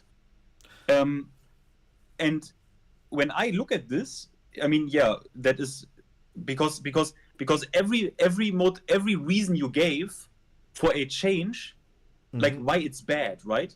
That is exactly the reason why they did it. so like when you said, for example, power crushes, yeah, it's like when they are safe, they become like super spammable. It's like the reward is like not it shouldn't be like, but yeah, that is exactly what they want. So you know that they will never change the game in a way that you are happy with it. Why are you still playing? I know that I will never get all the changes that I'm asking that I just listed now. I know I will never get them all because I'm not the game developer. So it's impossible they will put all the changes I asked for into the game. Not even one. Like you will not even get one change in the way. We know that we are gonna get less frames on it engagers. It's gonna be they're gonna do plus 15. Yeah, well, yeah, exactly. Or think about this: they came to the conclusion that it's not plus enough, and it needs to be plus 20. Look, yeah, that would be another case of great communication. But I mean, come on, like if I look at this, you know it, right? You know it, right? This game will never make you happy. You realize this? You know, I'll probably, because I'm thinking about this answer, and it's like, because I still finding, you know why I'm still playing Tekken? Because I'm still finding way to enjoy it, which are different from the way I used to enjoy it. If I see my playing Tekken 8 in the same environment I was playing Tekken 7, which was me in my room playing ranked. That's it. I could see myself quitting this game. The point is that now I do lobby matches. Now I do. I go to the locals where I met a group of friends, which I go with, and we play casuals together next to each other. And there is all these kind of things. I go to the mic stream and playing there. So there is all this different side that I basically almost never had in my life when I was playing a fighting game, which is what makes me enjoy this game very much. Because when you play this way, you are way more lighthearted when you play, and it feels way better because you don't pay that much attention to all the negative side of the bullshit of the game. Because if I have to play only ranked, if I would be playing only ranked, if I would not have all these things this bubble they just described, I would have take bigger breaks into this game. Bigger breaks. But it's still now, man, and I close it, and I will close it like, I've been playing Monster Hunter a lot recently. You know what Monster Hunter made me realize, made me remember? What true enjoyment out of a video game means. What just happiness. And I know it's different because a competitive fighting game obviously has bright day and dark days and everything, and Monster Hunter is just go and kill a monster and that's it. And but it's like how really enjoyment mean, like how you could enjoy so much a video game, and Tekken literally made me forget that when I'm playing ranked completely. The only moment I get enjoyment is like, yeah, when I have a good days and sidewalk right is working, I get back my Tekken God, which at the end I go back. So yeah, why I still play the game, because I enjoy playing it casually, on a higher level. Probably that's the worst way to describe it in a few words. Hmm. You know. I mean, maybe I'm also. I mean, I have to say, like, maybe I have a bit of a more, how do you say this, dry perspective on it, because, well, it comes back to the character. Every time I played Akuma, people told me this game is dead. Every single time. They told me this is not Tekken, this is the most dogshit Tekken has ever been. This is unbelievable that you do this.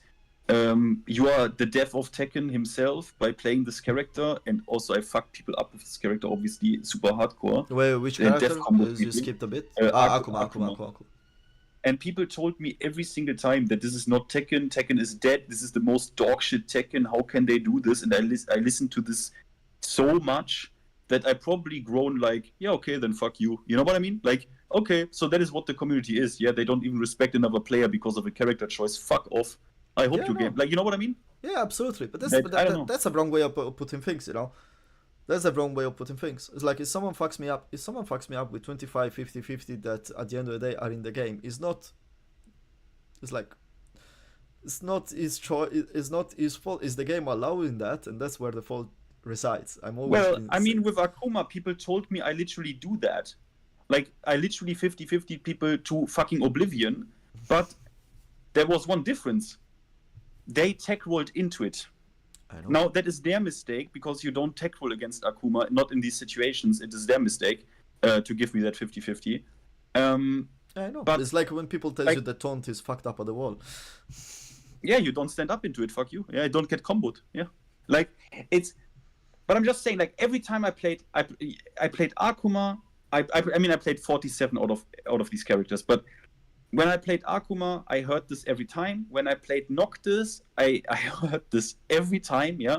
Like, literally people coming to your profile and saying, this game is so dead, Tekken is not what it was, like, holy shit, and you are contributing to this by playing this character and shit. And it's like, I mean, I don't know. Maybe also if I heard this so much and so many times, I'm like, yeah. And then I go back and read forums. I read forums because back then I looked at Tekken Zaibatsu combos and couldn't even understand them, the notations in Tekken 6. I go back to forums there and people are saying, you can already imagine what's coming, right? Alisa, Lars, and all that shit. Bob, fucking Bob in this game. Game is dead, Tekken is dead, Rage, Bob, holy homing moves, are you crazy? What is this casual shit? You don't need to know what tracks anymore, you just bust out a homing move? What is this casual garbage? And you can't even say they are wrong. Well, the point you can't is, even say they are wrong. like, I understand simplification of the game because it gets to a broader audience, you know, and you need to simplify some of the mechanics that in this game were, well, maybe too much of a archaic era for an older era. But I think as well that is more about finding the balance of this simplification, because oversimplifying. But who decides this? No, that is where the cleverness of the game designer comes in, you know.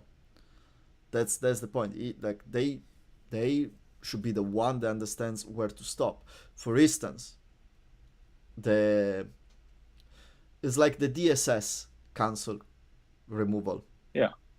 Now, a lot of people now can do all the low shit that everyone could do. Yeah. But at the same time, low is a way less interesting character to see. In general. Ooh, well, that depends. That depends on your definition of interesting and if you even know how Law was in Tekken 7 and before. Okay, yeah, I see your point.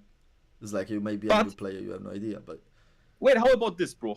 Did you know that before Tekken 3, you had to, I think in Tekken 2, you had to break throws Like if someone throws you with 1+3, you have to press literally 1+3 to break the throw. How about this? But you're talking. Okay, we have to try.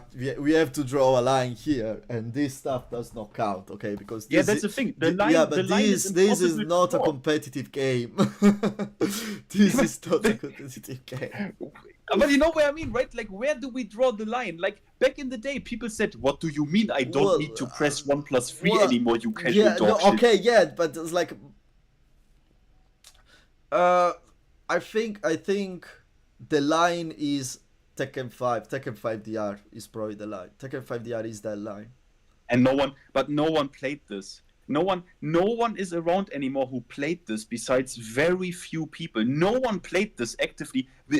Nee played this, and a few people. I mean, bro, that game was played competitively until 09, so until Tekken 6, so, like broad stage. Like no, like who is around who played this actively, like core ranked in 2008? You know what I think actually? That if they do, like they don't do it, they said that they're not gonna do it. But if they do Tekken 5 DR, like they did with Virtua Fighter, it's not gonna be a big success. It's gonna sell decently. It's not gonna be a big success, but it's going to have a steady stream of players. Not a big stream of players, but a steady stream of players.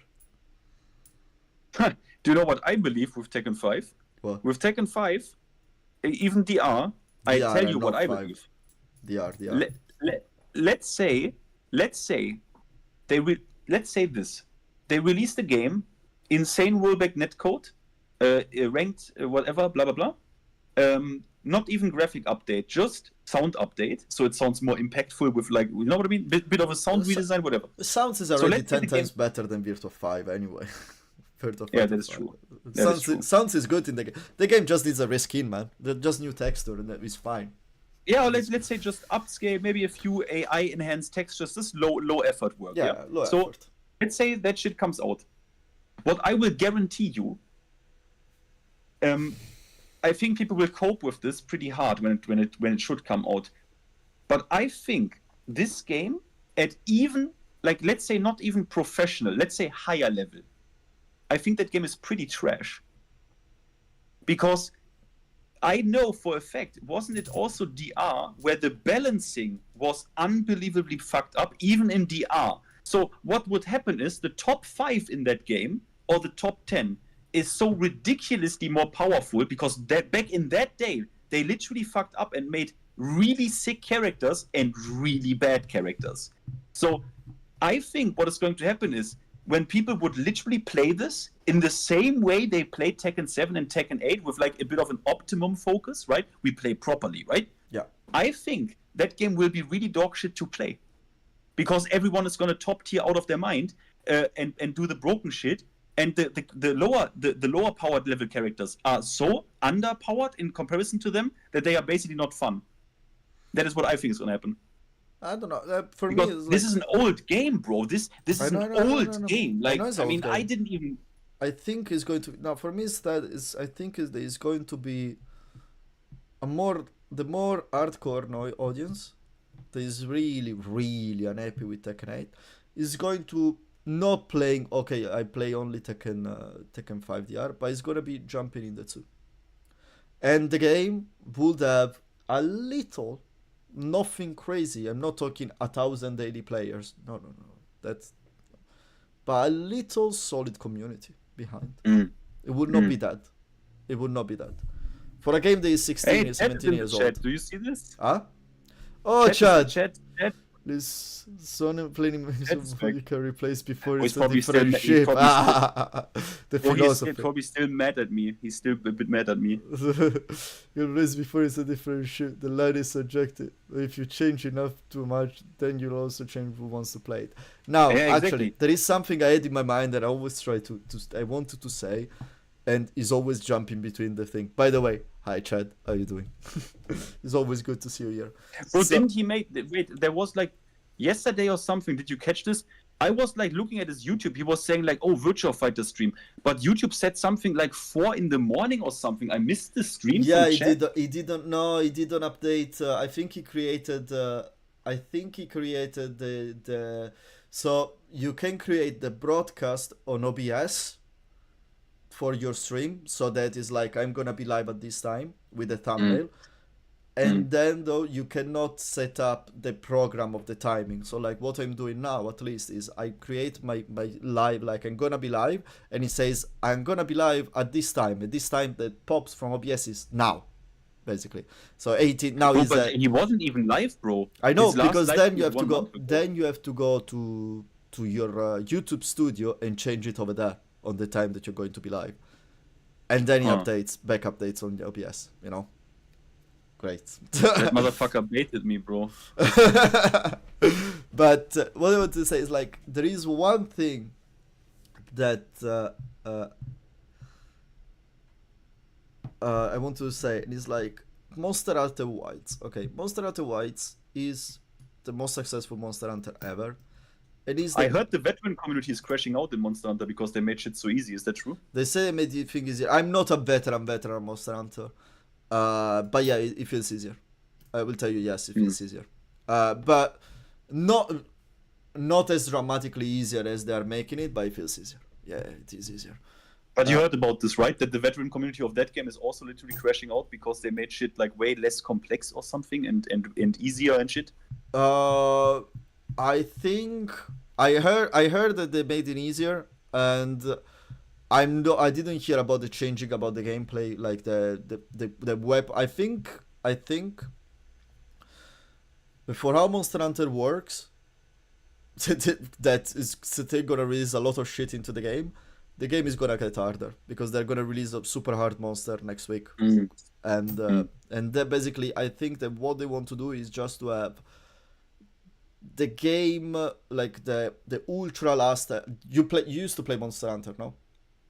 No, never. Oh, But, never. I just Okay. heard it. No. So how it works is very simple. The all modus operandi, the MO of the game is you kill a monster, you carve the material, you make a bigger weapon with the materials to kill a bigger monster. And you make a bigger armor to kill a bigger monster.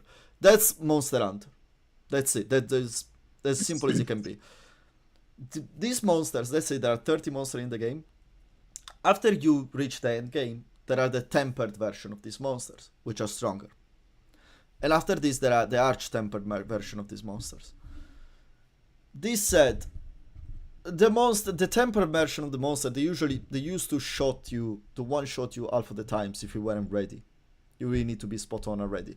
In this game, half of the time they one-shot you, not all the time. But people dies a lot. If someone that says a veteran would find it too easy, but it's not necessarily easy.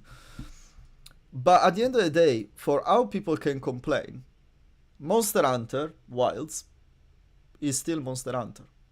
Elden Ring, the easiest Souls-like, is still a Souls-like. Or there also the PvP community crashed out and like people who found this shit way too easy. Well, in Elden Ring? Yeah. Well, but that's because you wanted to level up too much then. Like, you could level up less if you think it's too easy. I beat Malenia I didn't beat Malenia level 200. No. They complained that it destroyed the competitive integrity of the PvP mode. I'm so okay. But on that side, I'm so sorry. You want a competitive integrity? Go to play a competitive fighting game. If you want competitive PvP. The point is, they never said like the game had a PvP mode because it could have a PvP mode, not because they wanted to create a competitive PvP mode for the players. They had it because they put it in the game as an extra feature, but it's never been a core feature of the game. Then the community is very solid behind that, yes. But it's like I understand they can complain about that, but it's not, the game didn't destroy its nature. No. That's the big difference between these two. Like, Elden Ring stayed a Souls-like. True to his Souls. It changes some things, but it still was a Souls-like. Monster Hunter Wilds is still a Monster Hunter. It changes things, but it's still a Monster Hunter. It still kept his nature. Yeah, but Tekken 8 is still Tekken. I mean, you just have a fucked up frame situation which will not allow you... Is it still Tekken? It really feels... It really starts to feel like it is a different game.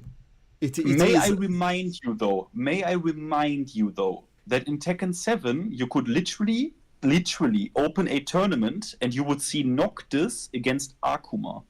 Yeah, no, I'm not talking about the guest characters. That's a different conversation. Yeah, but they are. But I mean, people talk about Clive and take that as an example that Tekken 8 is completely out of its mind. For me, it's not Clive. It's just how the games operate. It's not. It's just. It's the game. How the game operates. How does the game operate? The game thinks that the game says, okay, defense in this game is fucking insanely hard, and the quality that people saw in it, the insane amount of options I have. Look,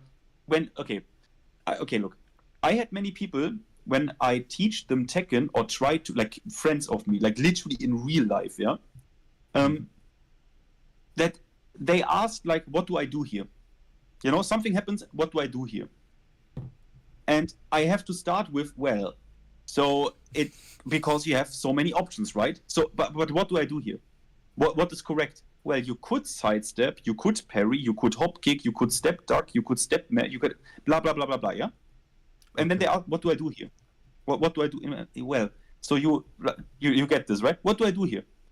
Well, but in Tekken 8, these players don't even need to ask because they are plus 21 and it is really fucking obvious what they are gonna do here. You know what I mean? Yeah, you pick a choice. you have two options. Pick one. Sorry, yeah. as the defender. So, yeah. Now they know what to do. You know what I mean? They know what to do, and but that's at the end ends up to being the point. That's not Tekken, because Tekken was decisions, multiple decisions. Tekken was movement. Yeah, well. I'm always with the rose-tinted glasses, right? I always try to check myself on the rose-tinted glasses, yeah. So also in Tekken 7, not a lot of people bothered to get a clean KBD, right? Even what was the sick movement game, and not a lot of people were that much of a sidestepper. But okay, it's like I always want to check myself on the rose-tinted glasses, like movement decisions. Well, but Tekken, generally speaking, okay, Tekken 7 was a game that was leaving more decisions to you, no? At the end of the day. Tekken 8 puts you way more in a situation where stand, block, duck. I mean, how I operated in Tekken 7 is I just backdash option select everything. Like literally on every single thing I do, I just backdash because I can backdash and then I have a clean KBD and then I do whiff punish, blah blah blah. So that was my kind of playstyle that Tekken 8 took away from me because they are fucking bastards. But I mean, I just backdash option selected everything, right? I mean, backdash was insane. On a lot of characters, it was really insane. That basically backdash was an option select. Like it was per definition option select because it would. In the sense that Tekken players mean this word, yeah, not in the sense where the true option select, where a different action comes out, but in the sense that I do backdash, and that already covers, like that is a pretty good default option. Now, I mean, obviously, look, it is undeniable that you had more options in Tekken 7 because we did not deal with that laughable amount of frame advantage. On pretty common hits in a round, right? Like you can't deny this, right? We are not in Tekken 7. We didn't have a situation. Look, my point in the video was, what do you think of this in the video yesterday? This is a good point that goes to your side. They put all of the heat engagers on moves that would initiate a softish knockdown in Tekken 7. So in Tekken 7, when Brian's Requiem is a bad example because it was a wall bounce.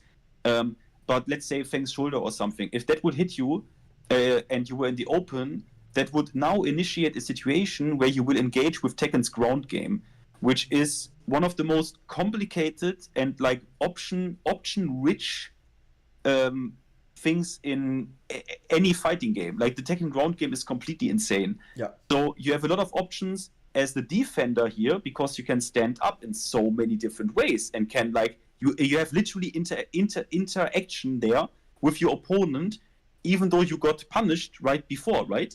And you have interaction again with now you being on the ground and you can pick up your wake-up option. So in Tekken 8, what they did is they put on all of these moves the heat engage. That is for me the most characteristic thing about Tekken 8 that they said. And so why did they do this? Because the ground game in Tekken still in Tekken 8 is extremely complicated, and to a casual to explain this shit of like, yeah, how do I get up? Yeah, you have basically 13 or 14 different options that change in some situations. You can't wake up like this, and the tech will change, like all of this. And they just said, fuck it.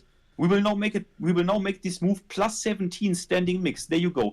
And when I saw this, the very first time I saw that they did this, I was like, okay, I am not surprised by anything you will now ever do to like drastically simplify this, because that for me was like, whoa, you take something that is the strong suit of your game, a ground game which no other fighting game basically to my knowledge has. In Street Fighter, you can only stand up in 2 different ways, and they don't even change frame data.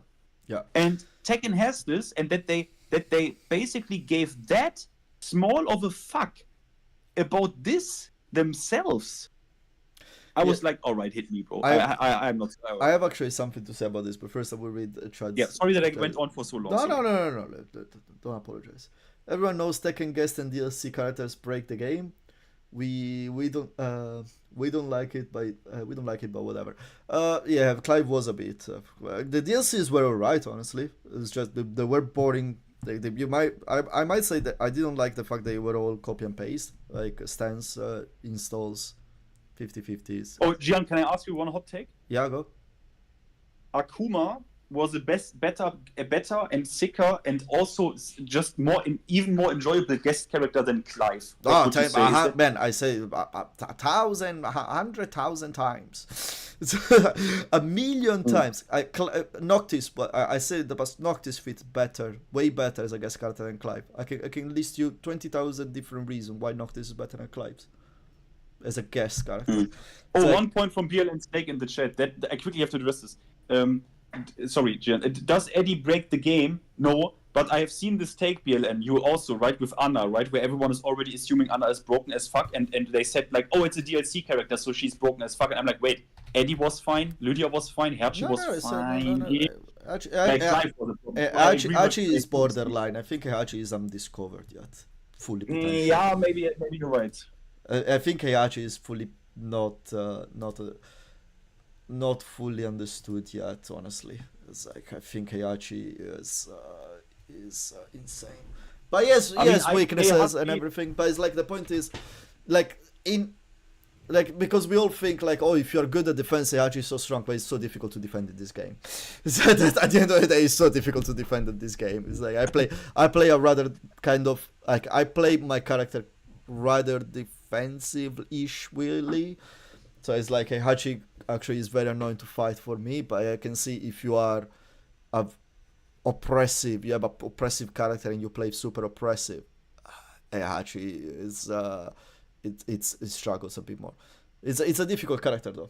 I respect. I mean, it's not like they even. I would disagree. Like I play Heihachi and I played him in Tekken 7 as well, and bro, also this character, they made him so much easier to play because stance offense, electric. You wanna know why I say is a difficult character to play? Because if you don't have the Mishima execution, if you don't have the Mishima, if you don't have the Weibu and that kind of stuff and the electrics at the end of the day, once you get to like I'm always projected to the rank that I am now, it's like you really feel like you're playing a limping character if you don't have that, and that's why I think it's quite difficult to play. It's not Clive. Like the barrier that there is to play a decent Heihachi and be a decent with Clive, it's night and day.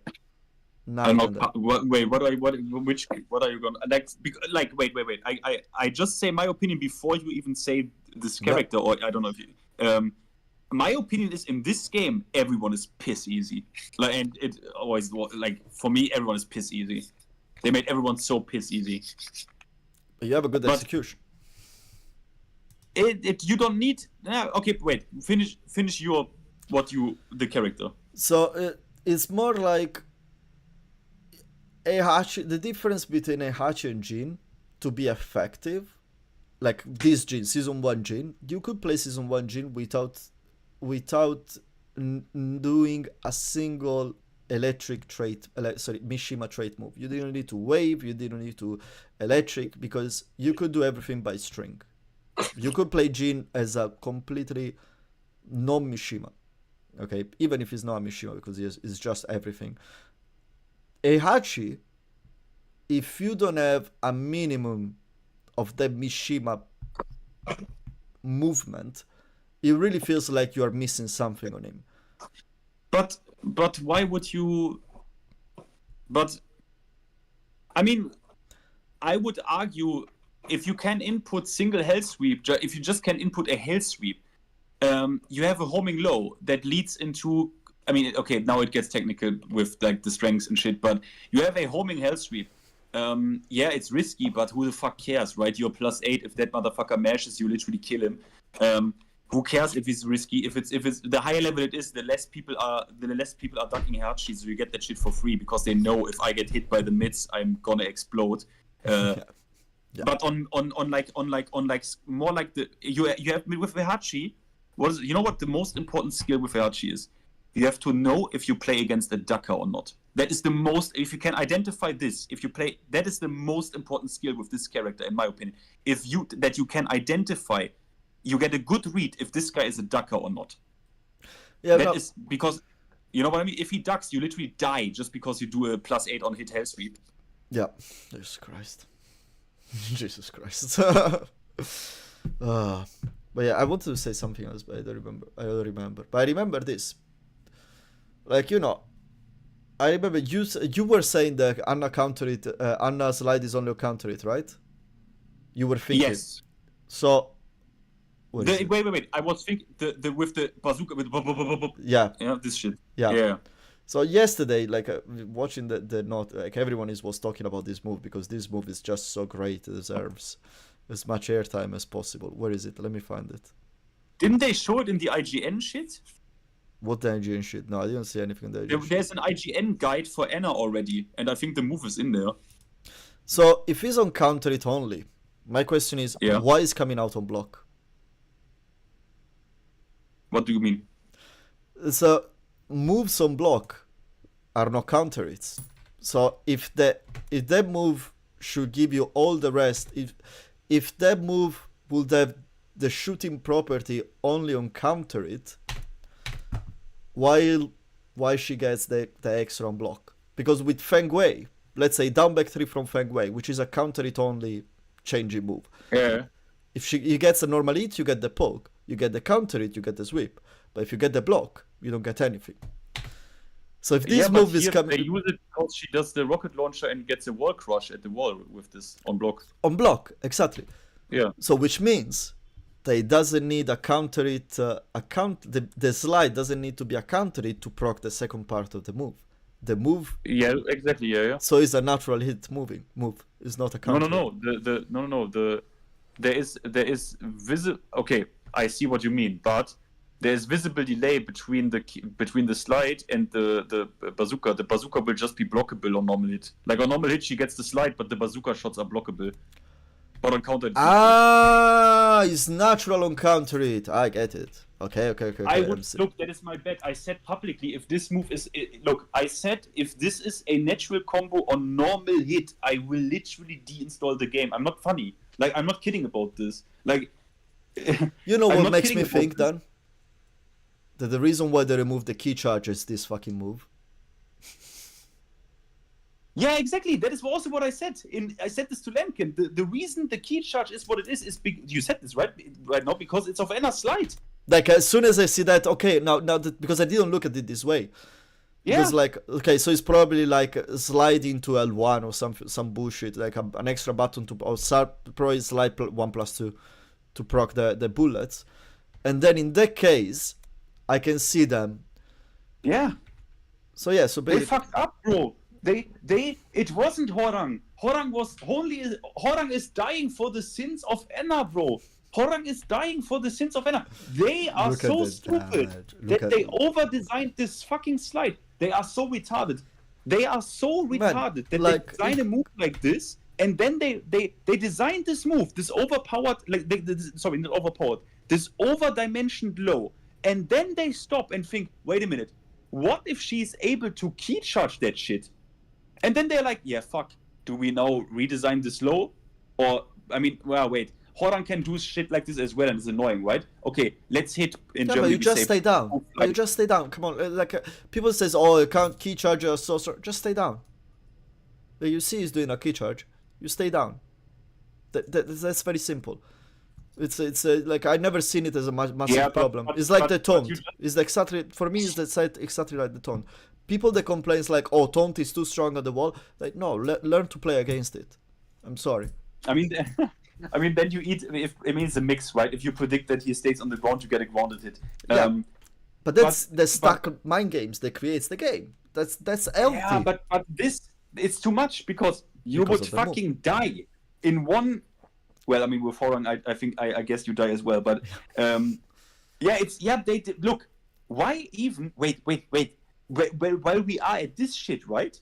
Why is it? Wait a minute. Explain this to me, Gian.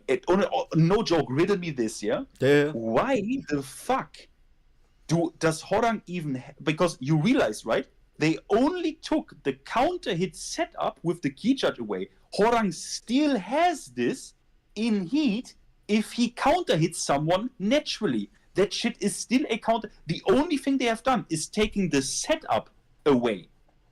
Which is not the problem. But why does Horang even have this? Like, isn't that completely over-dimensioned? Like to put this on a low? Or am I... Someone said, I don't remember who said, one way to fix the counter change, the key charge change would have been just to make it in a way that it scales and it does recoverable damage. Okay, like they did with but it does 130 damage, that's joint. Yeah, well, yeah, that's but it's like you can work around it instead of doing system changes. But yeah, it's like in this way, yeah, I can see this being the reason why they change. Yeah. And by the way, I wanted to say, you know what I really think is like you want to do a powered up move and everything on the slide. The normal version, the slide into bazooka, this one here that I just shown, in outside of Heat. That should be the enhanced version. Okay? That should be the enhanced version. And instead, you make her on... and you give her something different. You give her something different when she's not in she wants normal. But it's like this damage... Man, I'm gonna fuck up so many people on release with this. Yeah, I mean, don't get me wrong. I love Anna, and the fact that I loved the most in Tekken 7 about her was that she was like kind of flying like under the radar, right? I don't like so many eyes on this character, you know what I mean? Because I enjoy fucking people up with this 50-50 shit like really hard. So I for me, it's kind of annoying that so many eyes are on her now. Yeah. And like suddenly things get like, oh, she has a 13 frame heat smash. Do we maybe already have some patch notes for this shit? I'm like, shut the fuck up. Shut up. I want to play. I want to have her being like secret top tier, but that is no longer going to happen. But, you know, I said in the video from yesterday, I said what I think for me personally, what I don't like is Heat in the sense that goes also to a thing that you once said. You said this to me. Heat, I think, is a mistake. Not because of what it does, not at all. We can like talk about. But because when you strip this, like when you rope this around every character in the game, and it has to be universal, you create these retarded things where Feng's shoulder is minus 18, but then plus 5.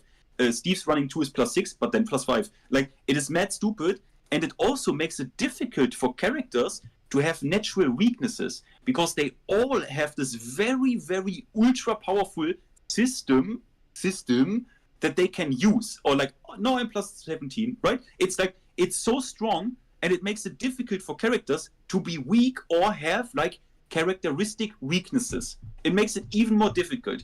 And that is also where I totally saw what you said about the installs and stack mechanics and shit. That is what they should have done. Like, totally fuck Heat, because it is a bad idea in Tekken anyways, because it is not Street Fighter. Street Fighter is built with the system first, and then we put Street Fighter on top of it. But Tekken has the move list of Tekken are mean, right? Like we have moves with 100 moves and shit. these characters are so complicated and complex that they are our systems. We don't need a system strapped around this shit. So that is why I believe Heat in general, the guy who came up with this and said, hey, why do we not put this shit around everyone? I can see why they did it, because I can play every character and create these situations where I know I'm +5, I know I'm +17, I have my heat smash. I get it. I get why. But I still think that is one of the biggest problems, balance, literally balance-wise, because it is universal, right? It is what and I think you were right. They should have focused way more on things like character specific, because it was always like this in Tekken. Brian is the only motherfucker who can taunt you, right? And we love this, that he is the only one who can do it. So they should have. I mean, we always love this about Tekken. Like, that Brian is the only one who can do this. Lei is the only one who has this crazy shit. Feng is the only one who has this not generic down forward one into the back one synergy, right? We always like this shit, and I'm like, why didn't you with the installs and stuff? Man, yeah, it would have worked so better. Like, I'm trying to think now and try to realize, because like let's be specific. When I said that point, the thing about the installs, I was referring mainly to the vanilla installs, the release installs, not Warrior Instinct. If Warrior Instinct would be deeper, right? Deeper in its application, and not just, okay, you are boss mode, then it would be good. Yeah, because they actually plays the same of every single player.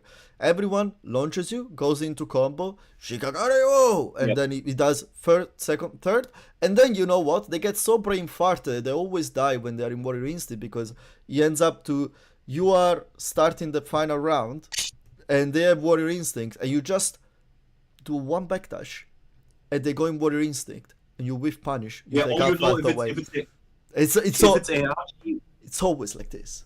Fucking hell. Yeah, or you just I give you also a good tip against like not God hierarchies or whatever. Yeah, but of course. If you see they are launching fucking Warrior Instinct and they come at you, hop kick. Just hop kick, because they're gonna go for hell sweep because it's safe. Just hop kick.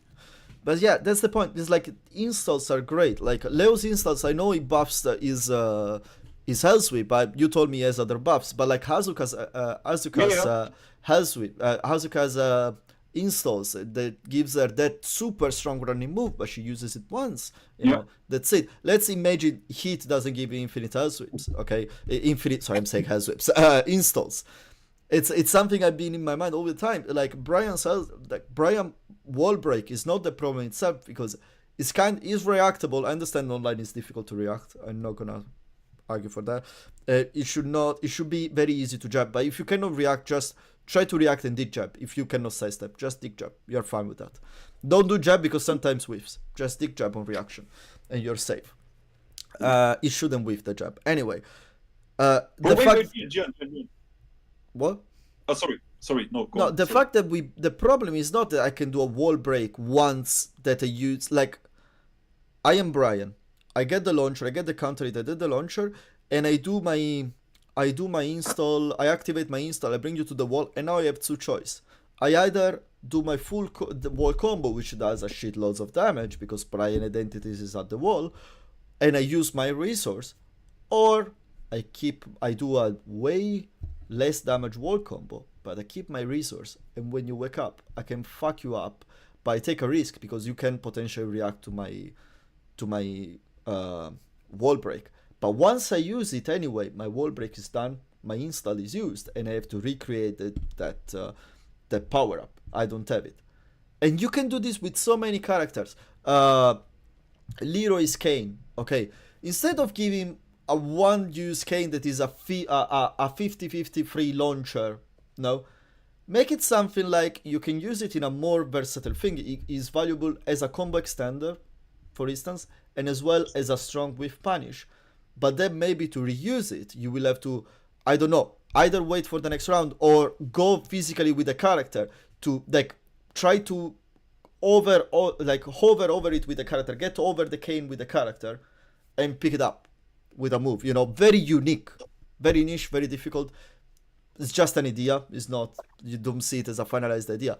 Feng, one use install. He gets his 3+4. He gets his install. He gets either one power up back one, or he gets his spinning key, his 3+4. just once, and that's it. And Yeah. then you have to regenerate the install. But that would have been. Now tell me, wouldn't have all of that felt way more Tekken? Yeah. I mean, someone has also said that Lars, because he's based on, like, I don't know, I think he said Japanese Kempo. He's like loosely based on that fighting style. That he would like, because it's like sword and shield mentality or something in Kempo. That he has said, why do we not take this heat shit away? And he's like, instead of like with rebellion and shit forcing mix-ups, that he is like building up. You can collect them like parry tokens. Also, is a cool idea. That he can like, you know what I mean? He can collect parries. Also, you can use it like when he has the hit, you can use it as a shield. But like you see, but these kind of things, this is what like, and that's what drives me mad. They are trying to emphasize the uniqueness of the character through a homogenized system. Rather than doing these things, they actually creates uniqueness in the characters. It's mind-blowing to me. It's absolutely mind-blowing. It's like I like Brian's install so much. I don't like this. It might be he's too strong when he's in it, and I don't like the incinerator string is too strong. That it tracks 180 degrees. That's just fucking stupid, you know. But the fact that is like that what the install itself gives to Brian, I find it very interesting. I find it and very much fit in the character, because the incinerator string is just an evolution of basically a hidden mechanic they used to have in Tekken 7. When he did when he finishes his taunt and he did a laugh, or you successfully did a rage drive, he would get a powered up 2-1-4 string, which no one was using it because it was so niche. The fact they incorporated that in the character, I find it amazing. But then, no, they like the over-the-top mechanic. The Warrior Instinct is the proof as well. The Warrior Instinct is the worst install that there is in the game. It's not fun. It's not fun at all. I don't know. For me, it's fun. Yeah, when you use it, but at the end of the day, is a game played by two people, and most of the people fights against the Yachi. They don't play Yachi, and so. Yeah, but if you fight against all of these bitches, it's not fun. But you know what I mean? It's not fun to deal with Lars in Rebellion. It's not fun to deal with Brian Incinerator String. Like, yeah, I don't know. They do a lot of shit that is obviously not fun on the receiving end.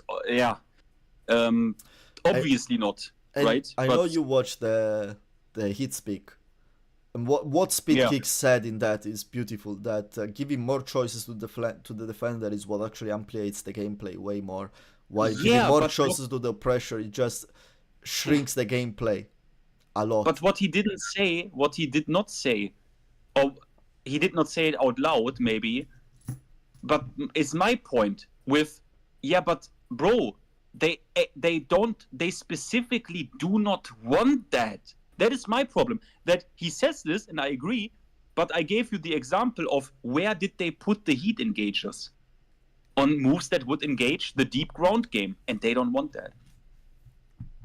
So, I don't know. Who am I? You know what I mean? Like, they actively remove this shit. By the way, if I would, you know what? Leo, for example, why is Leo not doing any shit with his grappling hook? Which one is the grappling hook? Is the parry? No, he doesn't do anything with it. He has this luckily, come on, his cringe as fuck, the grappling hook. No, it would be sick, because get this, if you are in heat, he can just use it, or he can build up grappling hooks, and then he does literally a scorpion come over here from full screen and mixes you. Wouldn't that be sick? No, I don't like the grappling hook, honestly. I'm not a fan of it. I think it looks bad. But, it's like, that's personal. That's just personal. BLN Snake says something, actually, I think is very interesting. It is a double-edged sword. Cool when you use it, but it feels bad if you get hit by it. That's the same feeling I had with Bow Rage Drive. No. Yeah. I honestly, sometimes I think when I'm in hit, especially when I play Fang, as well when I play Brian, but more when I play Fang, when I do the shit that I can do in hit, I feel like I am just a bully. It's not. I don't feel like a. I feel like I know we are all very big Tekken nerds, so we all will remember. We all, most of us, maybe some of us, will remember the Maymon's Wii video when he said how he was feeling by winning with Bardock, which was basically was admitting I'm robbing people. That's how I feel with hit, especially with characters with a strong 50-50 like Fang. I'm robbing people. With a strong 50-50 combined with strong plus frames. Because Brian 50-50 is not a natural 50-50. It's not the mid-low crazy 50-50. Yeah, but I mean, the thing is always, with Brian, that is not his quality. His quality is that he gets literally one. I mean, you know, 50-50. It's with Fang is insane, man. Come on, like Stomp. Like look at this sequence. Hit engager into back 3, and I'm still plus 6, and then we are at the wall. I can do side step 2 into, and he goes back turn, and now I can either do 1 if you challenge me and I get a guaranteed shoulder. If you probably will duck because I tried 1 in the past and you know I got a duck, I can either do 1 plus 2 to just get some damage, or even just to stay safe. Do a safe mid power crush wall splat plus 5 move. And then after that, I'm plus 5. You know what? You're probably not gonna press. So what can I do? I can place another back 3. And I have again plus 6. It is still and you don't need, like, I am not a lab monster. I don't play by the frames and everything. But this should not be in the game, man. I mean, if certain, you could, obviously not to the same degree of power level, but you know, who also had a very brain dead rage drive, Steve.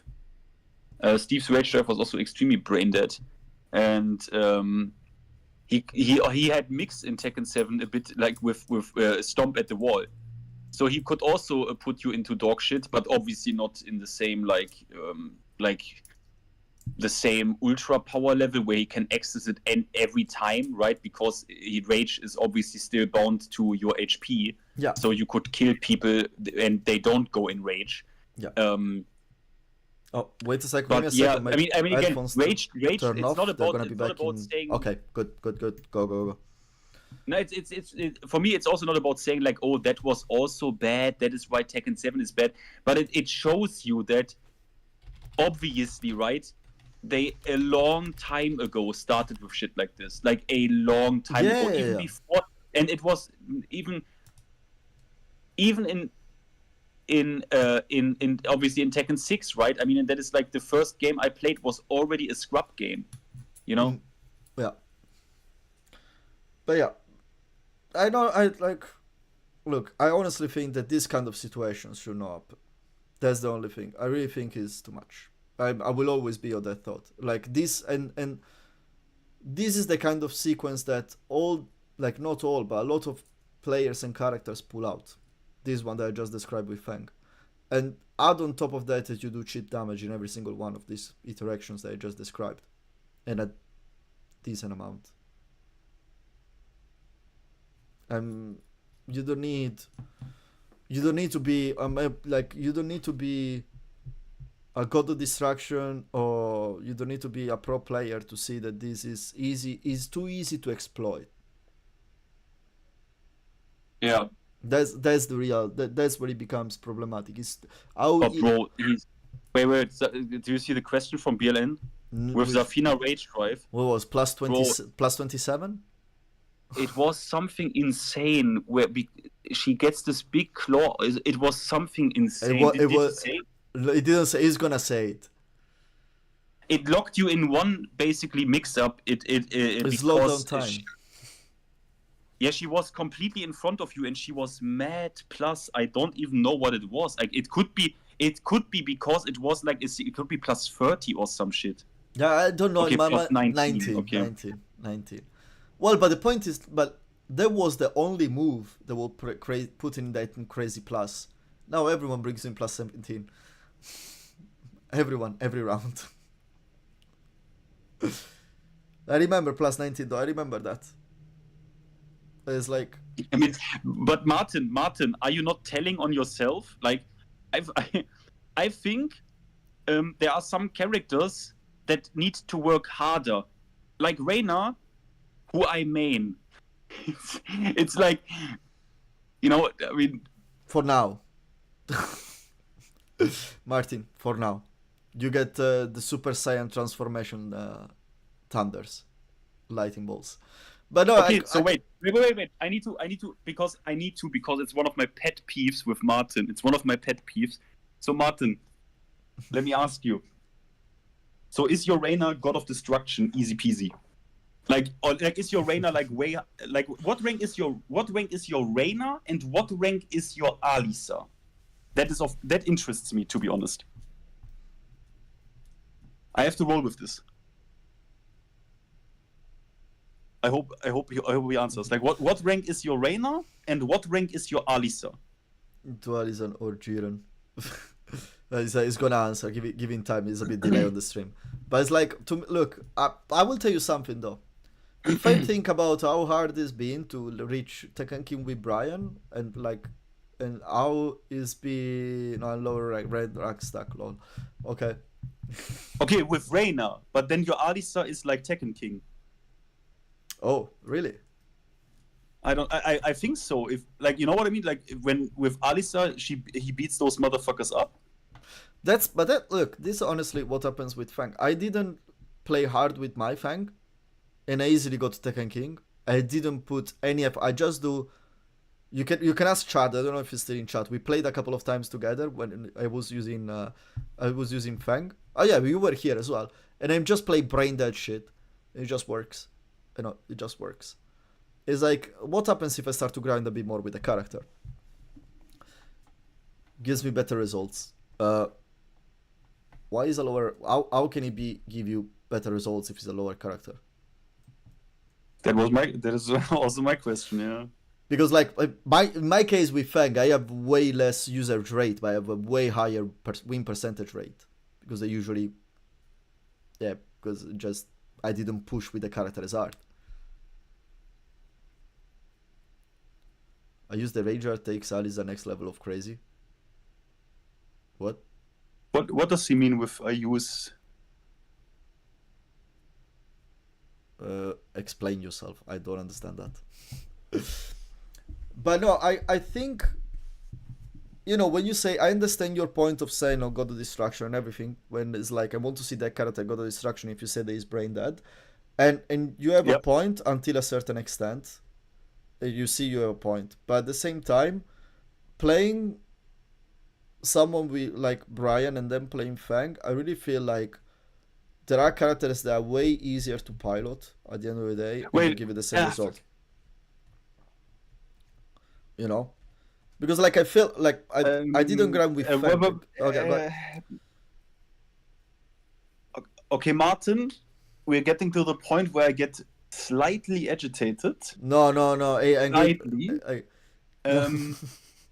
What buttons are you talking about in specifically with Alisa that you can spam? Martin, don't do this. Save yourself. No. Try your character, but it's hard for me. It's just because it's because I have PTSD because you remember the Drag incident. You know, Drag was the first person he brought in chat today. He might be still watching. Bro, the thing is, Gian, legit take, Drag is, he has to be someone who literally, bro, he is in so many comments every time in live streams. He has so many thousands of games and is still a fucking scrub. This guy has to be legit. Gian, I don't say this as an insult. I think he is a basement dweller who literally has like no life and is like hanging around Tekken and shit. It's crazy, bro. It's fucking crazy. But that is why I get always PTSD, here. right? Because giving credit, he's always here. I know he trolls. I don't care. Like, you know what? You know me. He doesn't troll. He doesn't troll. You know me. He's just brain dead. I value the weights. Like if now I know the element, I know the person, so it's like okay, I give certain a specific weight to his words. The thing is, do you know what he said about Alisa, right? He said he can pick up Alisa And get got the distraction and Cuddle Core is he can no. He said he can dominate in tournaments with her in 2 weeks. Yeah, which clearly means he never went to a tournament. But that's the point. It's like when someone says what's his rank? He's like he's Tekken Emperor or something, barely. He's Tekken Emperor. Wow. Yeah, with Horlang after 8,000 games in ranked. Yeah. Okay. Then gladly I made it to Tekken God yesterday again. Yeah, but I mean, bro, it's But it's like is more like. You say something like this. You say like Cuddle Core is she cannot even win with Alisa, the scrub character and everything.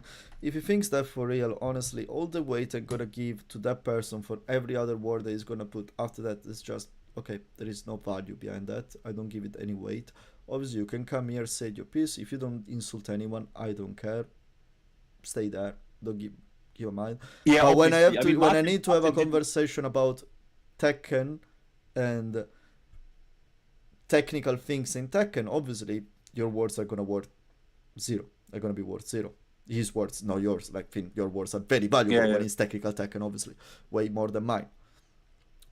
I mean, Martin also obviously I don't mean Martin with this, and he didn't do this, but with Drag, the additional factor was it was literally a stream where where FDX coached someone, right? Like literally a positive environment, right? Like a positive learning environment. Okay, Martin, but now you need to. What do you mean? What do you mean? Okay, let me ask you 2 questions, Martin. What do you mean with Alisa you can smash? And are you Elder God in Mortal Kombat? How difficult is to get to the max rank in Mortal Kombat? Do you know? I cannot tell you for sure, but I would assume it is relatively. It's a good challenge, I would say. It's a good challenge. I think. It's probably nowhere near like GOD. Judy, people say like by the way, people says GOD is easy. GOD is not easy. It's easier. It's still not. Than Tekken God Omega. It's easier than Tekken Omega. It's not easy. Yeah. It's like it's probably like I honestly think okay, BLN says he was Elder God, and says literally it was easy. But BLN is good. He's good at video games. BLN is a good fighting game player, so that is why like he's just a good fighting game player. So no, but it's like that's the point. Is what I want to say. Oh fuck, my brain is fried. Yeah, I need to go for dinner soon, by the way, because my brain is fried. But I really feel like what do you think? Actually, what do you think? Before they introduced Tekken God Omega, you remember that the highest rank was Tekken God Prime. What do you think is harder, Tekken God Prime or God of Destruction? Tekken God Prime. Tekken God Prime was harder?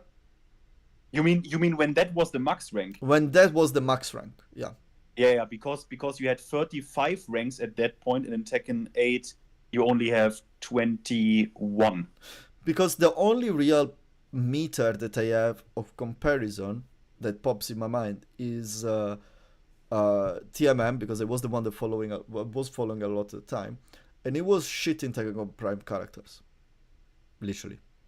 He was struggling, but he was shitting them. And he's struggling way more now in this system. I know it's not much. I would say you know why? I would say it's because I can tell you why.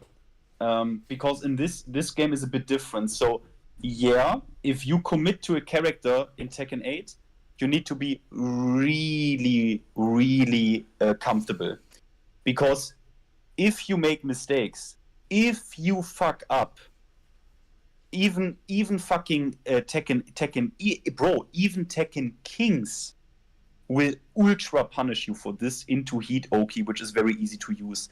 So, and because of this volatile nature, you need to be so comfortable, because then if you are comfortable, just the comfortable factor with a character, because to streak, right? To get the streaks going. And main man switches around characters a lot. Yeah. Right? Like then he plays Devil-Jin, then he plays Lee, then he plays maybe a bit of Brian, then maybe a bit of Kazuya, the viewer matches today, bit of Heihachi, yeah? So that is a factor that is really big, really big. Okay. You need to be really warm, because you know how it is in Tekken 8, right? Even a fucking Tekken King, if he is a just okay Tekken King, will launch you, and he knows what to do now, right? He knows what to do now. Yeah. Okay, I get the point. Because I don't know. Because to me, at the end of the day, I saw the numbers the other day of the ranks and the percentages, and yeah, you can see that there are like the percentage of God is it's quite high. It's higher than what it should be, but it's nothing crazy. But it's quite high, especially because I think is because that instead of like I used to be in Tekken 7, once you reach the max rank, you can keep on rising your rank and basically your rank points, and basically you get in a point where you have to lose 1,000 matches to get down. You know, at the end of the day. Yeah. But we can also not forget the fact, you know that, right? Tekken 8, we had 1 year plugging and boosting and cheating. Once that gets reset, because now you can no longer plug, at least. On PC, you can, Yeah, on PS you cannot plug. But you can no longer, in the traditional sense, plug. So, bro, many people plug this shit, and I know this for a fact. You can look this up, how many GODs are plugged when they have like 110 win streak. Basically yes, 110 win streak, have not played since 8 months, and you know normally in FGOD on like one, they have plugged this or boosted this shit. Yeah, of course. So yeah, this is also the number. Yeah. Which, of course. Take pride, I never won and done. I denied a couple of rematches just because I had 3 frames of rollback netcode. So no, I'm sorry. Yeah, I don't play that. But that is a point, bro. But now that you remind me of this, that is actually a point that made Tekken 7 ranking system easier. Because obviously, what many people used to do, you just find a matchup that you like and you are comfortable with, and you hope the other guy, and then you just milk him. That's why I'm against death matches in ranks. You should have the option, like you fight someone. Look, how this game works, for how fast it is, and I always say this game is set for being first to 3. It should be first to 3s, or obviously forced. You gave up your match, because that's how it should be. Or if you keep it first of 2, you give the opportunity for 1 rematch. You keep it first of 2, then you do rematch, yes, no, yes, 1 more first of 2, and then open for debate if you want to do the final, or you're fine with a potential. Yeah. Even a potential draw, it would be alright, honestly. It's not a big deal. But it's like, and the points are given after the match is set. So that if you win 2-0... what Street Fighter has, where you can just say switch to quick match, like switch to room. Yeah, of course. For the deathmatch, yeah, you should be allowed to have a deathmatch with everyone. Especially, it's nice when you sometimes happens when you find that player online, like yesterday, actually, and then we close it. I found as someone that doesn't know shit about Xiaoyu, I fought this Xiaoyu player. I don't remember who won. But it was you could see it was a real Xiaoyu mate. He was doing all the Xiaoyu bullshit, but it was so good. It was inspiring, man. Inspiring. It basically did. And what made me think like that? It was when I was at. We were in. But I'm putting the replay now. We were into. If I still have it saved. I was into the.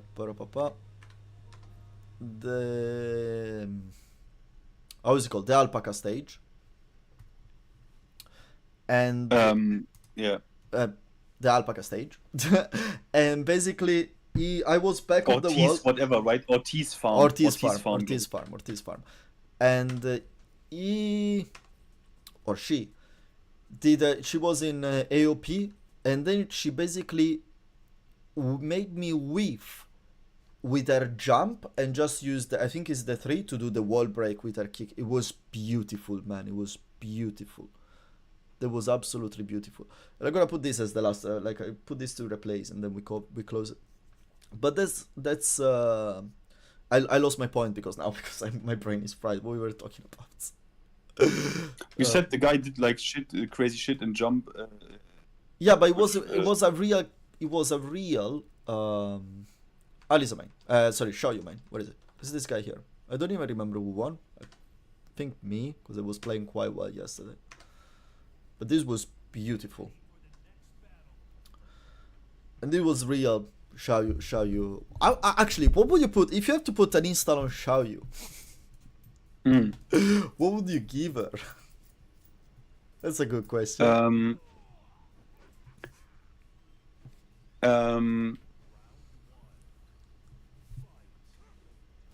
I would the forward roll she has. That's just from the top of my head, but something like if she does this forward roll to like be in the line of we want this to be aggressive but not insane. Let's make this forward roll a parry. Like that forward roll has a parry where a sick animation comes from, so she can approach with this, right? She can approach. That's it. But because when she approach with the roll, it's not like she gets anything like for free or sick, whatever. But this allows her to approach and then play. Like not with Lars, for example, right? Lars does Rebellion, Power Crush mid into Ultra Plus frames. In Xiaoyu's case, I would simply give her an install that, or she can farm, she can get like up to 2 tokens or something. And these are like parry tokens, and if she does a roll, she has a parry in there. And the only thing it does, it's like not that much damage and a cool animation back to neutral, right? Like literally a cool animation where she kicks you away with shooting star or something, you know? Yeah. Something like this maybe. Oh man, I'm gonna miss this side walk into combo that are not gonna exist anymore because they're gonna realign. I mean, that was we a back don't know yet, right? Like no, that was a back turn. Like... That one, no. But still, with Brian is so much into the character. It's like when you do forward 3, you have to sidestep. When you want to do the big back 3 into where the fuck you going, Brian? When you do the big 3 forward to one ender, you have to sidestep right before you do it. So much. I have not trained. I have not trained this combo actually. Which one? I have not. I have to check out. Which one? Didn't you want to know the like famous? There was one with sidestep, right? Well, with Brian, no, I know with Brian. I know with which Brian. one you have. I know with Brian which one you have to sidestep right. No, I know by Brian combos. I know more or less. It's like on Brian. Is that not the like most optimal combo or something? The most optimal combos now they go into back. Look at that shit that she pulled out, man. That was so sick. The optimal combos that Brian does now, they all go into back 1-2, forward, back 1-2. With pauses. But online, sometimes they're a bit tricky to pull. I think I lost twice against this guy actually. Let's see, but I want to check that. That's is in the second match. That was sick. But yeah, but optimal combo with Brian, yeah. Because sidestep, but it's like the sidestep right is just to realign because a lot of his like is 1-1 as well on counter it. He used to have the character, the counter in the character, and then they fixed it. And I understand you want to fix it on the like, and that's the point. You want to fix this kind of problems of realignment. You fix it like this, even if it wasn't that necessary. You could just sidestep right and do the combo. Yeah. But at the end of the day, you want to adjust it. You want to make it straight. You do it like this, you know, instead of changing the whole game. Because changing the whole game, making the moves realigning like this, it creates the situation where there is, look at this, man. That I didn't press, but fucking hell, there was so much Xiaoyu in the frames. it will make it in a way that it creates potential for more bugs in the system, you know, and for more weird scenarios, weird Tekken scenarios. What when you are at the wall, you know, what they were saying in the speaks yesterday. Yeah, true. It's like how is this gonna affect the hitbox and earth boxes when the cameraman is going crazy, you know? Yeah. Like all this stuff. Yeah, it's a good question, man.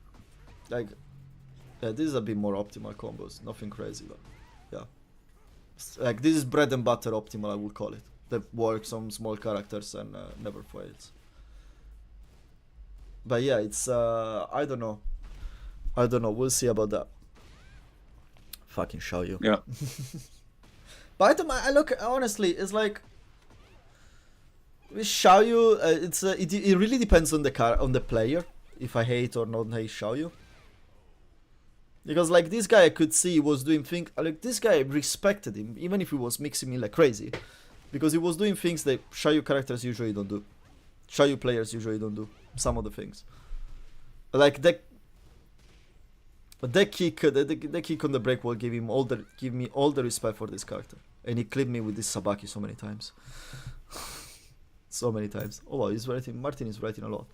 Urea, my strongest tool in the lower ranks is our jabs. Then do some combos, open the mic, counter block.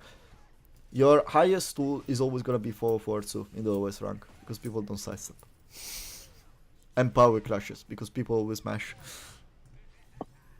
Power crashes are so strong, especially on low. He also asked one question: what we think about the Mike Hollow thing with Tom and Dave. But I'm gonna be honest with you. I watched that because of the drama with Tom and shit and Dave. But bro, I think Mortal Kombat is a dog shit game, and always was. And bro, trust me, I have almost 8,000 hours of MKX from back in the day, and MKX was. There is a reason Eris calls it Moron Combat. I mean, I enjoyed the game, but the game was mad retarded. I don't know. I didn't play MKX. I played him casually. Yep. By the way, I'll just go back. Oh, I missed it. I didn't play MKX, but I played MK11 for like 150 hours, and I liked it as a casual game. It's a casual competitive-ish game. It's like, yeah, obviously try to win, but I don't care if I don't get too much into the game. No, I play for fun basically. MK1, I didn't play the game just because when they launched it, I was kind of excited. I was just completely thrown off when I saw that they implemented the only system I really despise from fighting game, which is assist. I hate assist. Assist, yeah. I Okay, hate assist. yeah. I hate assist, man.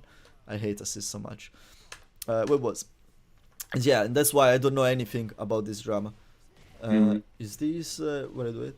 Yeah, this here. This is what the update is gonna take away. Look at this combo. This is a perfect instance. Because here, it's not that I know this. Here, I realize it on the spot. There is like, I want to reach, you saw the micro step? Yeah. That stuff is gonna go away now. Probably. Probably, yeah. Probably, This yeah. stuff, and this stuff was when he was giving you, this was what was giving you the point of good player knowledge. Like, I work my ass to recognize this moment and knowing that I'm fighting a female character I'm fighting a small hurtbox character, and that's a sick pose, by the way. And I want to get my QC back to one up the wall, the one my meet with, because I didn't do yet a side step right in my combo, so I know I need to do it. So I pop it now, so I can do my micro step right to do my combo. And I didn't learn this overnight. It didn't require me. The point is, it didn't require me to spend 1,000. It's not a perfect electric. Okay, this thing is not crazy electric. It might sound like a lot, but if you have, like, I checked, by the way, I'm gonna show you now. I have 7,000 matches with this character at the end of the day, for real. Not in ranked, because I have a lot of quick matches. But it's like learning when you get to that point where you can do this kind of quick thinking with your main character, you know, and adjust these things. For me, removing that it's like getting to the level is. I mean, I don't even. but I don't even know if they only mean a realignment for the initial launch, or like I don't even know exactly what they the presentation again was so shit that we even have these questions. Or you say like, oh, probably this is gonna go. I'm like, also yeah, probably, but they are so shit at even presenting their changes, right? No, if man, you have it's so awful. many unanswered questions. It's awful. It's like I really, if they're gonna do another Tekken, when they're gonna do the next Tekken talk, I'm gonna do a video about it, and I wanna really just speak about how bad are the Tekken talks, not just for pace, not just for presentation, but as well for demonstration. Because like, and I don't mean to say anything against Nakatsu execution, because I remember they show him playing on a stick and he can wave dash and KBD apparently. Yeah, bro, but then the thing is, but then isn't that the point? Then how much of an unprepared amateur motherfucker are you, Nakatsu, that you come with a controller to this joint?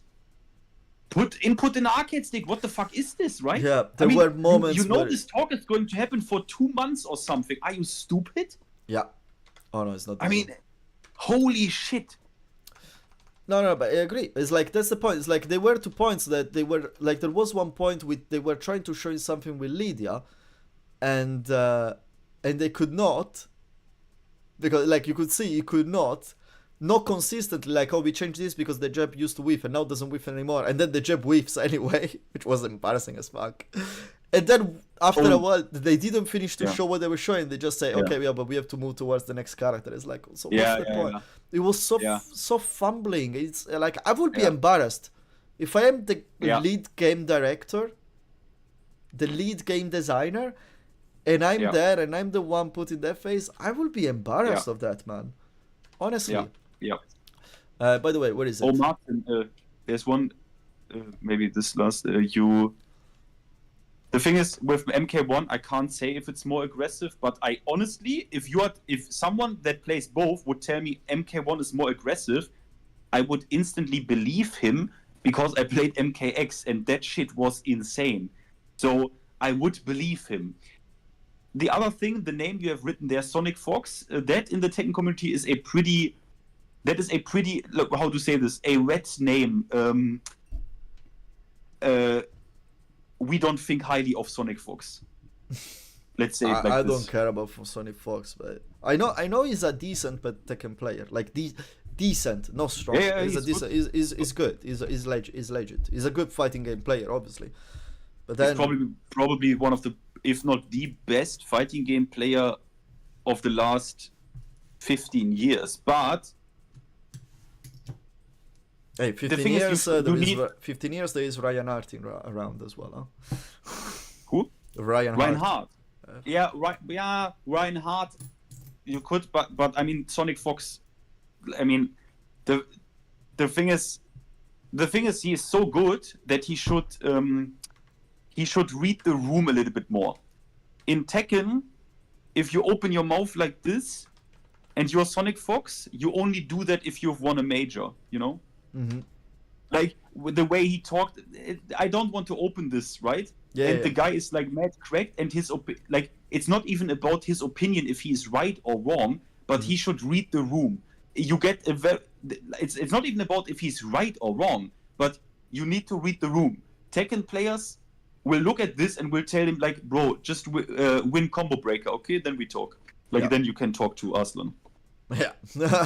Yeah. Oh yeah, no, now I remember. Now I remember. Yeah, no, you should shut up sometimes. Definitely. Now I remember, because I know someone that watch all these things. But yeah, at the end, I have 6,000 matches with Brian. 6,000 something between ranked and non-ranked. As I remember you saying, no, you don't have 7,000. It's because when I said 7,000, I was reading at this one, the general profile. But then Martin, the thing is, sorry, Jim. No, go ahead. Just talking shit.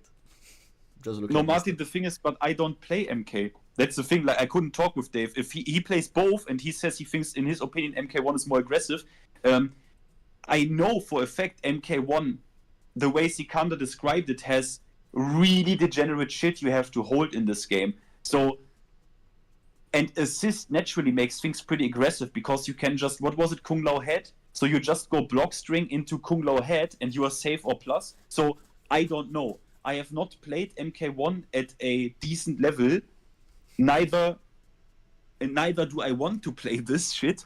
I would have played it if the game launched with crossplay, but it didn't. So I was like, okay, fuck off. But the thing is, I can't talk about this. I didn't play MK1, so I can't talk at all about this. But I'm sure Tom, I don't know if Tom has played Tekken 8 a lot, but maybe Mike has made some points. Because Mike has played both, but I think he was really quickly finished with MK1 because he also did enjoy this game. I don't know. I saw from MK1. I was like when they released Chaos Reign.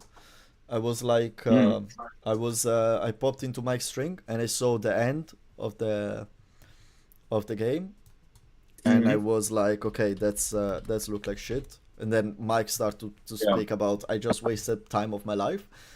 And and I just said, okay, you know what? I'm not gonna get Tekken 8.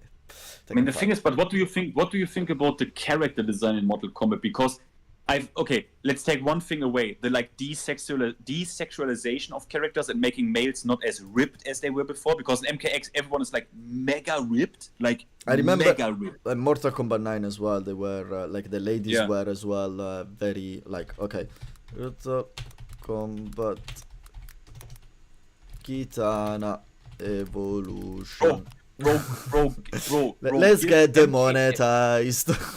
Bro, put in Mortal Kombat X bandage, like Melina bandage outfit DLC, bandage outfit DLC. Look at that joint, and that is the craziest joint. Kitana.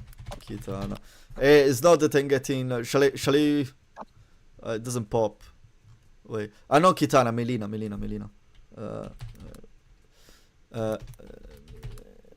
How do you spell it? M-E-L-E? Melina, okay, I think. Okay. Mortal Kombat X. Is it a costume?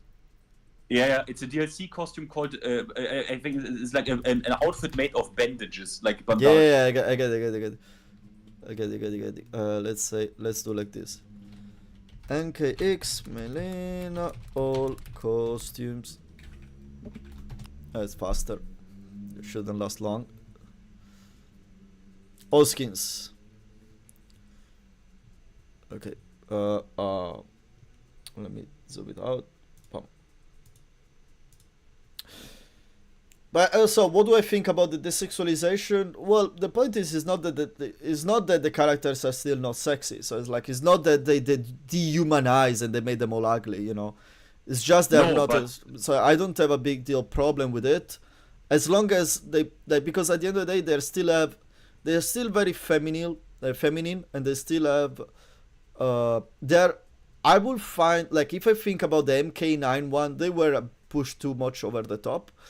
And if you want to go for a more photorealistic design, I think, what Mortal Kombat wants to do with their humanoid characters, I don't have a problem with it because as well, it's not that they're completely unsexual. You know, they're not wearing baggy clothes and everything.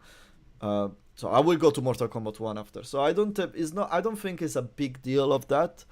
There is not a bandage. It's not in there. It's not. Wait. It's not in MKX. It's MK9. It's MKX. MKX. Is it Melina? Melina. Yeah. Bandage costume. Now I'm curious. I have to see. It's MK9, man. Is this one? No, they put it in MKX as well. I mean, like you see, is this one? I mean, it's pretty obvious. It looks very. It's obviously this one. I mean, I can understand if they remove this thing with the changing of time. You know, like the point if they would have started to make, like if they would have gone completely in the opposite direction, they would have not work. Like this, I don't have a problem because honestly, I like what I respect. How ripped she is. Look at that. Look at the six-pack, man. It's like, when is the last time you saw a fighting game lady with this shoulder and a six-pack? You know, she's fitter than Leo. Yeah. That's the point, and that I respect, because I mean always say like, and actually that one I'm against. Now they look way more flimsy, the ladies. Bro, was it really MK? I mean, it is MK9, but I thought they had this as well in MKX as a skin. No. Huh. But yeah, it's a Flash Pit outfit.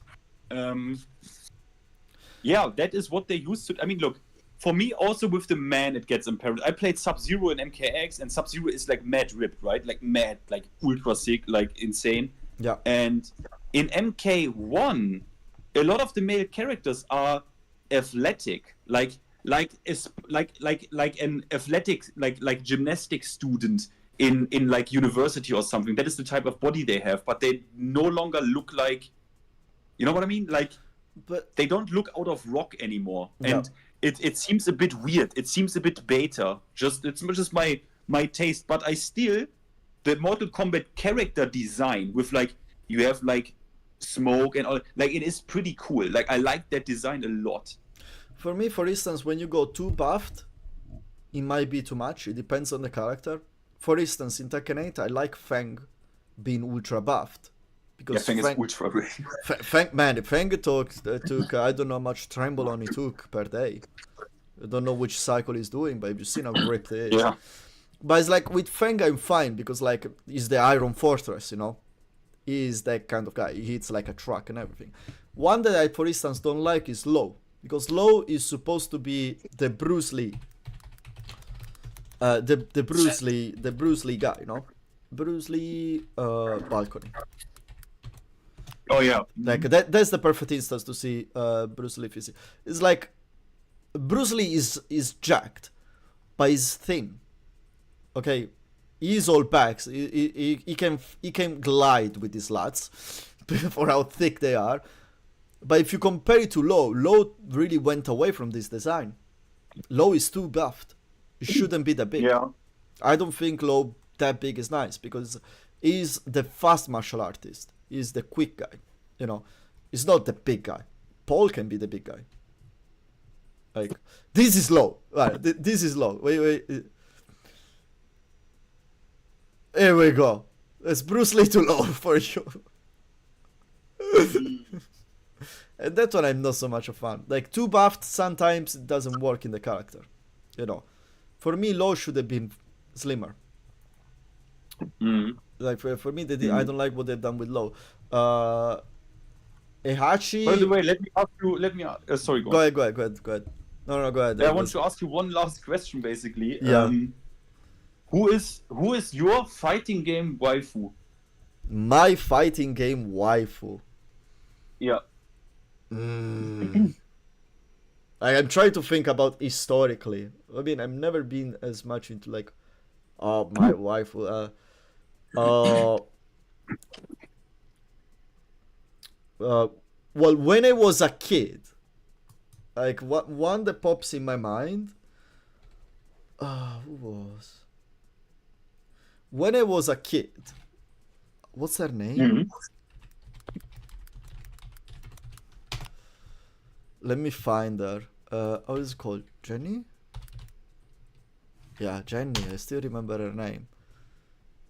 Like, this lady here, I found, like, this was, when I was a kid, I was like, I wasn't a wife, I wasn't going crazy for it, but I found her design, like, as a design hitting way more as a sexualized character than Anna and Nina.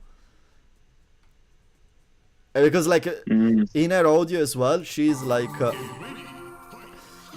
I was playing this game a lot when I was a kid, but in her audio as well, she is very, like, when she turns into a bat, she is very, like, how you say, I can recall the word, wait. She is very provocative, you know? And would you like her in the bat form? No, I don't like her in the bat form, man. Like, in the bat form, she's a monster. But I was a kid at the time. If I have to think now, it's different. If I have to think now, probably the one that I find the best now is Lydia. You know? Is Lydia. Now is the character that I think, because she does the martial arts I did for years.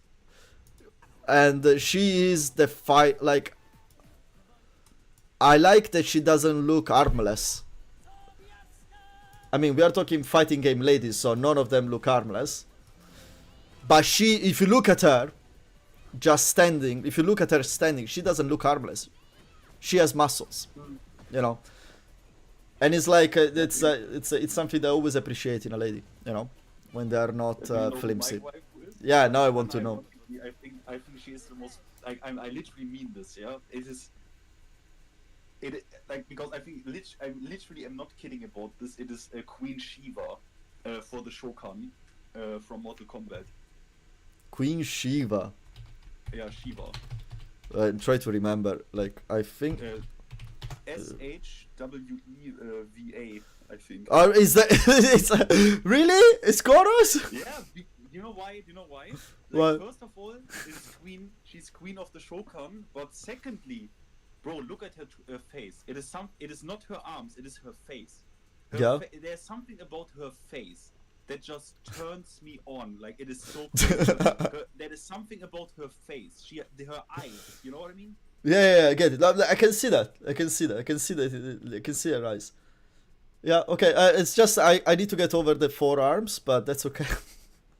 With BL and Snake, Jones likes muscle mommy. No, I don't like muscle mummies. Like, if you tell me like, what's her name?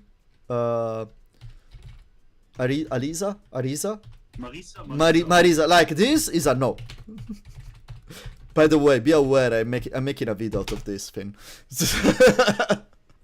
For the Shokan.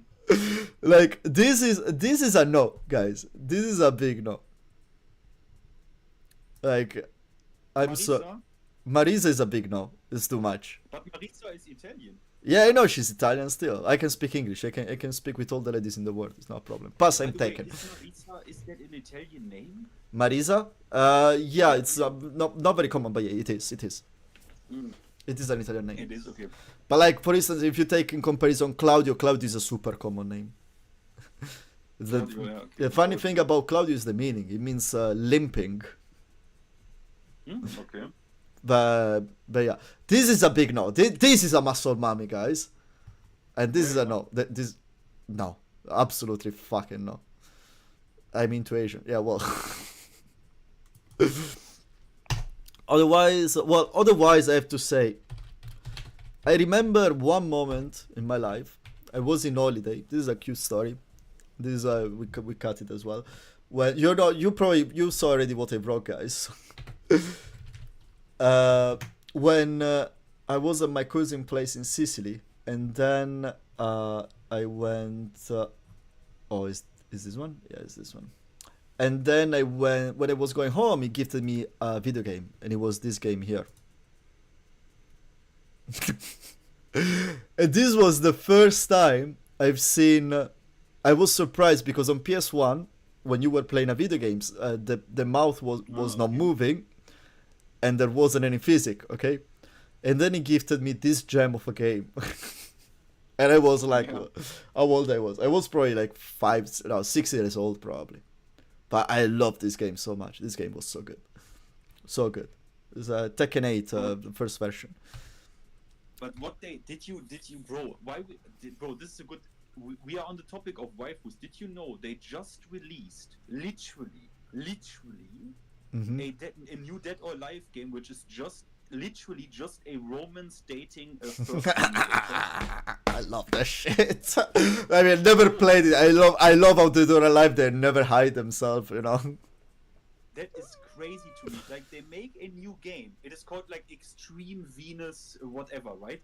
And it's like, it's literally nothing to do with fighting. It is just literally a dating shit with like romance and stuff. Well, like, literally. How is it called? Do you know about Dead or Alive Paradise? Fucking hell, this screen. This game is so good. Do you know about Dead or Alive Paradise? The one where you play beach volley and stuff. Yeah, fucking hell, that game.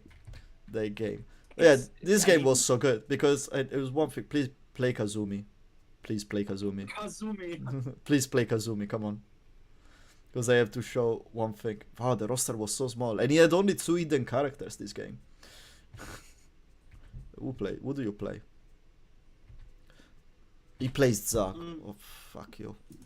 How can you play Kazumi? No, because I want to show one thing. The greatest thing of this game is let me put PS1. The greatest thing of this game was that it didn't matter that it was PlayStation 1, guys. This game had jiggle physics. I hope you can see it, guys. You probably can. But this game had jiggle physics. It was beautiful. Look, the graphic of this game is actually, it's probably upscaled on an emulator, but it's not bad actually. Yeah, there is a bit of tearing. Look at the jiggle physics, guys. Come on. Bro, crazy that they did this. On You PS1. didn't know? Yeah, they did on I PS1. didn't know it was that prominent, no. Yeah, it was that prominent. I remember my father, like, because at the end I wasn't understanding. I wasn't even paying attention to jiggle physics. You know, I was like, oh yeah, I see boobs moving. A 6-year-old boy, who cares? I don't know. I remember my father saying something as well when he was with his friend. Like there was friends coming over, you know, adult friends coming over, and it was only child, so I would, you know, if there are adult friends and they're having dinner and everything, you know, I can play my video games as long as the volume is not too loud, because otherwise what the fuck am I doing? You know, go and play. So I was playing and I remember my father pointing out the jiggle physics to everyone. And for me the most fascinating thing were the fact that when they were doing the victory pose, they would move their lips, you know, they would move their mouth. For me that was the most amazing thing in this game. But then now that I have obviously the adult point of view, is like, yeah, this game was for the future. But the graphic was insane. I mean, it's almost naked, bro, as well. Like, yeah, I know. Bottom, like that is crazy. No, but man, no, man. You like, let's go down the rabbit hole now. Okay, so in this game, when you finish the arcade run, you don't get a new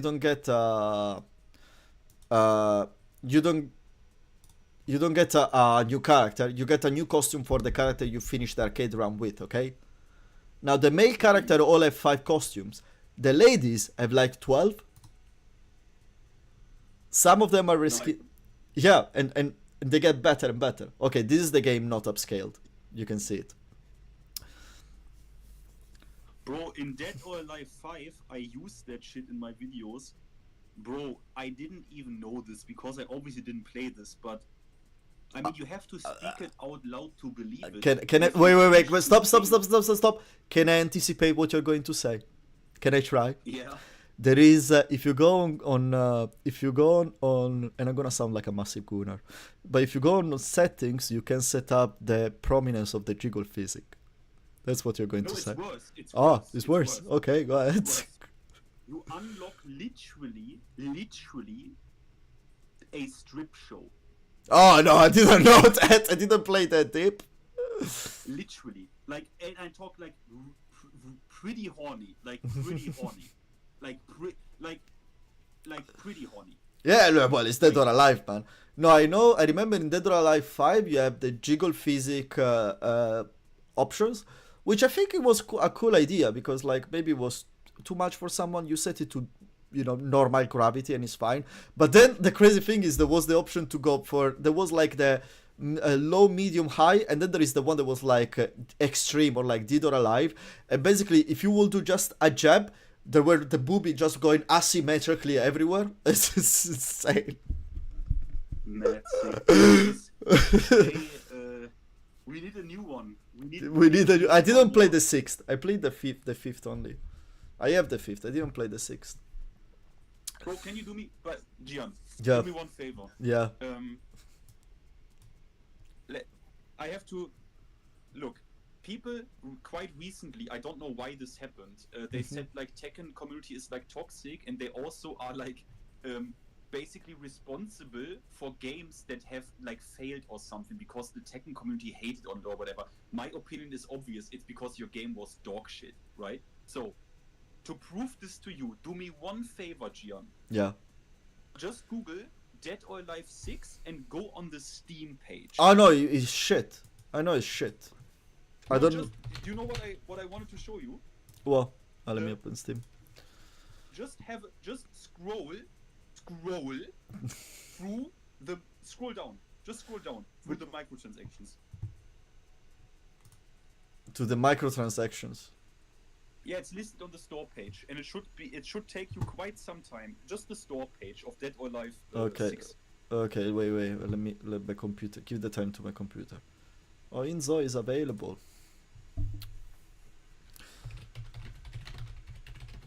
Dead or Alive 6. You could have just googled it, but It's okay. So, where are they? Content for the game is a DLC that you want to show me? yeah, just this main store page. Just the main store page. Is it this one? You mean? Or you want? I go on Google, so it's easier. You can drive me better. Let me go on Google. Okay.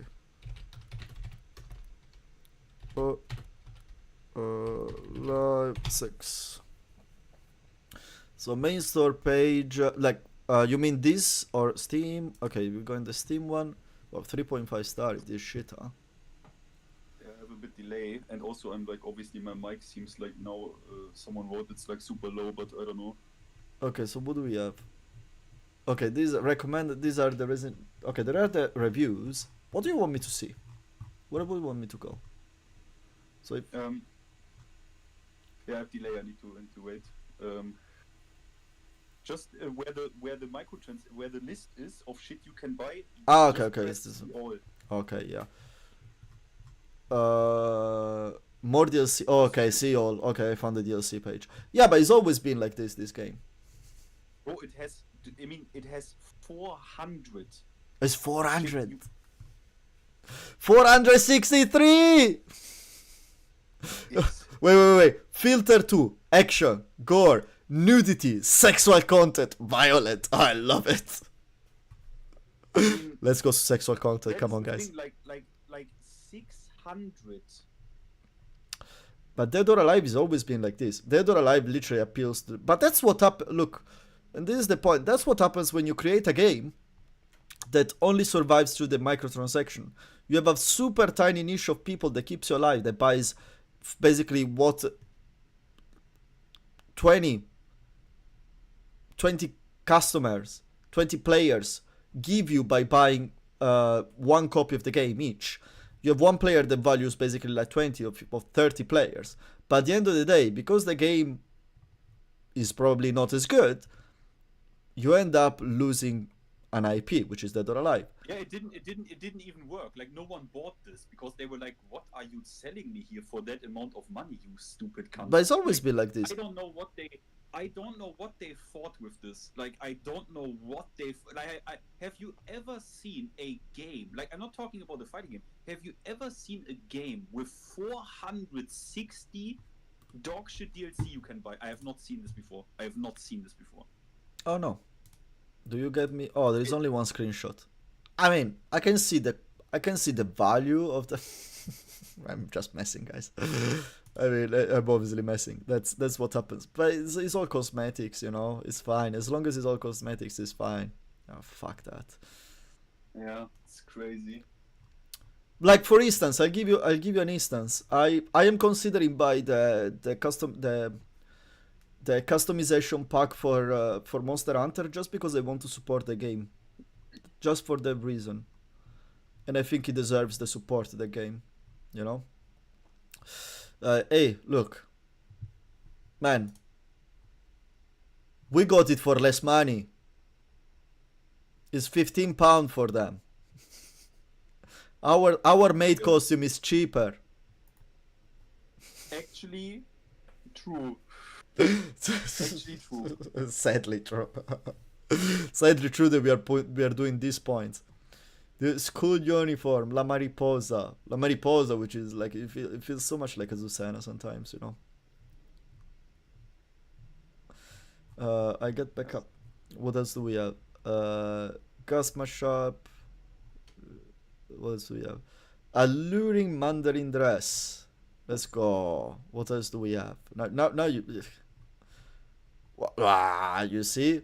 Sci-fi bodysuit, guys. Come on. Look at this. Good shit. Good shit, huh? Good shit. You see, men of culture, we meet again. Yeah.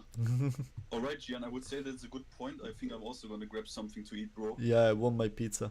as well. Tonight I deserve a pizza. I need to put a beer in the fridge first though. Then I don't know. Tonight I'm probably gonna play Monster Hunter tonight. Fuck it. Or I try Tekken Go Supreme maybe tonight. I don't know. Maybe give it a try. Maybe I attempt Tekken Go Supreme tonight. I'll see. Yeah. Yeah, thank you for stopping by. It's always good to have a conversation with you, especially because we have a lot of different point of views on things. But it's nice to see those. It's always good. Yeah, we are not dickheads about it, right? What? Sorry? What do you say? We are not dickheads about it. Oh no, of course. Hey, you're free to think whatever you want. I feel to think whatever I want, and at the end of the day, the point is, at the end of the day, we are all here just to see this game succeed, because we all want to play more Tekken. Like, I would not buy a first edition copy of Tekken 1 the other day when I saw it at the shop. Yeah.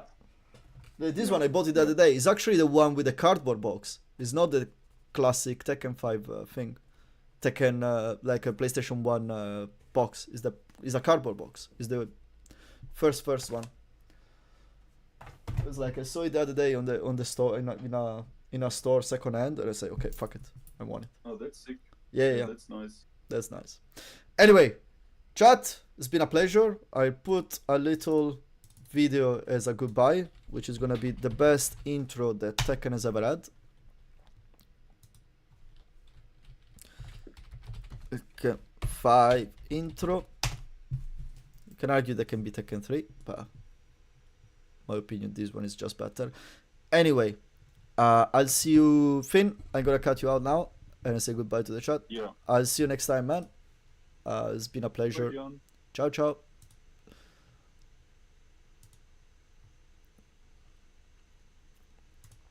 Yeah, and chat.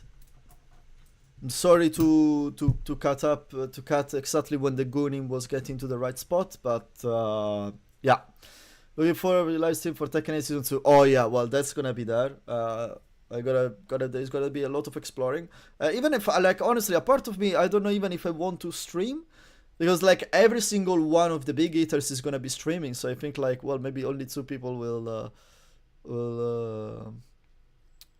with Project Jill. I'll have a look. So a lot of people is going to be watching these other streamers, you know. So I'll see. But yeah, I'm gonna leave you with this amazing intro, which is the best intro that Tekken has ever had. And thank you so much for stopping by, guys.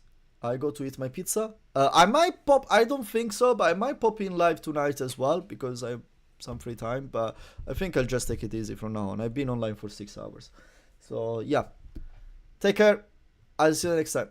What did I miss? Man, go watch the last part of the stream. There was a lot of gooning going around, but I'm gonna do a video about it. Okay, guys, take care. Ciao, ciao.